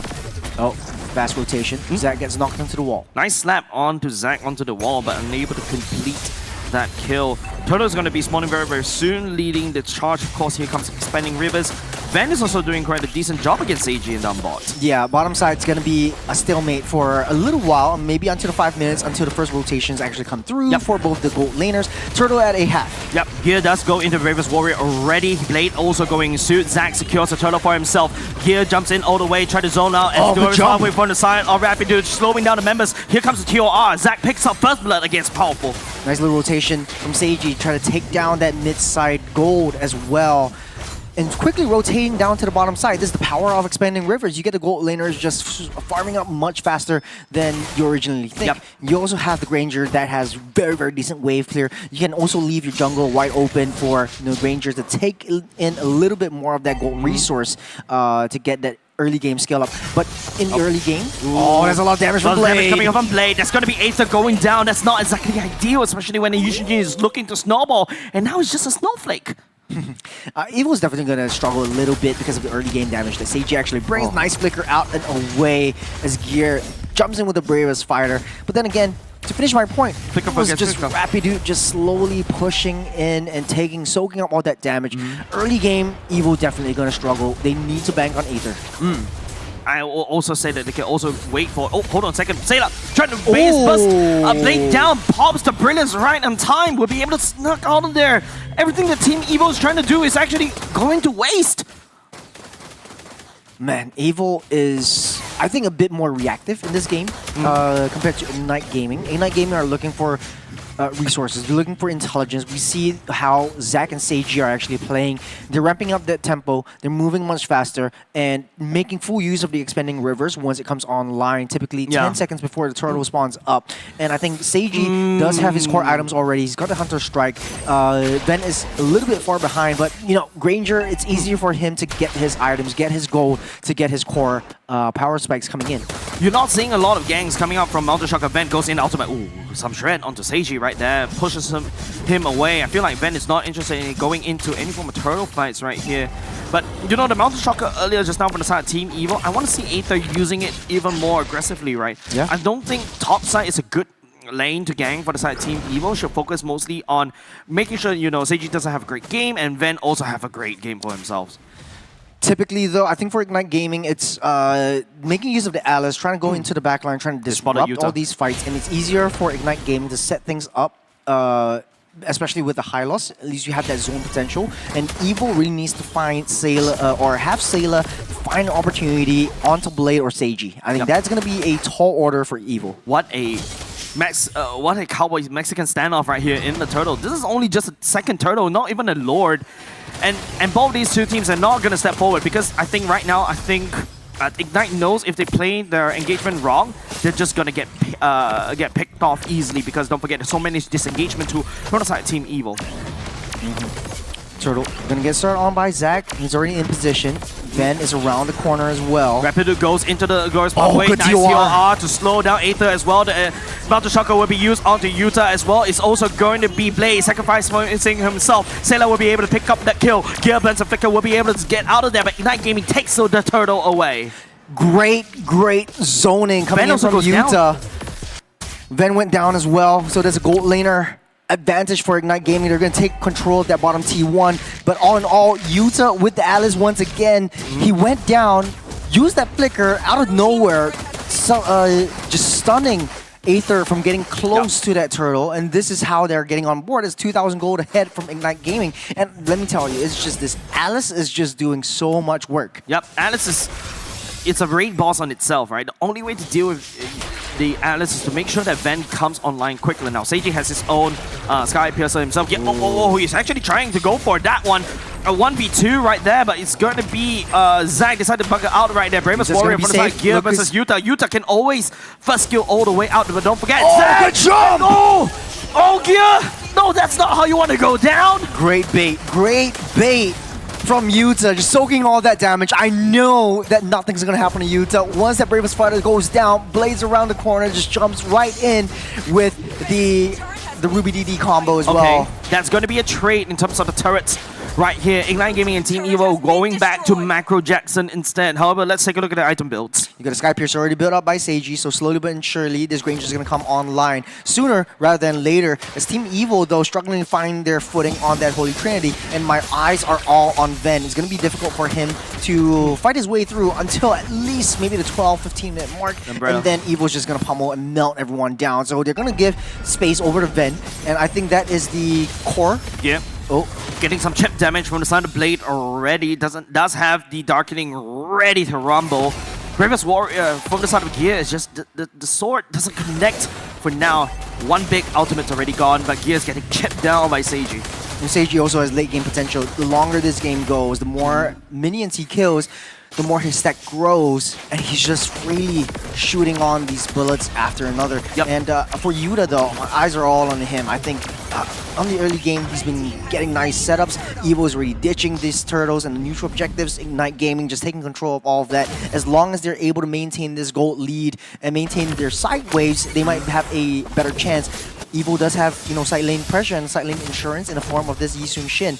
The only issue is I don't really see how the value of Sayla into these matchups. It's really a roll of a flip of a coin where Ignite Gaming sticks together and then he throws his Yin Yang overturn to just deal massive amounts of damage. Yeah, I think as long as the Sayla ultimate or basically Sayla finds assassination on Seiji, I think Seiji is the one that is very susceptible to the damage from coming off in Kagura. Blade, on the other hand, could just immediately just bugger out ahead. Mountain Shocker will be used right now. Here comes powerful Tectonic Charge, charging up, but not going to be able to output that one. Members on the side of Evo is not ready for that one. Here comes the Mountain Shocker. As the rest of the members, it's going to be Ven securing up top side instead. Great zoning, but good read from the side of Evo, pushing Ven up on top. You got a Tectonic Charge already holding on to. A little bit too late for Powerful, but here comes Gear on the backside. He'll be using that one, but Gear with the Bravest Warrior cannot keep up with the Glorious Pathway. Here comes Powerful with Conceal. Gets triggered off by the side of Seiji with Rhapsody, and now they're going to try to find a collapse onto Utah instead. Look at how fast, but it's a 1v5! Onto 5 members, allowing Ignite Gaming to basically continue on. Powerful going down right now. Seiji is sending down damage from afar. Van gets taken out as well. Aether will trade, but Seiji picking up a double kill. More Sky Piercer stacks. 2 members on the side of Team Evil left will be able to try to defend against Ignite Gaming as they burn Team Evo to the ground. Beautiful, beautiful TOR from Utah. Again, one after another, just waiting and holding on to that flicker and using that ultimate to lock everyone down, wasting all their resources. It was a 1-5 and turning it around. The rest of the Goon squad from Ignite Gaming coming through and pulling it down. Speaking of which, oh, he walked to the wrong side. He got caught. That's basically why expanding rivers is so pivotal, right? Like, you're just gonna get caught off guard if you're not careful. Now, without that jungle, Zach has free reign over this Lord. Might be able to blitz it. Utah checking for the bushes. It's a good and free, easy Lord for IG. No way for Team Evil to basically contest this one at all. Have to forfeit that Lord over the side of Ignite Gaming, and Ignite Gaming literally leading the charge right now. They are massive against Team Evil. They're looking to basically deliver an upset in the match. Ignite Gaming splitting heads right now for Team Evil. They are just playing very passively, waiting for the Lord to spawn up in less than 10 seconds or 15 seconds or so. As Ignite Gaming, they do have Utah to try to set things up, and he's soaking up all that damage. You saw how he was half health. Once he uses that TOR, he's healing everything back up. He might be able to repeat that process over the side of Team Evo as they're coagulated all together. Aether having a tough time this game. Alongside with that, Ven's not having his Trinity just as of yet. He needs a little bit more time to come online. And even so, Blade is just going to be target prioritizing over on this carry. Yeah, and definitely, once you go into Brilliance, you can't really target him at all, but you're also dishing out damage. There's so many outplay potential for the side of Blade. If Sayla is unable to blow Blade up before he pops the Brilliance, that's it. Yeah. Ignite Gaming has to watch your 6. Look at where Eastern Shin is. Aether is busy farming down on that T2. He's able to get that recall all the way back and let Bob hit the turret on his own. That's a very obvious recall. You don't really... I've never seen... It's very rare for me to see MPL players recall like that. Typically, I would say you're wasting 1 or 2 movements just to hide in the bush and use that recall because you're going to recall anyway, so it doesn't really matter at this point. But, you know, to the respect, though, Aether is still 1 level up ahead in terms of level compared to Zach. Yeah, I mean, it's Yushin power farming, right? Yeah. But Zach's value doesn't rely on his items. Zach's value lies on the Winter Crown into a Violet Requiem, right? And that's where he's able to hold down the fort just a little bit longer, whereas Aether's value is making sure he dishes out the damage. Smart move, building the Molten Essence as well into the Cursed Helm. It gives a little bit more damage for Seiji to come in, and you have adequate setups for Blade and Seiji if you're Ignite Gaming. You have a lot more damage coming through. For Evil, though, I think Sayla just has to find all of them together, but it's always thwarted by Yuta. But now it's a mirror matchup. They know where Seiji is. This is really juicy. Oh, the Master Shocker will reveals everybody, but don't forget, Ignite Gaming is looking to basically deny a perfect run for the side of Team Evil, right? If Team Evil falls from this one, Ignite Gaming secures playoffs, and not only just that, they deny Team Evil for a perfect regular season run as well. So yeah, Ignite Gaming, I think a lot more pressure. Team Evil, on the other hand, looking at how they've been playing so far in this particular game, they've got a lot more performance anxiety to basically experience. You know, execution is going to be really difficult for Evil, though, because all of the damage will rely on Ven himself. You don't really have a lot of tanks as compared to Ignite Gaming to set things up and keep things in motion, keep things moving. 4 seconds until the Lord spawns up. You got the expanding rivers, increasing the movement speed for all the members of Ignite Gaming. They're in position. But they're playing away from the Lord right now. Don't forget, Ignite Gaming does have a better position. There's a massive concave, whereas Evil is trying to coagulate. But coagulation means that Yuta could just easily jump in with the TOR, catching everybody. Yeah, not only that, right? Like, you have Sayla trying to find an angle, find a right target onto Blade, but the Brilliance is gonna just keep Blade safe, so it's very difficult to take that Lunox down. I hear concealed play already being played by the side of Ignite. Or somebody. But if you see how Team Eva's coagulating right there, it's just so annoying. Here, they know. Open. They know the vision. They see the eye. They probably see it, right? Yeah. Yeah, they probably see it right now. But now it's going to be... The Mountain Shocker is the one that... Oh, hold on a second. Conceal play. They're looking for Yuta right there. Mountain Shocker already activated the Tectonic Charge. TO catching on the 3. The counter-engage. Get counter-engage upon. It's Ignite Gaming. Well job. Blade going down right here. Van also and Aether already going down. Sela's the only one left on the side team. Able to grapple the damage. Lapu Kia has to run away. The bravest warrior also unable to do anything. And Seiji will be able to use him. And Sky Piercer stacks. Oh, again, how many times do you want me to say what a beautiful TOR setup from Utah? Just to kick things off, he knows that they can see him. He just continues to stay in there. He walks back and re-engages with the Flicker TOR combination that Evil just can't withstand. Even when Ben tries to free hit, he's not having a good time. Winter Crown comes up and Utah is still safe. It's 1-0-7 for the Abyssal Queen. Seiji, like what I mentioned, the homing missile himself right there, sniping down Team Evil one after another. Aether couldn't play the game, Ven couldn't play the game at all, and now Ignite Gaming get the free Lord. Ignite Gaming, one thing I noticed as well, they really love this map because once Utah starts things up, the Expanding Rivers increases that movement speed from Blade and Seiji. They're just free farming. If you take a look at them, they're just away from the main 3 setups, but they're always in that fight whenever Utah starts something off. Yeah, beautiful TOR. Actually locking down. The power Team Evil in this particular roster is the mobility of Sayla and also Ven. Yeah. But TOR literally locks them in place and Seiji just guns everybody down like literally shooting fish in a barrel.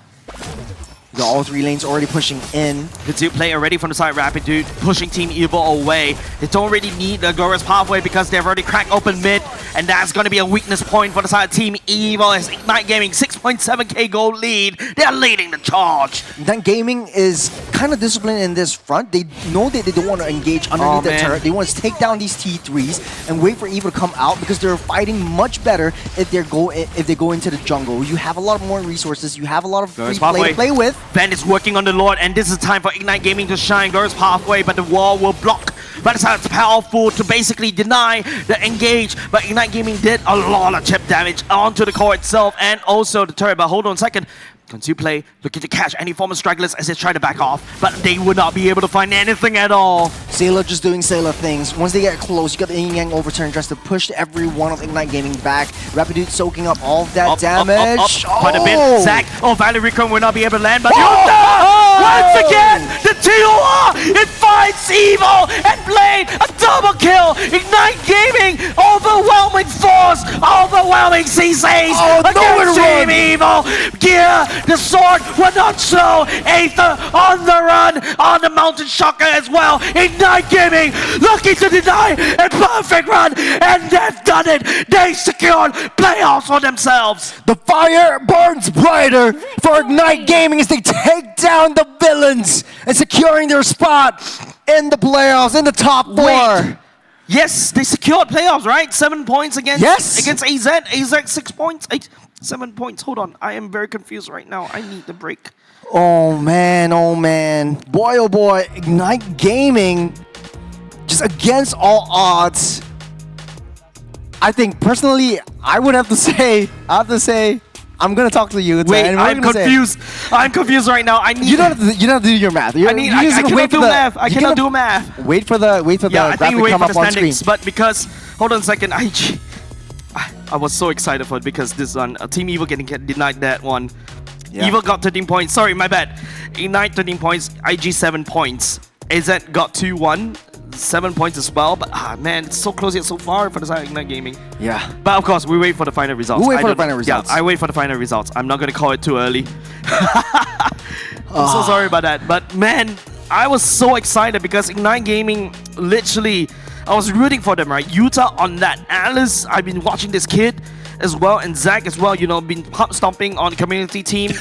And Ignite Gaming, man, they literally burned bright in this one, in this particular match, denying finally something that I agree with. Yes, 100%. Beautiful, beautiful sets from Utah. All throughout this game and all throughout this series, has been using this Alice to its true potential every single time. And it's finally good that he deserves some respect. I mean, take a look at his builds as well. I'm going to be using that in my own build because that is a true tank Alice. Goes in, heals everything back up. He's reducing the attack damage for Seiji to come in. So he's not only a tank, he's a support, building up that, you know, the Curse Helm as well. You know, the last time I've been calling things wrong all the time.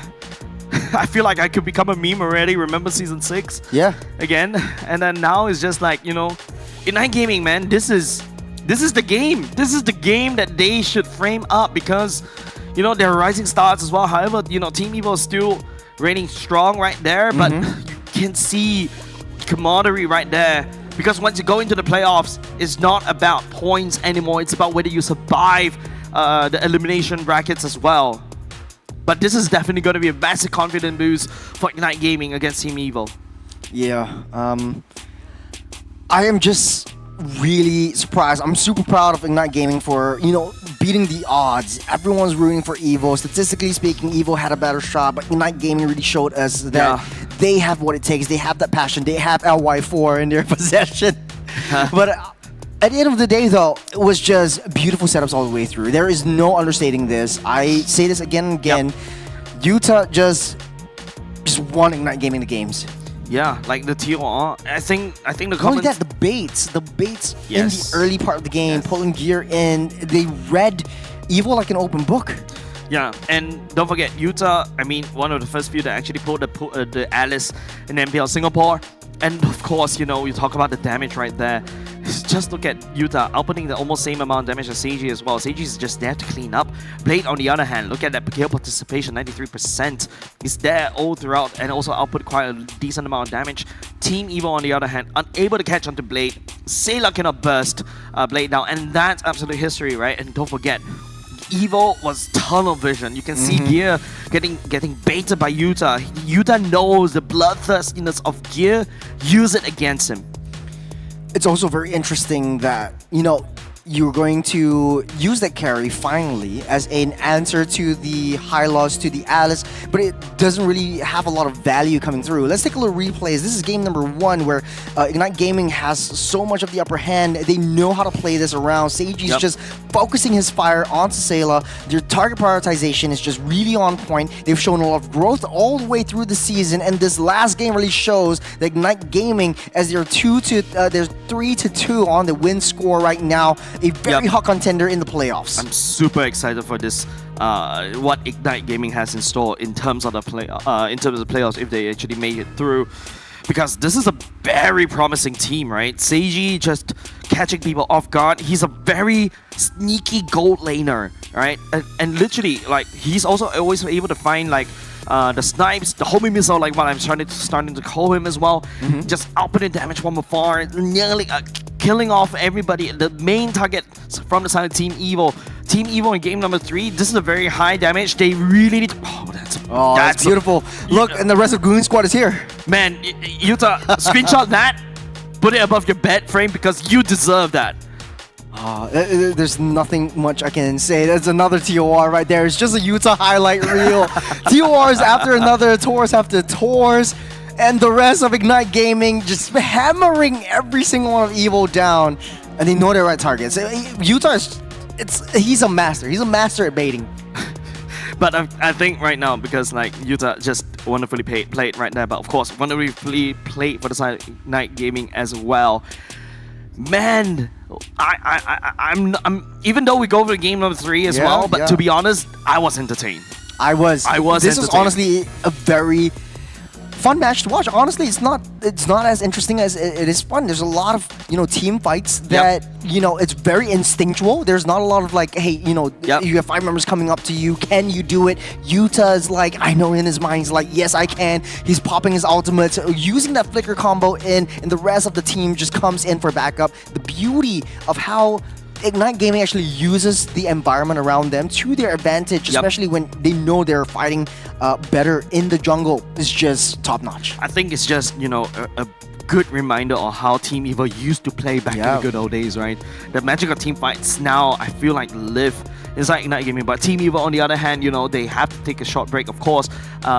They're definitely still already confirmed secured playoffs as well, but I mean, that also allows them for some form of ways for them to basically experiment just a little bit. But of course, you know what? It's an amazing series, Churros.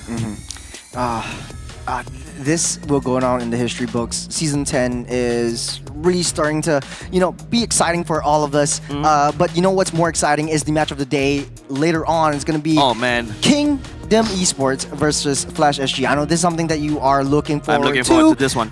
But it's going to be right after this break. So don't go anywhere. We'll be right back after this.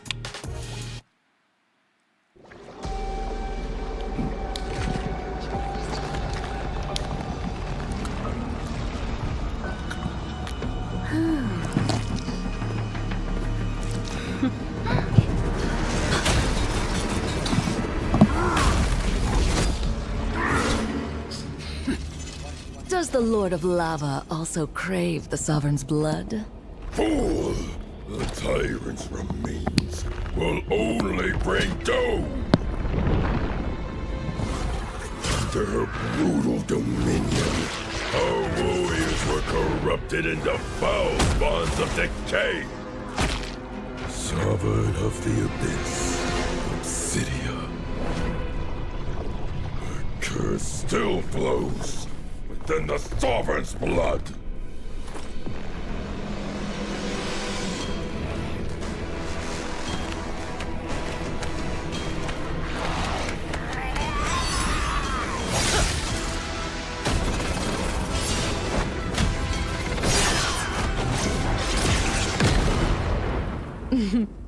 Such loyal little puppets, aren't you?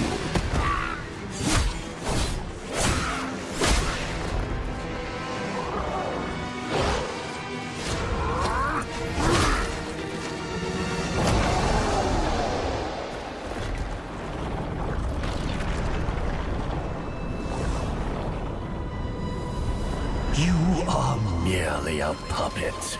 no different from my spawns. Bow to me.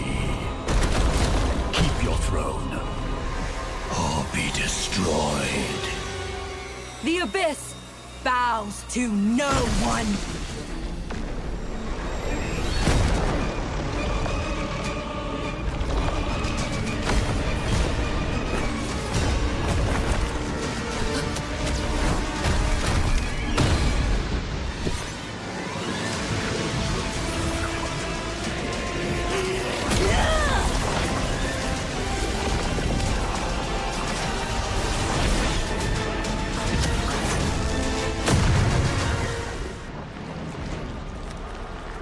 For the abyss!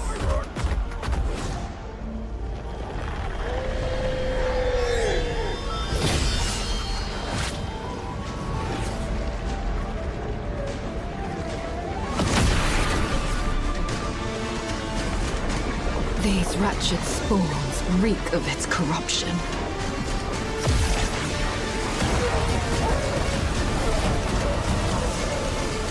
Your sovereign has a god to kill.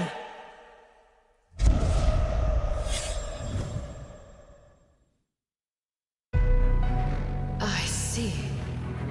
Desperation. I come to crush my enemies. I reap. The strong rise. The weak crumble. My will is absolute. The abyss shall kneel.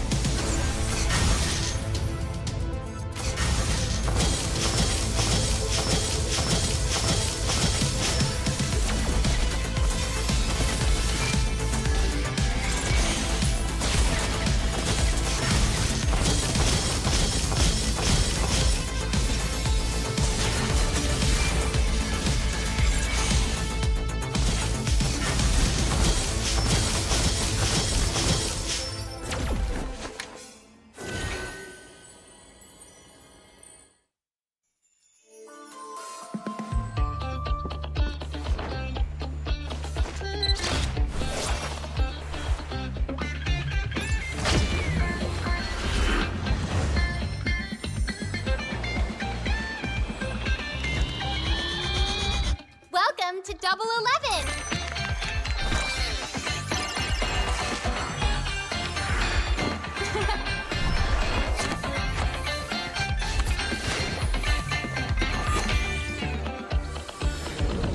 Amazing prices, amazing styles.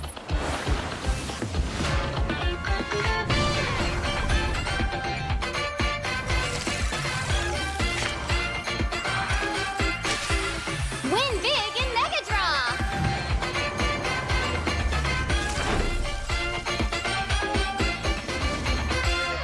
Lowest prices, incredible benefits.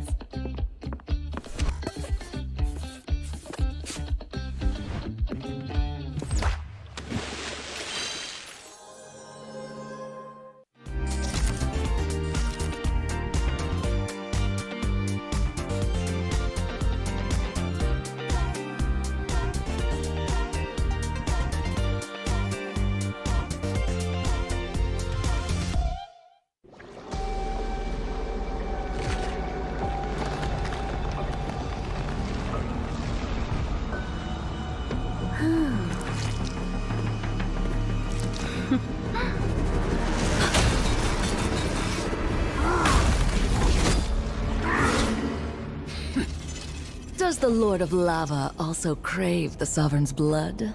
Fool! The tyrant's remains will only bring doom! Under her brutal dominion, our warriors were corrupted into foul bonds of decay! Sovereign of the Abyss, Obsidia. Her curse still flows within the Sovereign's blood!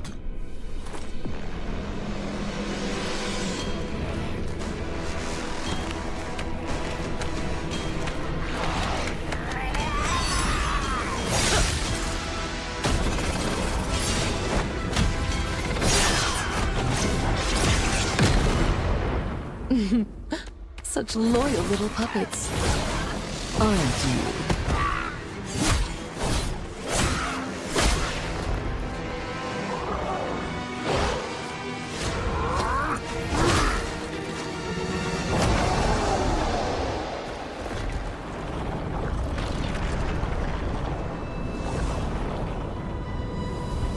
You are merely a puppet, no different from my spawns.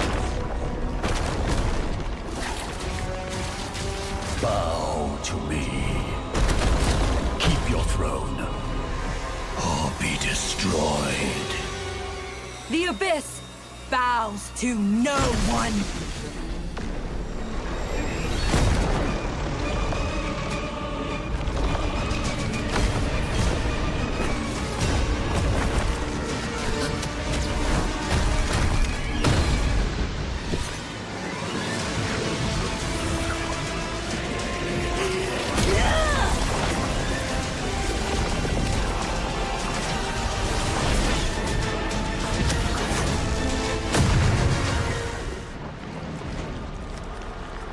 For the Abyss!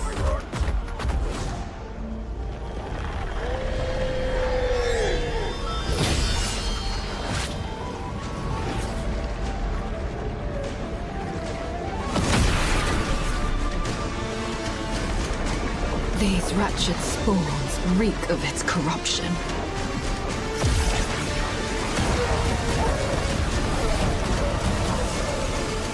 Your sovereign has a god to kill.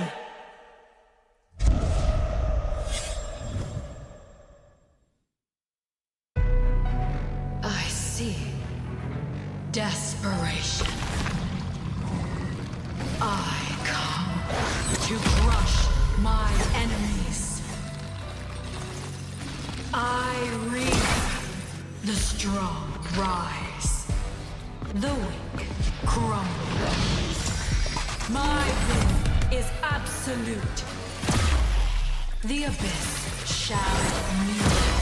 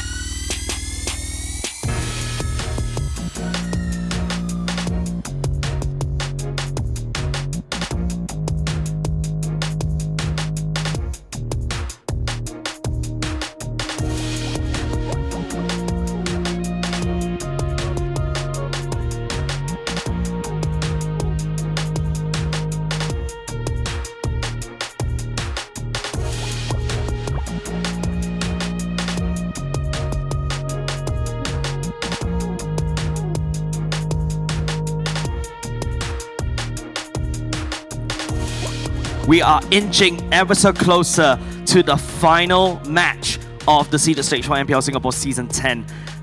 Leaderboards have been shaken totally upside down. Yes, sir. Till I thought I called it wrong, but turns out I was right. Yeah. I have so many. I'm so bad. I have no self-confidence. You know, I have the brackets right here, but I still don't know. It's confusing. It is confusing.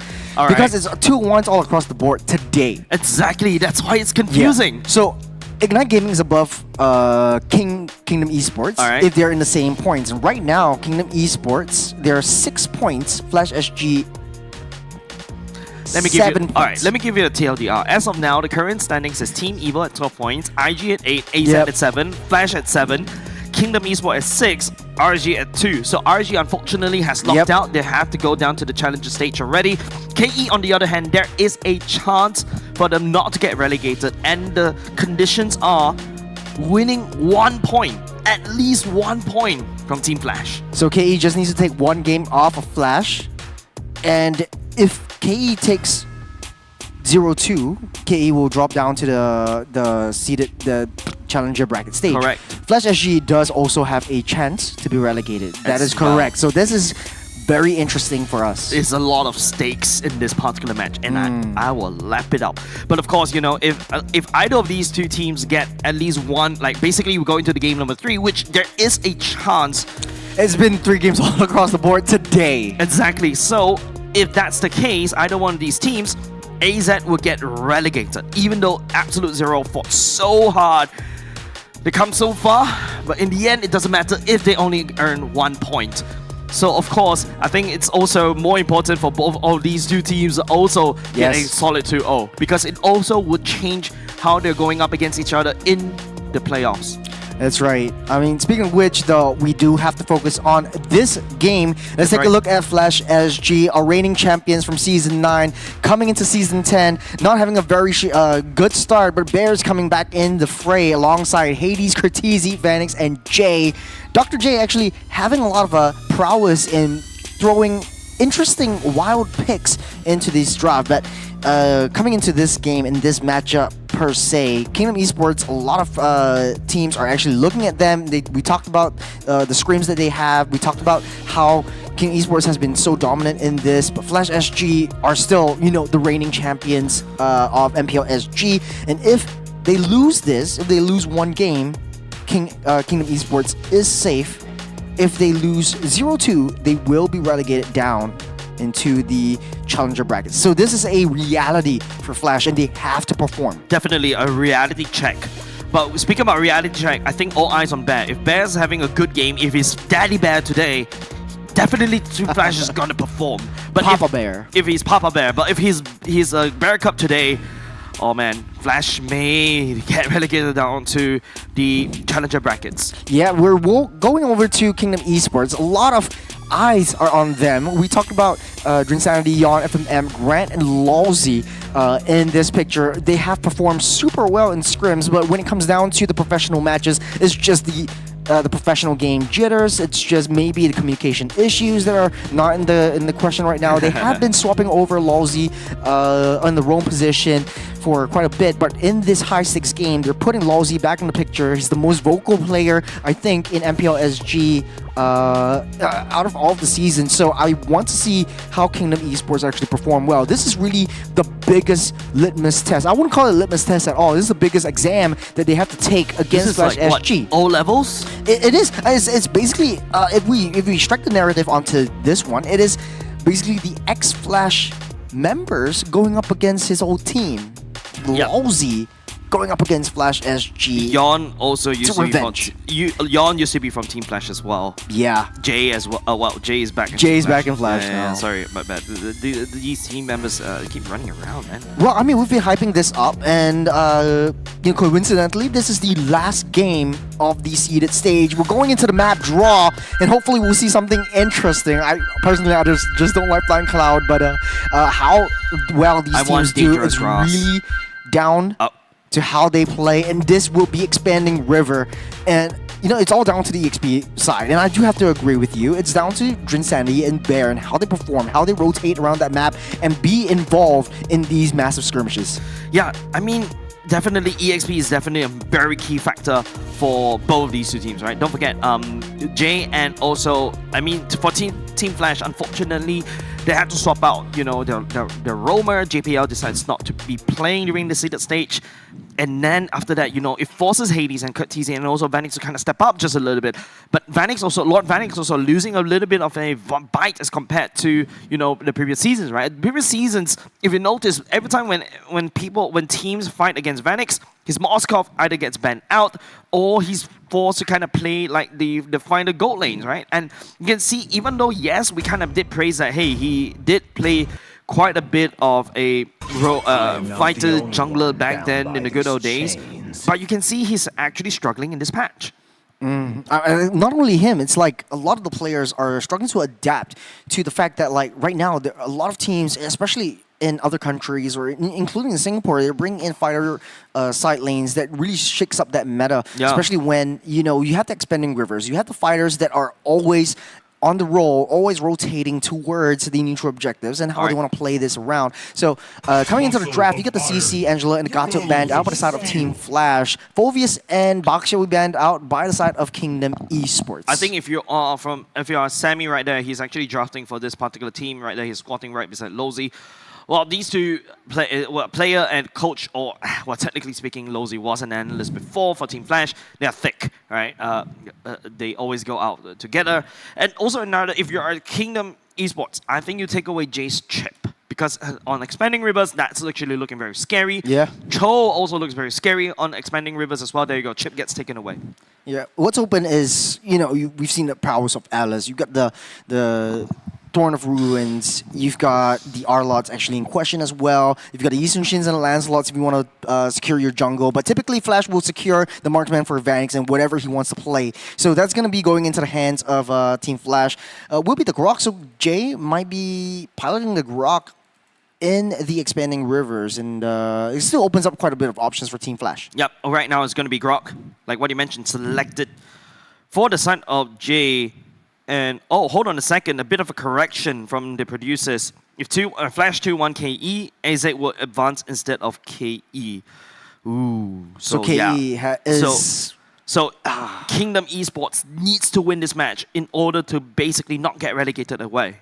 Oh, so they have to win, so it doesn't matter 2-1, 2-0, yeah, they because just have to tiebreakers win. based on game diff. Then head to head. Thanks to the producers for letting me know, because I have been a barrel of fake news recently.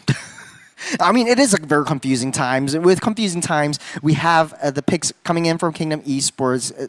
Going to be on the Lancelot as well as the Ju Sin. So a little bit of a homage to a late game fight that Kingdom Esports likes to play around. They're holding on to Lozy's heroes, and typically they wanted to pick up that Grok. Lozy is really, really strong on that one. And also, not to forget, Lozy was showing off his Franco in one of the earlier matches, and I think he played it to the T.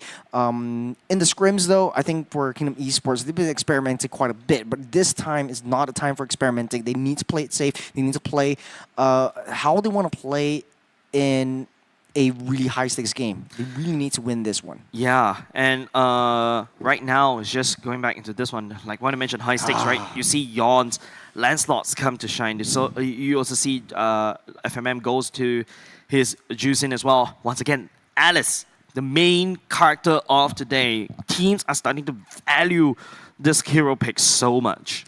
Yeah, it's a little bit different from Flash SG. Typically, they would secure Vanix's heroes first. That's what we've seen in the first 2 weeks of the seeded stage. But right now, they're securing the EXP as well as the mid so that they have a much easier time in the mid lane rotations coming in for Flash.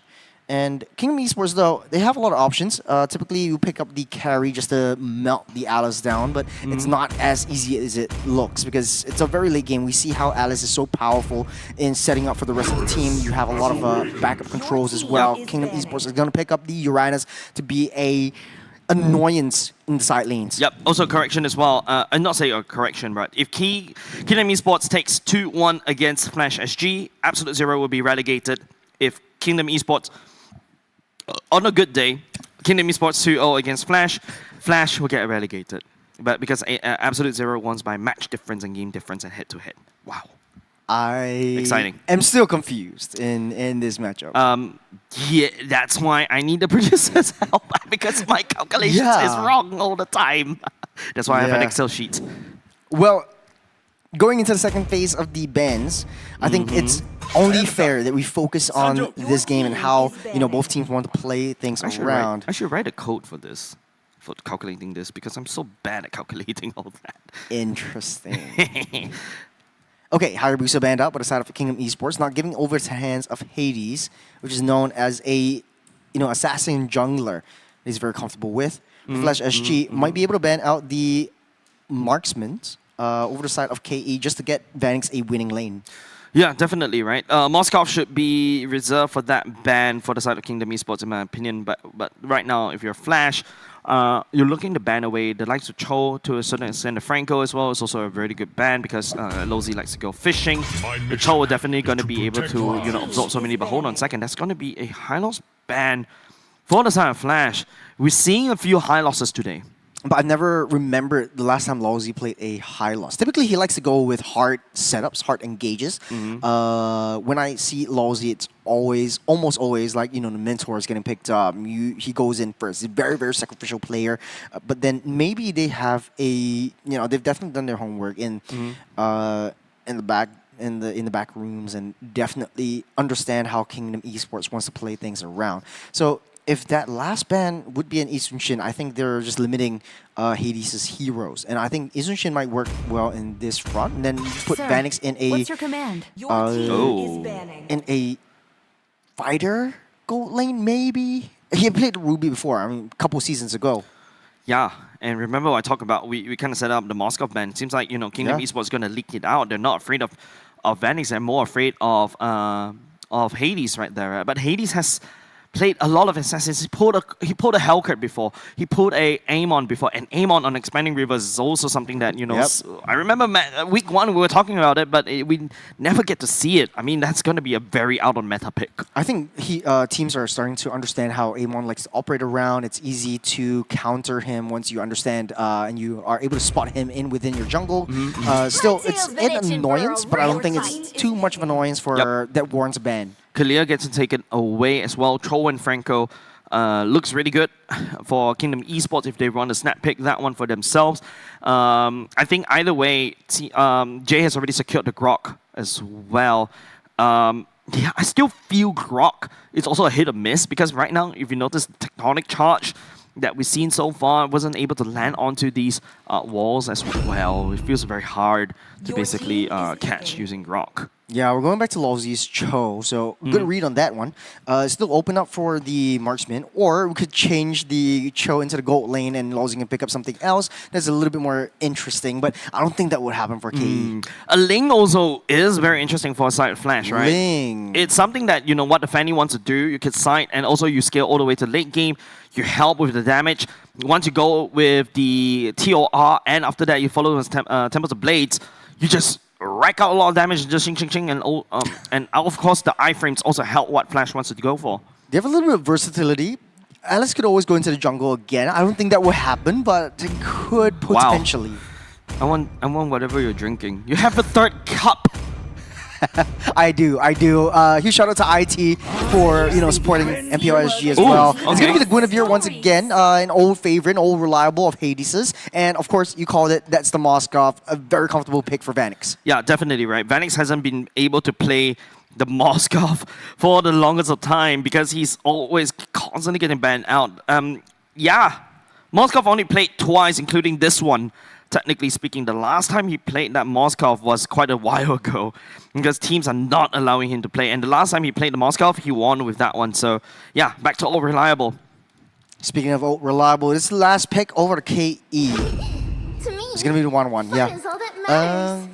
I would say kind of works well. Easy to pop your weakness points, but then again, once you build the Winter Crown, it's basically a non-factor. I think there is other options for the marksman, but this is more of getting a reliable gold laner to match up against Vanix's Moskov. Yeah, definitely, right? And 1-1 also do quite well, especially when you pair out with a Cho. The pick off, and then after that, you could just shred onto Kimi, you shred onto the Moskov, and then after that, there's literally no counters. So it's reliant on, Bear to become that crazy TOR, the one that catches like how you see Utah was able to do, you see how Gear was able to do. Now we need to see how Bear performs on this hero. So, Jace, I do have to ask you, this is a really high-stakes match. Which team are you favoring? Of course, Team Flash. But, I mean, yeah, I want to see really Flash go the mile with this one. But, of course, Kingdom Esports, you know, they're also showing a bit of a weaknesses as well. In theory, it feels like Kingdom Esports is strong. But right now, they have yet to show great results. Jinsanity is also really strong on the Uranus, so that's also one of his comfort picks as well. So, but in terms of, because of Flash having the Alice, I'm going to swing my favor.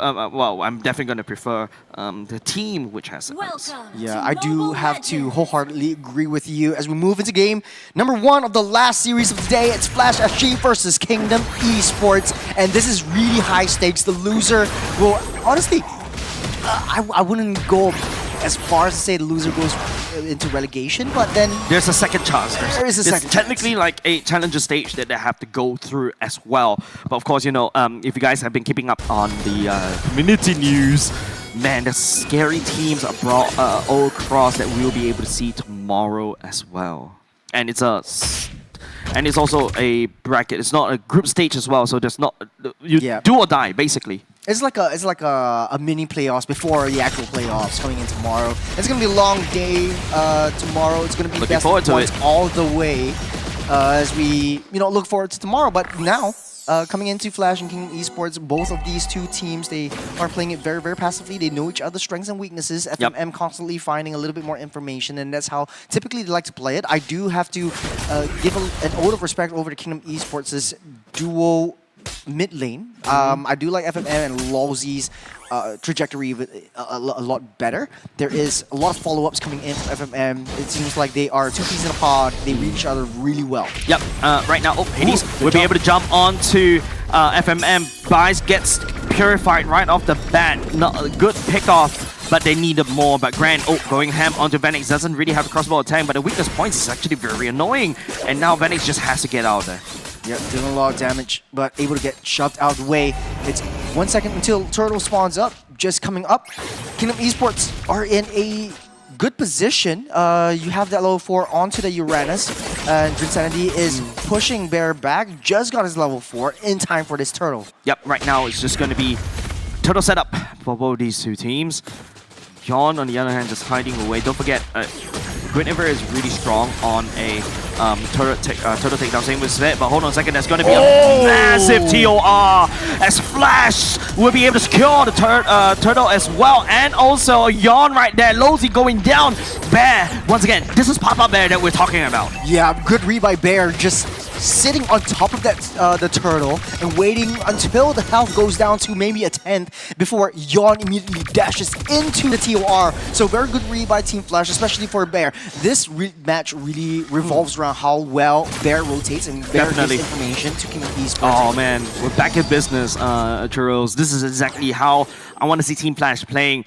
After taking the first turtle, disrespect, go all the way in, start hard jungling a counter jungle against, and then after that just go ham, right? Vanix as a Moskov has already hit level 5 against Grant, but Grant on the other hand, you know, does have the crossbow attack, the potential outplay, and of course with the Spear of Misery, you also get away. But hold on a second, Jinsanity, ooh, gets shredded down by Curteasy. That's all 3 members of Flash SG coagulating onto this Uranus. There's jump onto the backline, no more Purify, nowhere to get out. A nice tectonic charge right into the face of the side of Kingdom Esports, and now over the sudden the mid lane duo already down. Yawn also taking the L as well, but Vanix, oh, nice dodge. If not, that would be a easy crossbow attack as well. Vanix stepping forward with the SOD. He is confident, he is back in business. A lot of high early game damage from Flash SG, and the aggression is really starting to show as well. And this is the kind of Moskov that, you know, a lot of players actually look up to. Very aggressive in the early game, doesn't have the core items just as of yet, but it deals so much more damage and it's very difficult to deal with. And this Vanix really likes to play in the late game kind of, you know, side lane farming, side lane pushing. But look at the jungle, it's always Bear in the face of Yawn, not giving him any space to breathe. Yawn is level 6, Hades is level 8, Churros. It's super hard, and right now, it's going to be Bear. Hades trying to go on in, but Jinsanity should be fine. But where's the damage coming from? Even popping the TOR, because mine, why not, right? Yeah, that's a huge resource wasted for the turtle, but I think Flash is not really phased by all of this. They're up ahead in terms of economy. That's Sorry, like correction. 3.3. TOR is not used. That's just a Violet Requiem inside Hades. So the second skill is always used by Bears, will lock people down. So we're saving the TOR for these turtle. Doesn't look like Kingdom Esports wants really a contest need it. for this one. Yeah, he doesn't really need it at all, right? And Hades, Violet Requiem coming out. I mean, they both look purple. I'm getting old. We're moving into the mid-game territory. SJ opening up a little bit more information. They're situated on the top side. Insanity falls as well. Oh man, Uranus not having a good game in this one, and it's gonna be oh, gee, interesting wall right there. We'll be able to block. Yeah, we'll be able to block Kingdom Esports for stepping forward just a little bit. But the members from the side Kingdom Esports are not interested in taking them Jade. Yeah, a little bit of a silver lining is that Kingdom Esports has a little bit more high ground, has a little bit more late game potential. But you're facing up against a late game Vanix as well. To that respect, Bear is dominating at top side. Insanity unable to find his footing up on the EXP side. So T1 top side, definitely going to be demolished by Flash SG as we're looking into the next turtle in the next 60 seconds. Gets a lockdown onto Yawn. Nice Spear of Misery right there. Yawn will have to puncture his way out, but Hades already picking up critical items like Concentrated Energy already. He's 3-0-3. He's on a roll as is Guinevere. Man, Alice is just so difficult and so annoying. A little bit of a lane swap right Kingdom Esports. They know that Grant is unable to hold himself well against Vanix, so you're giving him a little bit more space on the top side, but it does create a lot more risk potential because you're pushing the 1-1 outside of T1 territory into the face of Bear. And it's easy for this Alice to get into your position. It's holding on to the flicker for now, and it seems very aggressive from Flash. Like whenever Alice comes in, Kingdom Esports just plays it on the defensive. Yep. And I think it's just really passive for how Kingdom Esports wants to play it. Insanity not having a good time, and this really is causing their downfall and their momentum drop in the early game. Right now it's just all about this one, right? Like it's a lot of mistakes for the side Kingdom Esports in order to stay. Well, technically go into the playoffs, right? And like I said, you drop down the challenger stage is going to make it even harder for you because community teams are looking to prove themselves. Kingdom Esports cracks open top. They're giving up the turtle. It doesn't look like they want to try to contest for this one. Kingdom Esports is still far behind. They're trying to clear that way, trying to push that option in. The T1's already open up top side as two of these marksmen are trying to find their footing around. Lawsy and Grant are all alone. The FMM quick for backup, but all over the map, Flash SG is just playing that macro game. Yep. This is like, oh, hi. Punctures right into Hades right there. We'll say hi just a little bit.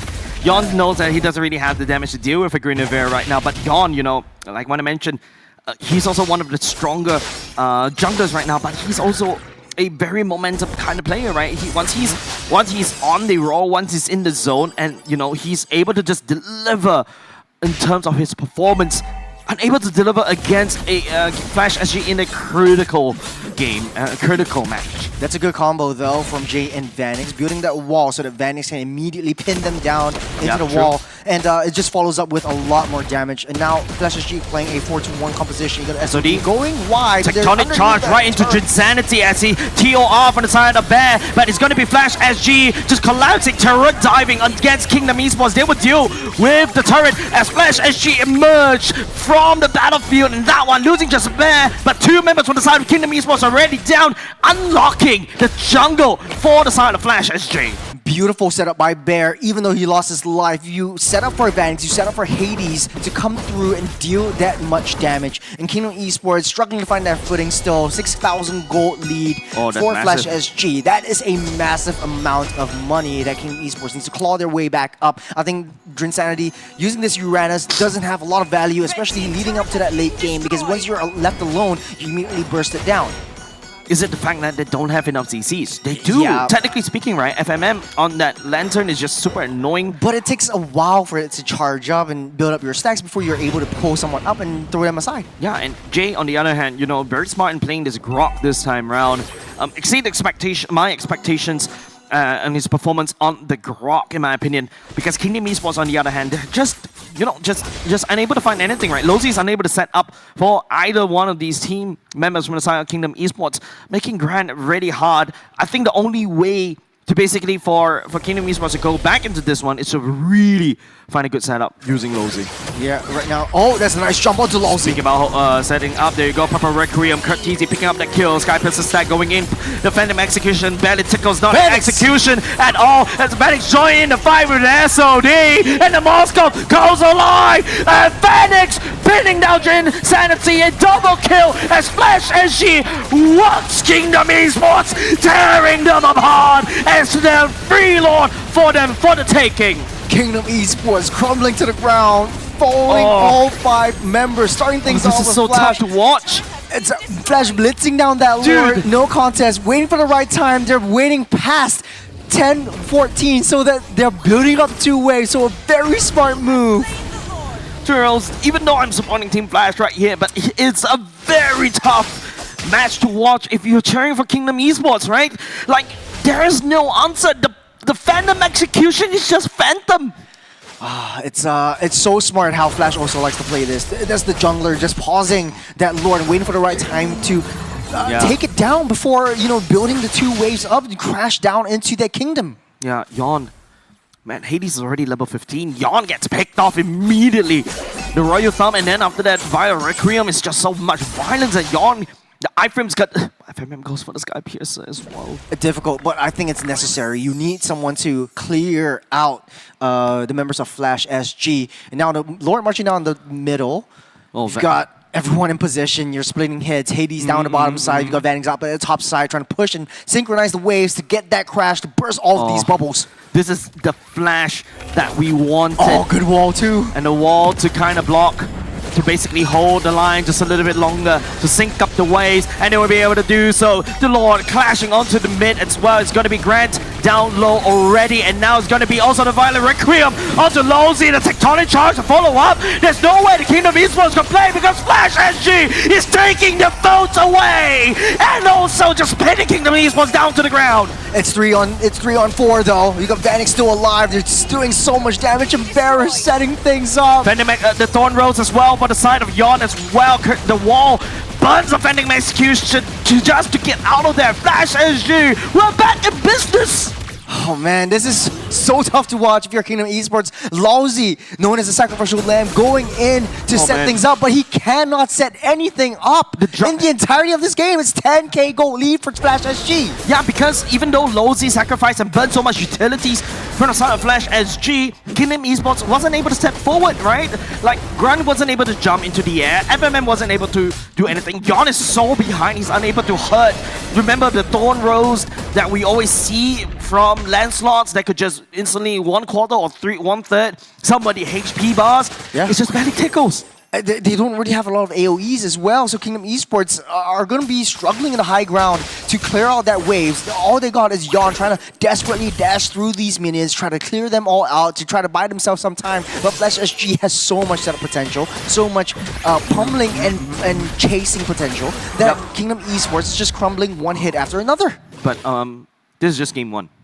Yeah, I mean, but this is supposed to be a close fight. This is supposed to not end up this way where Kingdom Esports is so far behind the Flash SG. Yeah, but we've seen it before, right? You know, Flash, sometimes game 1, strong, solid. Kingdom Esports, on the other hand, you know, there is always a chance. You're warming up, that's what you're saying. They're definitely right. But now, Flash SG, on the other hand, they're not out of the woods as of yet, knowing their MO. And don't forget, it's also, you know, Vannix on the Moskov is something that he's super confident in, and he's delivering results. And now with the Magnific Gun, he's gonna even output a lot more damage. Insanity, I don't think a Purify is something that you could basically survive. You need more armor and more HP bars. Flash SG just baiting Kingdom Esports to come close to this lord, but it's 9,000 gold lead behind. Kingdom Esports doesn't want to risk it. That's a jump. You have to purify. FMM is just going to use it, but the wall comes through. The wall coming in as well. The Tor will be able to commit it as well. Yawn trying to look for a way to jump all the way in, but it's going to be the members from the side. Kingdom Esports super busy being dealt with as Phoenix turns his targets onto Lozy. Lozy will immediately get taken out by the side of Kimmy, and now Flash SG goes back in. The Phantom execution, and also Yawn. All eyes on Yawn to try to make a out of this, but Kingdom Esports sneaks away the Lord, but it's an expensive one, and hopefully there's enough time that Kingdom Esports will be able to buy for themselves against Flash SG. Flicker was already committed onto FMM. They just want to take him down, push him away. You got the Lord marching up on the top side just to buy some time. That's 30 seconds on clock. Lozy's coming back through. They're chasing down and they're targeting down onto the core. And Vanix will be there to secure this rapid game, blitzing through the core. Even though it is a theft secured by the side of Kingdom Esports, Yawn, perfect one, but not good enough because Flash SG will perform and they target down the core and blitzing it down, not giving any quarters. Yeah, it's just amazing for the side of Flash SG. Yep, definitely a dominant performance for the side of Flash SG right here. Kingdom Esports, on the other hand, man, is just delivering a solid performance against Flash SG. But hold on a second, the problem for the side of Flash SG is just, you know, the problem side of Kingdom Esports is just that they're just unable to find any form of thing coming up against Flash SG. Yeah, I agree 100% with you. This is very, very dominant from Flash SG, and it shouldn't end this way, where I would have imagined Kingdom Esports can hold themselves well. Yeah. With Lozy back in the picture, and I've been hyping that a lot, and how Lozy has been playing in week 1 all the way through to week 4. This creates so much, you know, dimensions to the gameplay that once he comes back in, I was expecting, oh man, Lozy's gonna be having a really, really head-on fight with Jay. But this just seems like a smash down, a slap down yeah, onto Flash. Yeah, and I feel like, you know, Flash, if you go into the MVP very, very soon, right? Hades is back. Yes. Kurtizi is back. Bear, yeah, he's Papa Bear. Papa Bear is just empowering the entirety of Flash. And of course, MVP goes over to Kurtizi. 8-0-8 is the scoreline in KDA. 89% kill participations all over the map. He's always doing that damage. And take a look at his itemizations. That's the DHS just to burn and give him enough percentage HP damage just to secure the kills. Yeah, recently we're just seeing a lot of Kimmys, you know, picking up the DHS as well because, yeah, it's just shred, especially when you're dealing with a lot of, like, the likes of the Uranus, right? The likes of, you know, even Lancelots are also building at least a brute force breastplate to basically tank through some items as well.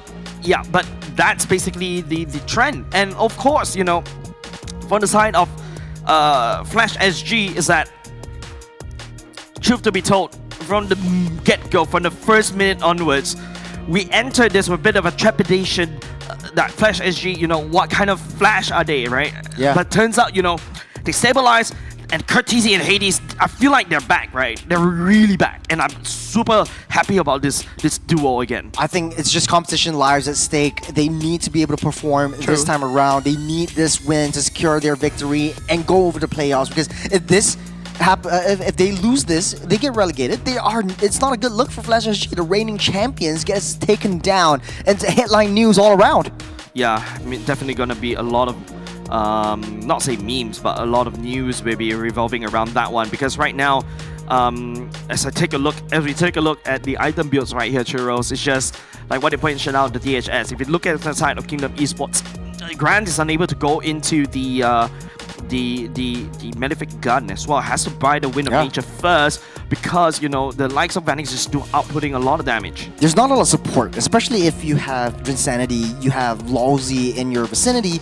They fall before you even pop their weakness points, and that's how fast and how far ahead Flash SG is against Kingdom Esports. And itemizations aside, it was all down to execution. The mid lane duo of Flash SG was much faster, much more high damage dealing. As we move over the damage dealt, we'll be able to see Kurtizi having that high damage in the early game, moving through that late game, building up those stacks, and being a part of all these skirmishes that Hades set up. And if I remember correctly, because of this particular game, Flash SG, I think, secured playoffs already. Just one game, because they're literally out of the woods as of yet. But of course, you know, Kingdom Esports on the other hand, they are not, because unless they 2-1, they will be relegated instead. And that's the only chance, right? For Kingdom Esports, in order for them to really stay in, well, not stay, but go to the playoffs, they need a 2-1 at the very least. And this is just the first game. Yeah. Honestly, though, the trend that we're seeing all over today, we have RSG versus Absolute Zero, we have Ignite Gaming versus Evil. It's always a comeback mechanic for both teams, and I think this might be a pretty much a similar story, only if they're able to just break down the Flash's draft. And we've seen how Flash likes to play this around. They're always very aggressive. They always have a very good start into the game, and then the momentum really hits them in the hits, and then they falter a little bit in the later stages. But hopefully this time around they don't, and they ride that momentum and get that 2-0 victory for themselves. Well, and just Churros, secure the playoffs. Well, Churros, if you want Team Flash fans to hate you, this is how you get Team No, Flash. I'm just being realistic. But yeah, You're pulling up there is a statistics. chance. There Yes, is a yeah, chance. yeah. I mean, Team Flash not out of the woods as of yet. I mean, technically they're already out of the woods already. Yes. But I feel like a lot more pressure on Kingdom Esports, right? Yep. Because there is a chance for them to get relegated, and the only way to basically stay in the playoffs is to get a 2-1. Yeah, a lot of teams are hyping up Kingdom Esports as well. It's I did. very disappointing to see how far they have fallen throughout this entire series. Very great performance in week number 1, but slowly faltering down through all the way. And it just goes to show, like, MPL SG, we've seen this before in Season 8, Season 9, where teams are beating each other, and it's sort of like everybody's kryptonite. Yeah, and I personally feel, right, knowing that, there is a bit of a small little break, I expect Kingdom Esports to scrim non-stop. But same could be said about side of Flash, right? Yeah. The regular season is not exactly ideal in terms of their, their performance. I think they're going to have to put a lot of work, to make this roster work. I don't think it's down to each of the individual players. I think it's just warming up and understanding how your opponents like to play. And looking back at a lot of the other games that Kingdom Esports has been part of, they typically try to understand how their opponent likes to operate, how their opponents like to execute their game plan before going in and trying to get a much closer game just to match their tempo and speed. Yep. Okay, we talk about, these two teams. Technically speaking, they're neck and neck, right? Yes. Remember, we set up that these two teams are basically, this is a very important match. Not only just for these two teams, it's also very important to Absolute Zero as well. If you want to compare these two teams in terms of their stats, in terms of performance, right? In terms of game win rate, Flash SG has a higher game win rate at 58%, right? Whereas Kingdom Esports have 45%.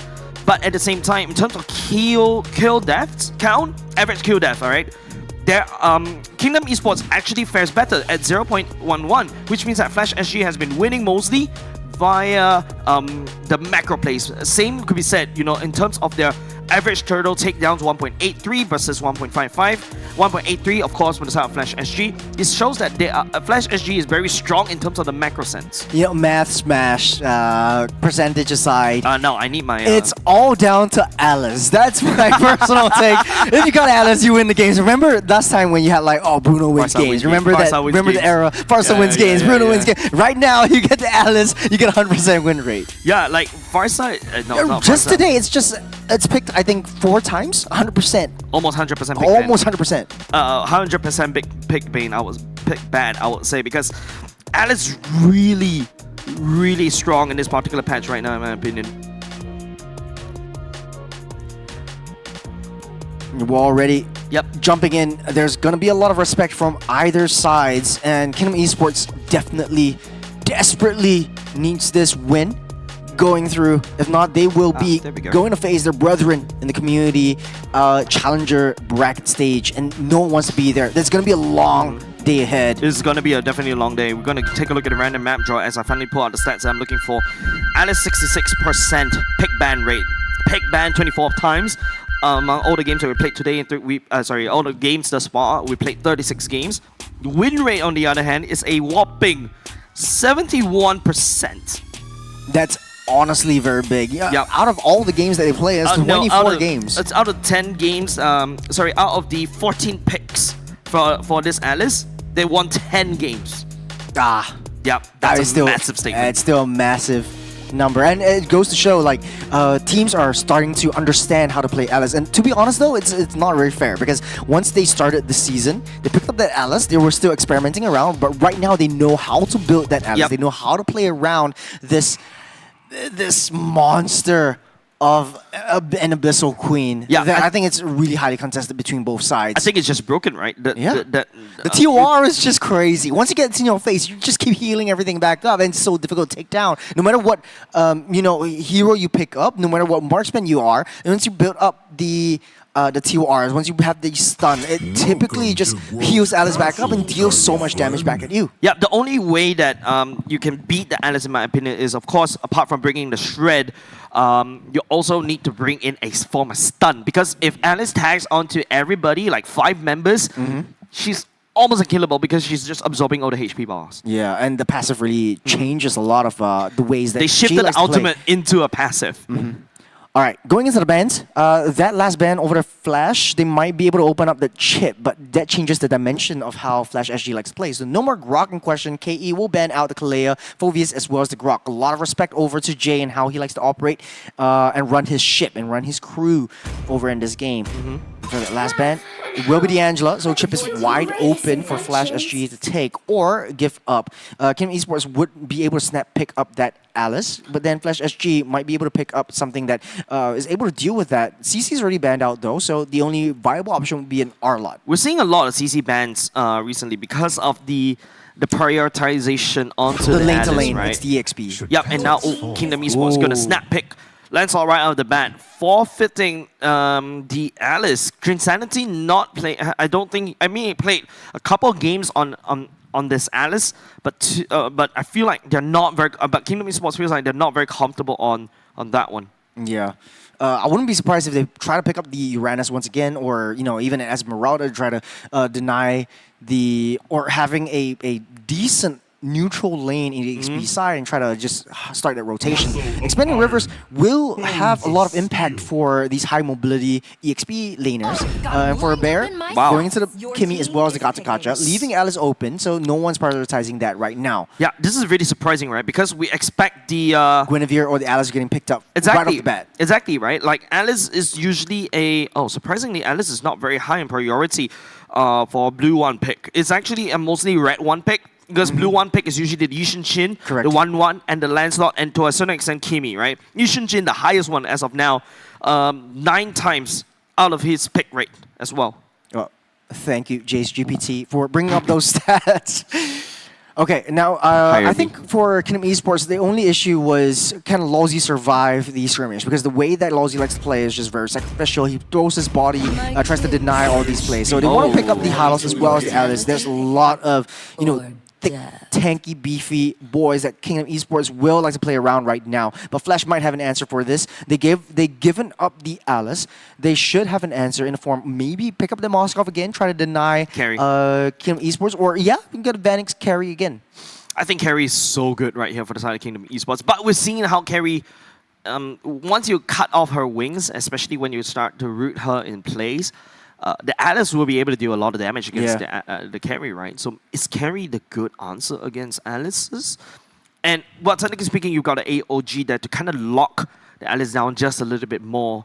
And hopefully the traction balls will be there to basically kite. But, Alice is so annoying in this particular patch. But looking at this, I'm sensing, Flash may attempt another fighter gold lane this time around because of the Lapu Lapu. Yeah, you need a lot of burst damage to take Alice down. You need a lot of anti-heals. I think that's what the Kimmy is used for. You're able to just deny that heal and regeneration from that Alice right off the bat, but Alice just becomes a nuisance once she gets in your face, and I think that's something that Cortese needs to handle on his own later on in the game during the execution phase. But going into the bans, I think the gold laners are still wide and open. Moskov. I think Kingdom Esports kind of paid for that one. They left the Moskov open. So Farsa is getting banned away from the side of Flash, which is okay. Not sure how the 1-1 would fare against the Alice. No, unless you want to go Beatrix though. Back to basics is an old reliable hero. Just a shred, high damage, shred, bombs, team fight, high ground, everything. I still love my Beatrix. I love my Beatrix too. Kingdom Esports right now looking to ban. They could start targeting onto Moskov. And they could also start targeting onto Guinevere because Guinevere once again fulfills the conditions of Flash SG's win con, right? Not a root down the Alice, then we deal with this Alice. Yep. Okay, we'll lock down the Guinevere, so no more Guinevere for Hades this time around. Pairs up very well with the Gatsu Gacha as well. You get the AOG into the Violet Rec Room, into the Spatial Migration, whatever you have you, and then you just jump in from the sidelines with the Lapu Lapu. I think the difference in factor right now is the first pick Alice over the side of the Kingdom Esports, and now Flash SG has to find a way to deal with that. I think Lapu Lapu might be the answer for Bear, and he's been playing really well in the previous games. It's just, can he deal with that much damage? The Odette gets banned out, which is interesting. Which is interesting. We haven't seen FMN with the... we've seen FMN and the Odette once in the first week, if I remember correctly. Nope, he hasn't played Odette before. He hasn't played Odette before. Yep, sorry about that. Yeah. But I still feel Odette is definitely a good combo alongside with Alice, so that's why Kingdom Esports take that away. There's also the high loss, the glorious pathway slows down everybody. Now it's very hard for you to really get away. Interesting ban on the Arkai though. Oh, you'll be able to push away the Alice as well. That is actually very interesting. I haven't seen a team actually use the Arkai against the Alice before. Yeah, they're drafting around the Alice, and this is really interesting, right? Like a lot of teams prioritize Alice, try to draft around Alice, keep Alice safe. They don't really have any anti-regeneration or anti-CCs right now. Possibly, though, could you go for Lunox in the mid side? At least you have that much damage and a little bit more iframes to get out of the way. Right now it's just... all boils down to this, right? Now, Team Flash, always very scary when it comes to red sign picks, but I think in terms of coaching style or drafting style of Adamash compared to Zaze or even to a certain extent of Zarate, Adamash is more head-on in terms of the draft. There you go. Vanix, cat's out of the bag. They're going to go for a Grandeur Vanix as well. Vanix also used to play a lot of Grandeur in the past few seasons, but now, finally he's going to be able to replay that Grandeur once again. Vanix played the Grandeur once and won with it. He's been playing a lot. He's been doing a lot of side questing for Vanix, right? Lapu Lapu, the Bane. Lapu Lapu, 3 games on Lapu Lapu, 1 Ruby as well. So he's been playing a lot. He's been on the side quest. Actually, if Kingdom Esports picks up the Bane here on the side on Gold Lane, that might be interesting as well. You got full-on zone of control and a lot of burst damage. The high loss glorious pathway as well. That's also a very interesting point. Now it's going to be... that's the Lunox. Yeah, that's the Lunox Gold Lane. Okay. Yeah, I was thinking Lunox in either mid lane for the side of Kingdom Esports, but it's going to be the Cho in the Gold Lane instead, right? It makes the most sense out of this. Yeah, you're right. Sorry, FMM, Lunox, Cho Gold Lane. I never liked this Cho Gold Lane thing. Still not a big fan of it as of yet. Still hit and miss for either side. I think Jay could very well go for a chip here. No. Gatsu is already picked up. Expanding River is such a good... true. I mean, chip is a good idea, but unfortunately, Gato Kacha is already selected. Unless you want Fredrin, just play it safe. Fredrin is okay. Hayabusa. Okay. Not a lot of targets, though. Like, you want to go target onto Lunox's Brilliance away. You want to target onto Lancelot, able to get the iframes out of the way. Unless there's a particular playstyle that Hades likes to go for, which is early game aggression, and then just leading towards that late game. But that being said, if KE is able to survive the first 12 minutes, then Alice will be a very huge threat for the entirety of Flash SG's draft. Now, Grant on Cho. I mean, we've seen Cho as gold lanes, right? We saw Seiji, we saw it on, I believe that was another gold lane. Hold on. Silas, right? Yes. Seiji... Oh, sorry, Ven. I mean, Cho gold lane is a new flavor that I wasn't expecting. Still not a massive fan. It's still, I feel like right now you're gonna give Grandeur a lot more territory, right? Now he's gonna just outrange you. He's gonna output more damage onto you. And what can you do? Jit Kundo, and then after that Shunpo right into Rhapsody, and then after that, what can you do next, right? So I think what Kingdom Esports may be looking to do is to go to level 4, and then after that we start winning these clashes. Right, we're gonna have to take a look, ladies and gents. A lot at stakes right here for the side of Kingdom Esports. Flash SG takes it 2-0. Kingdom Esports unfortunately has to be relegated all the way down. There is a chance for Kingdom Esports to basically stay in the playoffs, and the only way is to basically hit a 2-1. And it all starts, perhaps, with this particular game for a reverse sweep churros. Very tricky situation for Kingdom Esports. Right now, they do have, I would feel like their draft is much more airtight. Like, there's nothing that could go wrong. It's a sort of like a brain dead draft. You go in with Insanity, then you layer in with either Grant or Lawsy, and then just come on in with FMM's Darkness and just melt everyone down. So a little bit more of a easy to execute draft from Kingdom Esports. It's just down to how fast they are able to reach their power specs and core potential. For Flash SG though, they do have a game plan with the Hayabusa. I think it's just comfortable for Hades to play this around, but there's not a lot of targets unless he plays it very aggressively, tries to build all these stacks. Yeah, case in point, Vanix is definitely going to have a good time against Grant, right? And Hayabusa also brings another dimension in the way that I can also start going for iframes, outplay the Alice, and also start hard pushing on the side lanes. But if you take a look at Bear on the Lapu Lapu against an Alice, it's not doing right ideal, but interesting build. First, Insanity going for the Molten Core first, skipping the boots. Yeah, I think that's how it is when a lot of teams are playing around expanding rivers, because you don't really have to have that boots to match that speed and tempo. All you need is basically the river to come online and get you that draft so you can move faster. So, Hades, right in the midst. Does have the quad shadow right now. TOR will not be able to catch it. Whoa! Catches onto Hades first, but given up side of Losey as Turtle goes in the hand for the side of Yon. Yeah, this is what I'm saying. Insanity, there's no way that you can falter. Once you have that Alice in question, all you have to do is wait for the right target, wait for the right angle, read your opponents properly, and then use your TOR, lock them all down, and the rest of Kingdom Esports can just follow up. And the power of Cho in the expanding rivers in the gold lane, once you clear that wave, you're immediately going into the fray and joining in those team fights. So yes, Vanix can have a winning lane, but Grant's core objective is just to clear that lane, try to delay Vanix from as much as he can, and take a look at his EXP, a little bit higher than how Vanix is right now, but he's rotating towards that neutral objectives. The turtle, I think that's a turtle difference, and also that turtle differences, I would say. Vanix was unable to find the snipe onto Grant. For now, lets him back off. I think a lot more emphasis should be placed onto Vanix, the gold laner as well. He's definitely going to be very important and vital to gun down Losey and also Insanity. We're slowing things down just a little bit. 60 seconds until the next turtle spawns up. Doesn't look like Hades has a lot of options. But here comes Vanix heading a lot of hits onto Lawsy, but able to use the Glorious Pathway to get out of the way. Still nothing to be tagged on, but a big investment coming outside of Team Flash. Kizzy Granger also starting to gather. Don't forget, the Granger and also Kimi is a very good one-more combo that's been used.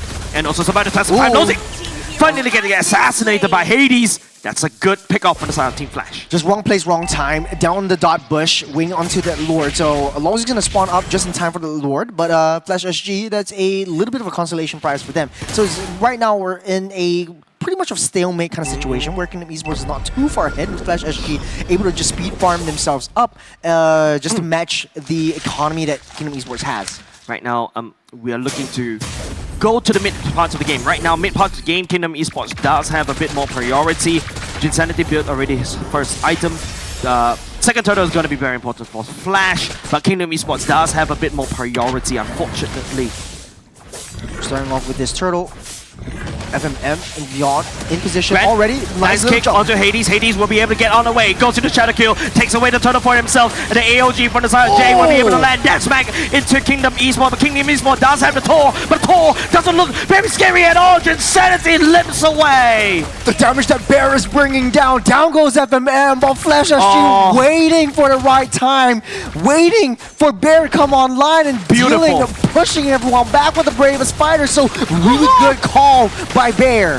Man, and not only just that, right? Flash SG cracks open mid lane, takes the turtle, a double whammy. Don't forget, Kingdom Esports should have priority in that fight.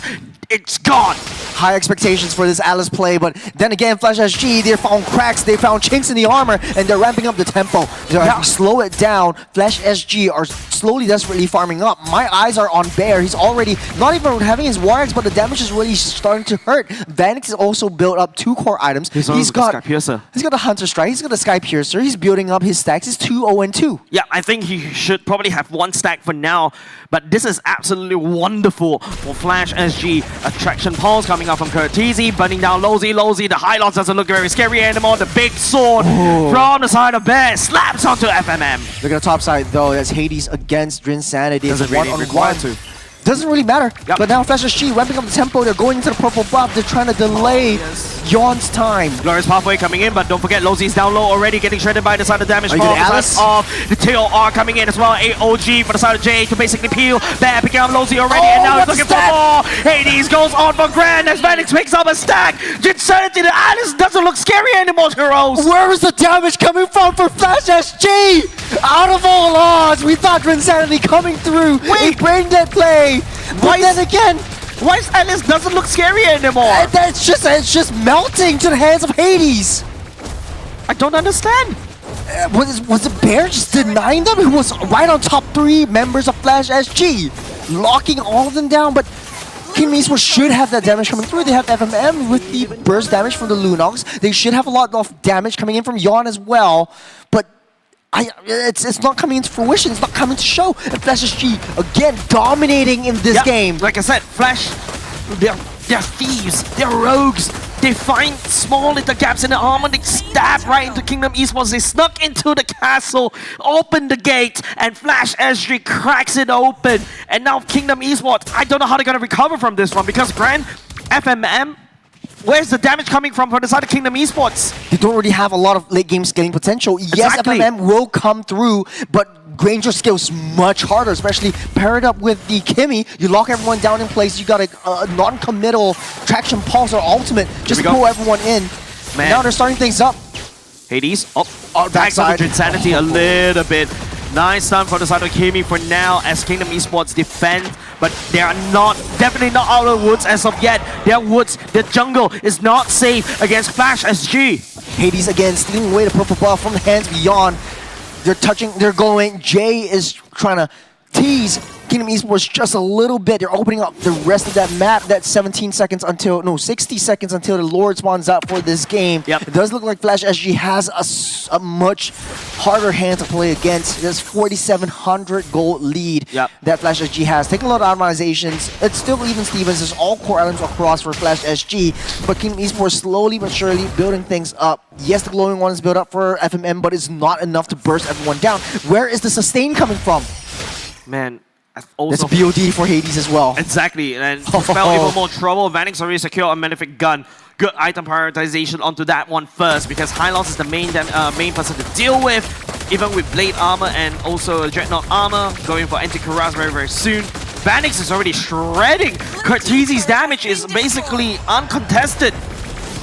Nice traction pulse, Insanity Looking in the bit as well. You can see Flash SG as if nothing sticks onto them. Jinsanity unable to land a good TOR. They're healing everything back up once again. All they have is the revitalize from Jay. They need to take control of that top lane, not long lane. Hades is there for backup, but at the end of the day, the 4 members of Flash SG, they're dealing so much damage. Okay, nice kick right there, but the angle doesn't connect onto Hades, and now it's just the members from the side of Kingdom Esports back to square one, right? Yep, purple buff over the side of Flash SG. Yawn struggling to get into position. They're way too far behind. Purple buff already secured. By Vanix though. Yeah, I mean, that's a good denial, right? It means that, you know, Yawn is definitely going to be slightly behind in terms of the EXP. Right now, I don't think Kingdom Esports has the confidence to step into Team Flash. Traction Pulse, catching onto Lozy. Lozy goes down 2. Halfway, not good enough to save him. Yawn getting zoned out by Curtizi, and that's not a good looking. If your Yawn is Grand, single-handedly, raw-doggedly focusing onto the bottom lane turret instead. The power of expanding rivers brings them from the Lord Pit down to the bottom side, try to secure and take down Grand, try to deny his approach towards their base. And here comes Vanix as well, trying to make a beeline towards Grand to take that Cho down. And then again, Kingdom Esports are just playing 4-on-1. Grant is left all alone to his own devices. What is this? Grand buying some time? Grand is getting shredded. There's no way to escape. This one is Yawn. Ooh, down low, unfortunately. He goes back! OG to come. That was Law and beautiful. Order onto Hades as well. He got FMM will be able to shut down Hades for now. And now Flash SG looking for a bit of a revenge. The Here comes Curteasy from the side. onto 2. And Curteasy pick up a killing spree. FMM, the only survivor left from Kingdom Esports. They're forcing the situation. T3 top turret Is that it? already decimated. They still have the Lord in question. Grant is coming up. FMM still alive though. He's trying to buy some time, but it's not enough. They're focusing on the core, and they don't care. We'll be able to 2-0 kick the Kingdom Esports down, and this is not good looking, but very good looking for Flash SG. They're back to business. Against all odds, against all our expectations, Flash SG again shows us why they are the reigning champions. Flash SG kick Kingdom Esports down to the challenger brackets. It's a perfect score for Flash SG, Churros. Man, Flash is back. Sorry. I sense your enthusiasm. I love it. Uh-huh. But then again, it's a I have to bittersweet moment. It's a bittersweet moment in It is. competition. A lot of teams were It actually is. hyping up Kingdom Esports, and it's just so. I think it's sad just to see the state that they're in. I really thought it was a close match, but Flash No. SG really No. dominating. There's no way to sugarcoat this. They were just stepping on top of Kingdom Esports. They're crushing their kingdom, their citadel into the ground. And it's just Alice. They got the Alice. They got a prior pick, right? And Vanix, you know, it feels like Vanix is more, it feels like after this, after today, I can safely say Vanix is definitely more comfortable. the god is back. The Lord Vanix is back. The resurrection of Lord. No, I'm just kidding. Yeah, I know, right? And feels like Vanix is more more comfortable on a marksman, right? Because Yeah. if you notice, Team Flash has been forcing fighters onto Vanix, and Vanix after a while, Flash SG cannot up the damage. There you go. Yeah. They are back. You know what's the ethos? Don't try anything new, don't try anything fancy. Just stick to what you know, stick to what you're comfortable with. Let's take a look at MVP. That is Curteasy again with a perfect game. 3-0-8 on this Kimmy. Everywhere on that map, solo killing down the bottom side with Grant. And he is just taking it one step at a time with the traction pulses, hitting everything. He's also selling his equipments at the end of the game. I think he's definitely got so much more in his pocket. He did, But he he's did. just giving a sign, sending a message over the kingdom. Yeah, he's, you know, Curteasy is this cold hard killer in the mid lane, right? He's wielded the Martyrs mid before, and you know he is definitely back. It feels like this is a reunion. I mean, if you're Flash SG fans, you will definitely have more confidence in them already, because week 2, week 1.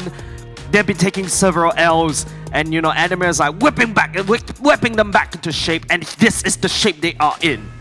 It still boggles my mind. Like, Jinsanin comes in with the Tor. Kingdom Esports has so much damage. FMM jumps in as well, but at Flash SG is just healing everything back up. I'm looking at their emblems. I'm looking at how they're able to sustain through every single one of these big hitting AoEs. And you got the Festival of Blood. That's the only thing that's right there. Maybe Vanix has the killing spree, so it keeps him up just a little bit more. But then it's not an. I feel like the draft-wise, Kingdom Esports has a upper hand, and I echo you 100%. I don't think the Cho in the gold lane does a lot. Unless you're Seiji. It has a lot of value though. Unless you're Seiji in the late games, you're able to isolate homing missile, target prioritization.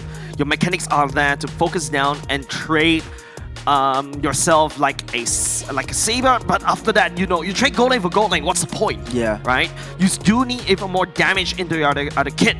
And I personally feel that I feel like right now Kingdom Esports is still exploring the meta, in my opinion, because I'm really not a massive fan on the Cho gold lane, unless you're really good, like a Seiji, like Seiji. I think it's just the context. Like you're playing on a professional level. You're bound to have some jitters, especially for all of this. But at the end of the day, though, I think for Kingdom Esports, it is really, really sad, because looking at the statistics, Kingdom Esports is relegated down. They're coming back tomorrow. They're playing best of ones all the way through in a sort of like a pseudo playoff bracket down in the challenger bracket stage. They need to be able to reset tonight and come back tomorrow morning and just drive on again. Yeah. It's a tall order, but Kingdom Esports, this is exactly why I was talking about, right? Like, it looks good on theory, Yeah. but it doesn't work out in the end. Yeah. And it's just going to show that, sometimes theory looks good, but if the numbers doesn't check out, the execution doesn't check out, we're back. You have to go back to the drawing board, unfortunately. Yeah. I was honestly like, for looking at the heroes for Flash SG, I'm looking at like how Hayabusa might be able to work out. There wasn't any target that he could have onto Kingdom Esports, but he performs so well, being empowered by Curtizi. And by the way, fun fact, as we go into the highlights, that game earlier just now was the shortest game of MPL Singapore thus far. How 10 minutes long 42. I don't even realize it because it felt like a late game. Yeah, came it so does. early. It does. It ended very early on. I mean, that could explain why Curtizi only had 2 items, because it was that fast. And the longest game still goes over to 25 minutes. RSG Singapore versus Kingdom Esports. I would have thunk that Flash SG or Kingdom Esports might be able to drag out this game at least 15 minutes, and we set this over 2 games. If they are able to make it last through that late game, that past 15-minute mark, Kingdom Esports might have a chance to come back into it. But Flash SG is just way too far ahead in both of these games, showing dominant performances in both of these 2 series. It's just difficult if you're a Kingdom Esports fan, if you have a lot of expectations for that. Oh, this is the earlier team fight. You got the TOR, but Flash SG, they're not even getting tickled. There's no damage at all. No, I think the problem is FMM. Yeah, that was a good dark. FMM was following up. Look at that. Yeah, it was falling a little bit behind, but the damage from Flash is a little too much. Don't forget, if a Grandeur is such a very high momentum, it's a very snowbally kind of hero, right? So, which means that you do need some form of way to stop or match that snowball. Well, you don't want to you don't want to be a neutral on neutral ground with a Grandeur, because Grandeur could farm energy and stack. Yeah, the longer this game goes, I mean, it didn't go very long. Shortest game of MPL SG so far, and last game, very fitting for the last game of MPL SG, and still, it really goes to show how far Flash SG is with this kind of expectations. Yeah, and finally we get to see a bit of a revival. Haha. Yes, You get my point, Phoenix. Yeah, a bit of a revival from the side of Team Flash as well. Exactly like what we want to see, right? They haven't been really like really been performing in regular season, and now they're finally able to show.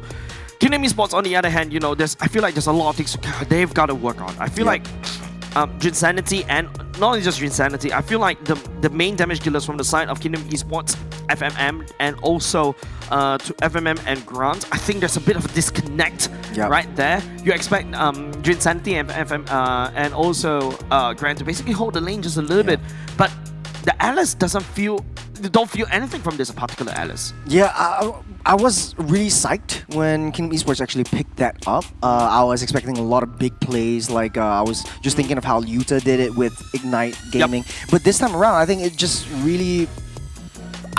empowered Flash, if anything else. Once you get that set up, Flash just pummels through. Hey, no more big ultimates, no more big CCs, and they just pummel through one step at a time. And the power of Flash's draft is really the Granger Kimmy combo. That's right. And you have like the front hitting waves. Curtizi was also very smart in how he likes to play it. He comes in from that side flanks to take someone down with him. So I think he's just a very smart player, and I think Flash, I'm looking forward to them finally having their stride, getting their momentum, and moving into the playoffs. Yeah, definitely. Requiring that momentum. And speaking of momentum, let's take a look at the finalized team standing. Mind you, ladies and gents, this is locked in. Means that you got Evo, Flash SG, Ignite Gaming, and Absolute Zero going in. Don't need to pass go, bypass jail. You go straight to the playoffs. Congratulations for these 4 teams. However, Kingdom Esports and RSG Singapore have to pass through go. Have to pass through, maybe jail a little bit if you are on the Monopoly terms. They need to go down to the challenger bracket where more challenges awaits them. 4 more teams are looking to secure their slot in the playoffs, and immediately when they secure a slot into the playoffs, they go into MPL Singapore Season 11. Yeah, we're going to bring up the playoffs really quickly, but the fight is not over for Kingdom as well as RSG. Although they're relegated down into the challenger bracket stage, they still might have a chance, but it's a long shot. The community teams, they're coming through. If you're following our socials, if you're following all of our our online medias, you'll be able to see who exactly is coming back. And this is going to be really exciting for all of us. Yep. And it feels like we do have some of the brackets ready up. And there you go. Here are the challenger brackets, Churros. Right off the back, eyes on Team Stallions SG. All right? Yes, This sir. is the team that you really have to look out for. I would say Team Stallions SG, for all of you uninitiated, they are the classic RSG team. Yeah, and don't forget, it's a best of 3 all across the board. You've also got it's a double eliminations as well, and 2 slots left for the start of the playoffs all the way into MPL Singapore Season 10. All eyes definitely on, Team Stallions SG. Whether Kingdom Esports survive, whether RSG Singapore gets to stay in the playoffs, all will be revealed tomorrow. Oh, this is... I am going to be keeping you company with Abstract. This is going to be a very long game. I thought it was a BO1. Last season it was a BO1, but now it's a BO3 for every single game. So I'm counting the number of games that we are playing tomorrow. And am I at you? Let me add something 7 for you. times best of 3. If everything goes 2-1, which I think might be possible, that's 21 games. Yeah, by the way, Kings SG also making a comeback, by the way. Oh, yes? Yeah, so definitely different roster if I remember, if I see correctly. But yeah, as we take a look at tomorrow's schedule right there, 7 games. You go. We're going to start at 10 o'clock, my good sir. Good luck to me and Abstract. We're going to keep you company. We're going to have fun. We're bringing back the Short Kings. I'm going to say that. But, okay. Tomorrow is going to be super long. And I say this because... It is a marathon. Technically, you got 7 games, right? Best of 3s. If we play 3 games every single series, it's going to be 21 games. I think that might be the longest one I've ever been a part of. Looking excited for I'm excited for tomorrow. I'm coming in. I think we got IT to keep me company. We have I've already got 3 bottles on the table. Please send these casters, and not only just casters as well. Send these teams as much IT as possible because they need that sugar high. It is going to be a long day, not only just for our casters as well. You see, we got flies all around. They're also hungry for IT. They're also very long. It's also a very long day for the players as well. But with that said, ladies and gents, it is a banger of a seeded stage as well. A huge shout out for ITC as well on the topic as well, because without IT, there's not enough energy for us to go. We've got 5 cups on the desk right here. We need more, and of course, show them some love as well. Shout out to IT as well for helping us stay alive especially for the past few weeks, and especially for tomorrow. It's going to be very important. Tomorrow, I'm going to drink a lot of IT just to stay awake all the way through this. But huge shout out to our gaming chair partner as well, DX Racer, keeping us company. I was just sitting here all the way through. I mean, this is only 3 games for today. Tomorrow is going to be a very long day as well. And thankfully, DX Racer is here to keep me company. It is very comfortable. It is. Like, usually, Churros and I, we are standing. We love standing when we cast, right? I prefer standing. But I don't know why my butt is glued to the wall, glued to the chair all day. That is true. Very comfortable. He never left this area. I can attest for that, and I think players can attest for that too. And with that said, of course, a huge shout out as well to the rest of our organizers and sponsors as well. Once again, a huge shout out. This is MPL Singapore Season 10, powered by Moontan and also Pulse Nova Entertainment. Of course, we already shout out IT, presenting partner IT. Shout out to our official gaming chair partner, DX Racer. Don't forget to follow them on Instagram. They've got something juicy as well. And of course, thank you very much to our partner in Esports Future Living, Singapore Esports Association as well. My name is Jace. This is Churros. We'll be signing off. See you tomorrow, because tomorrow will be a long day. And of course, it's going to be the very exciting Challenger bracket. We'll see you tomorrow.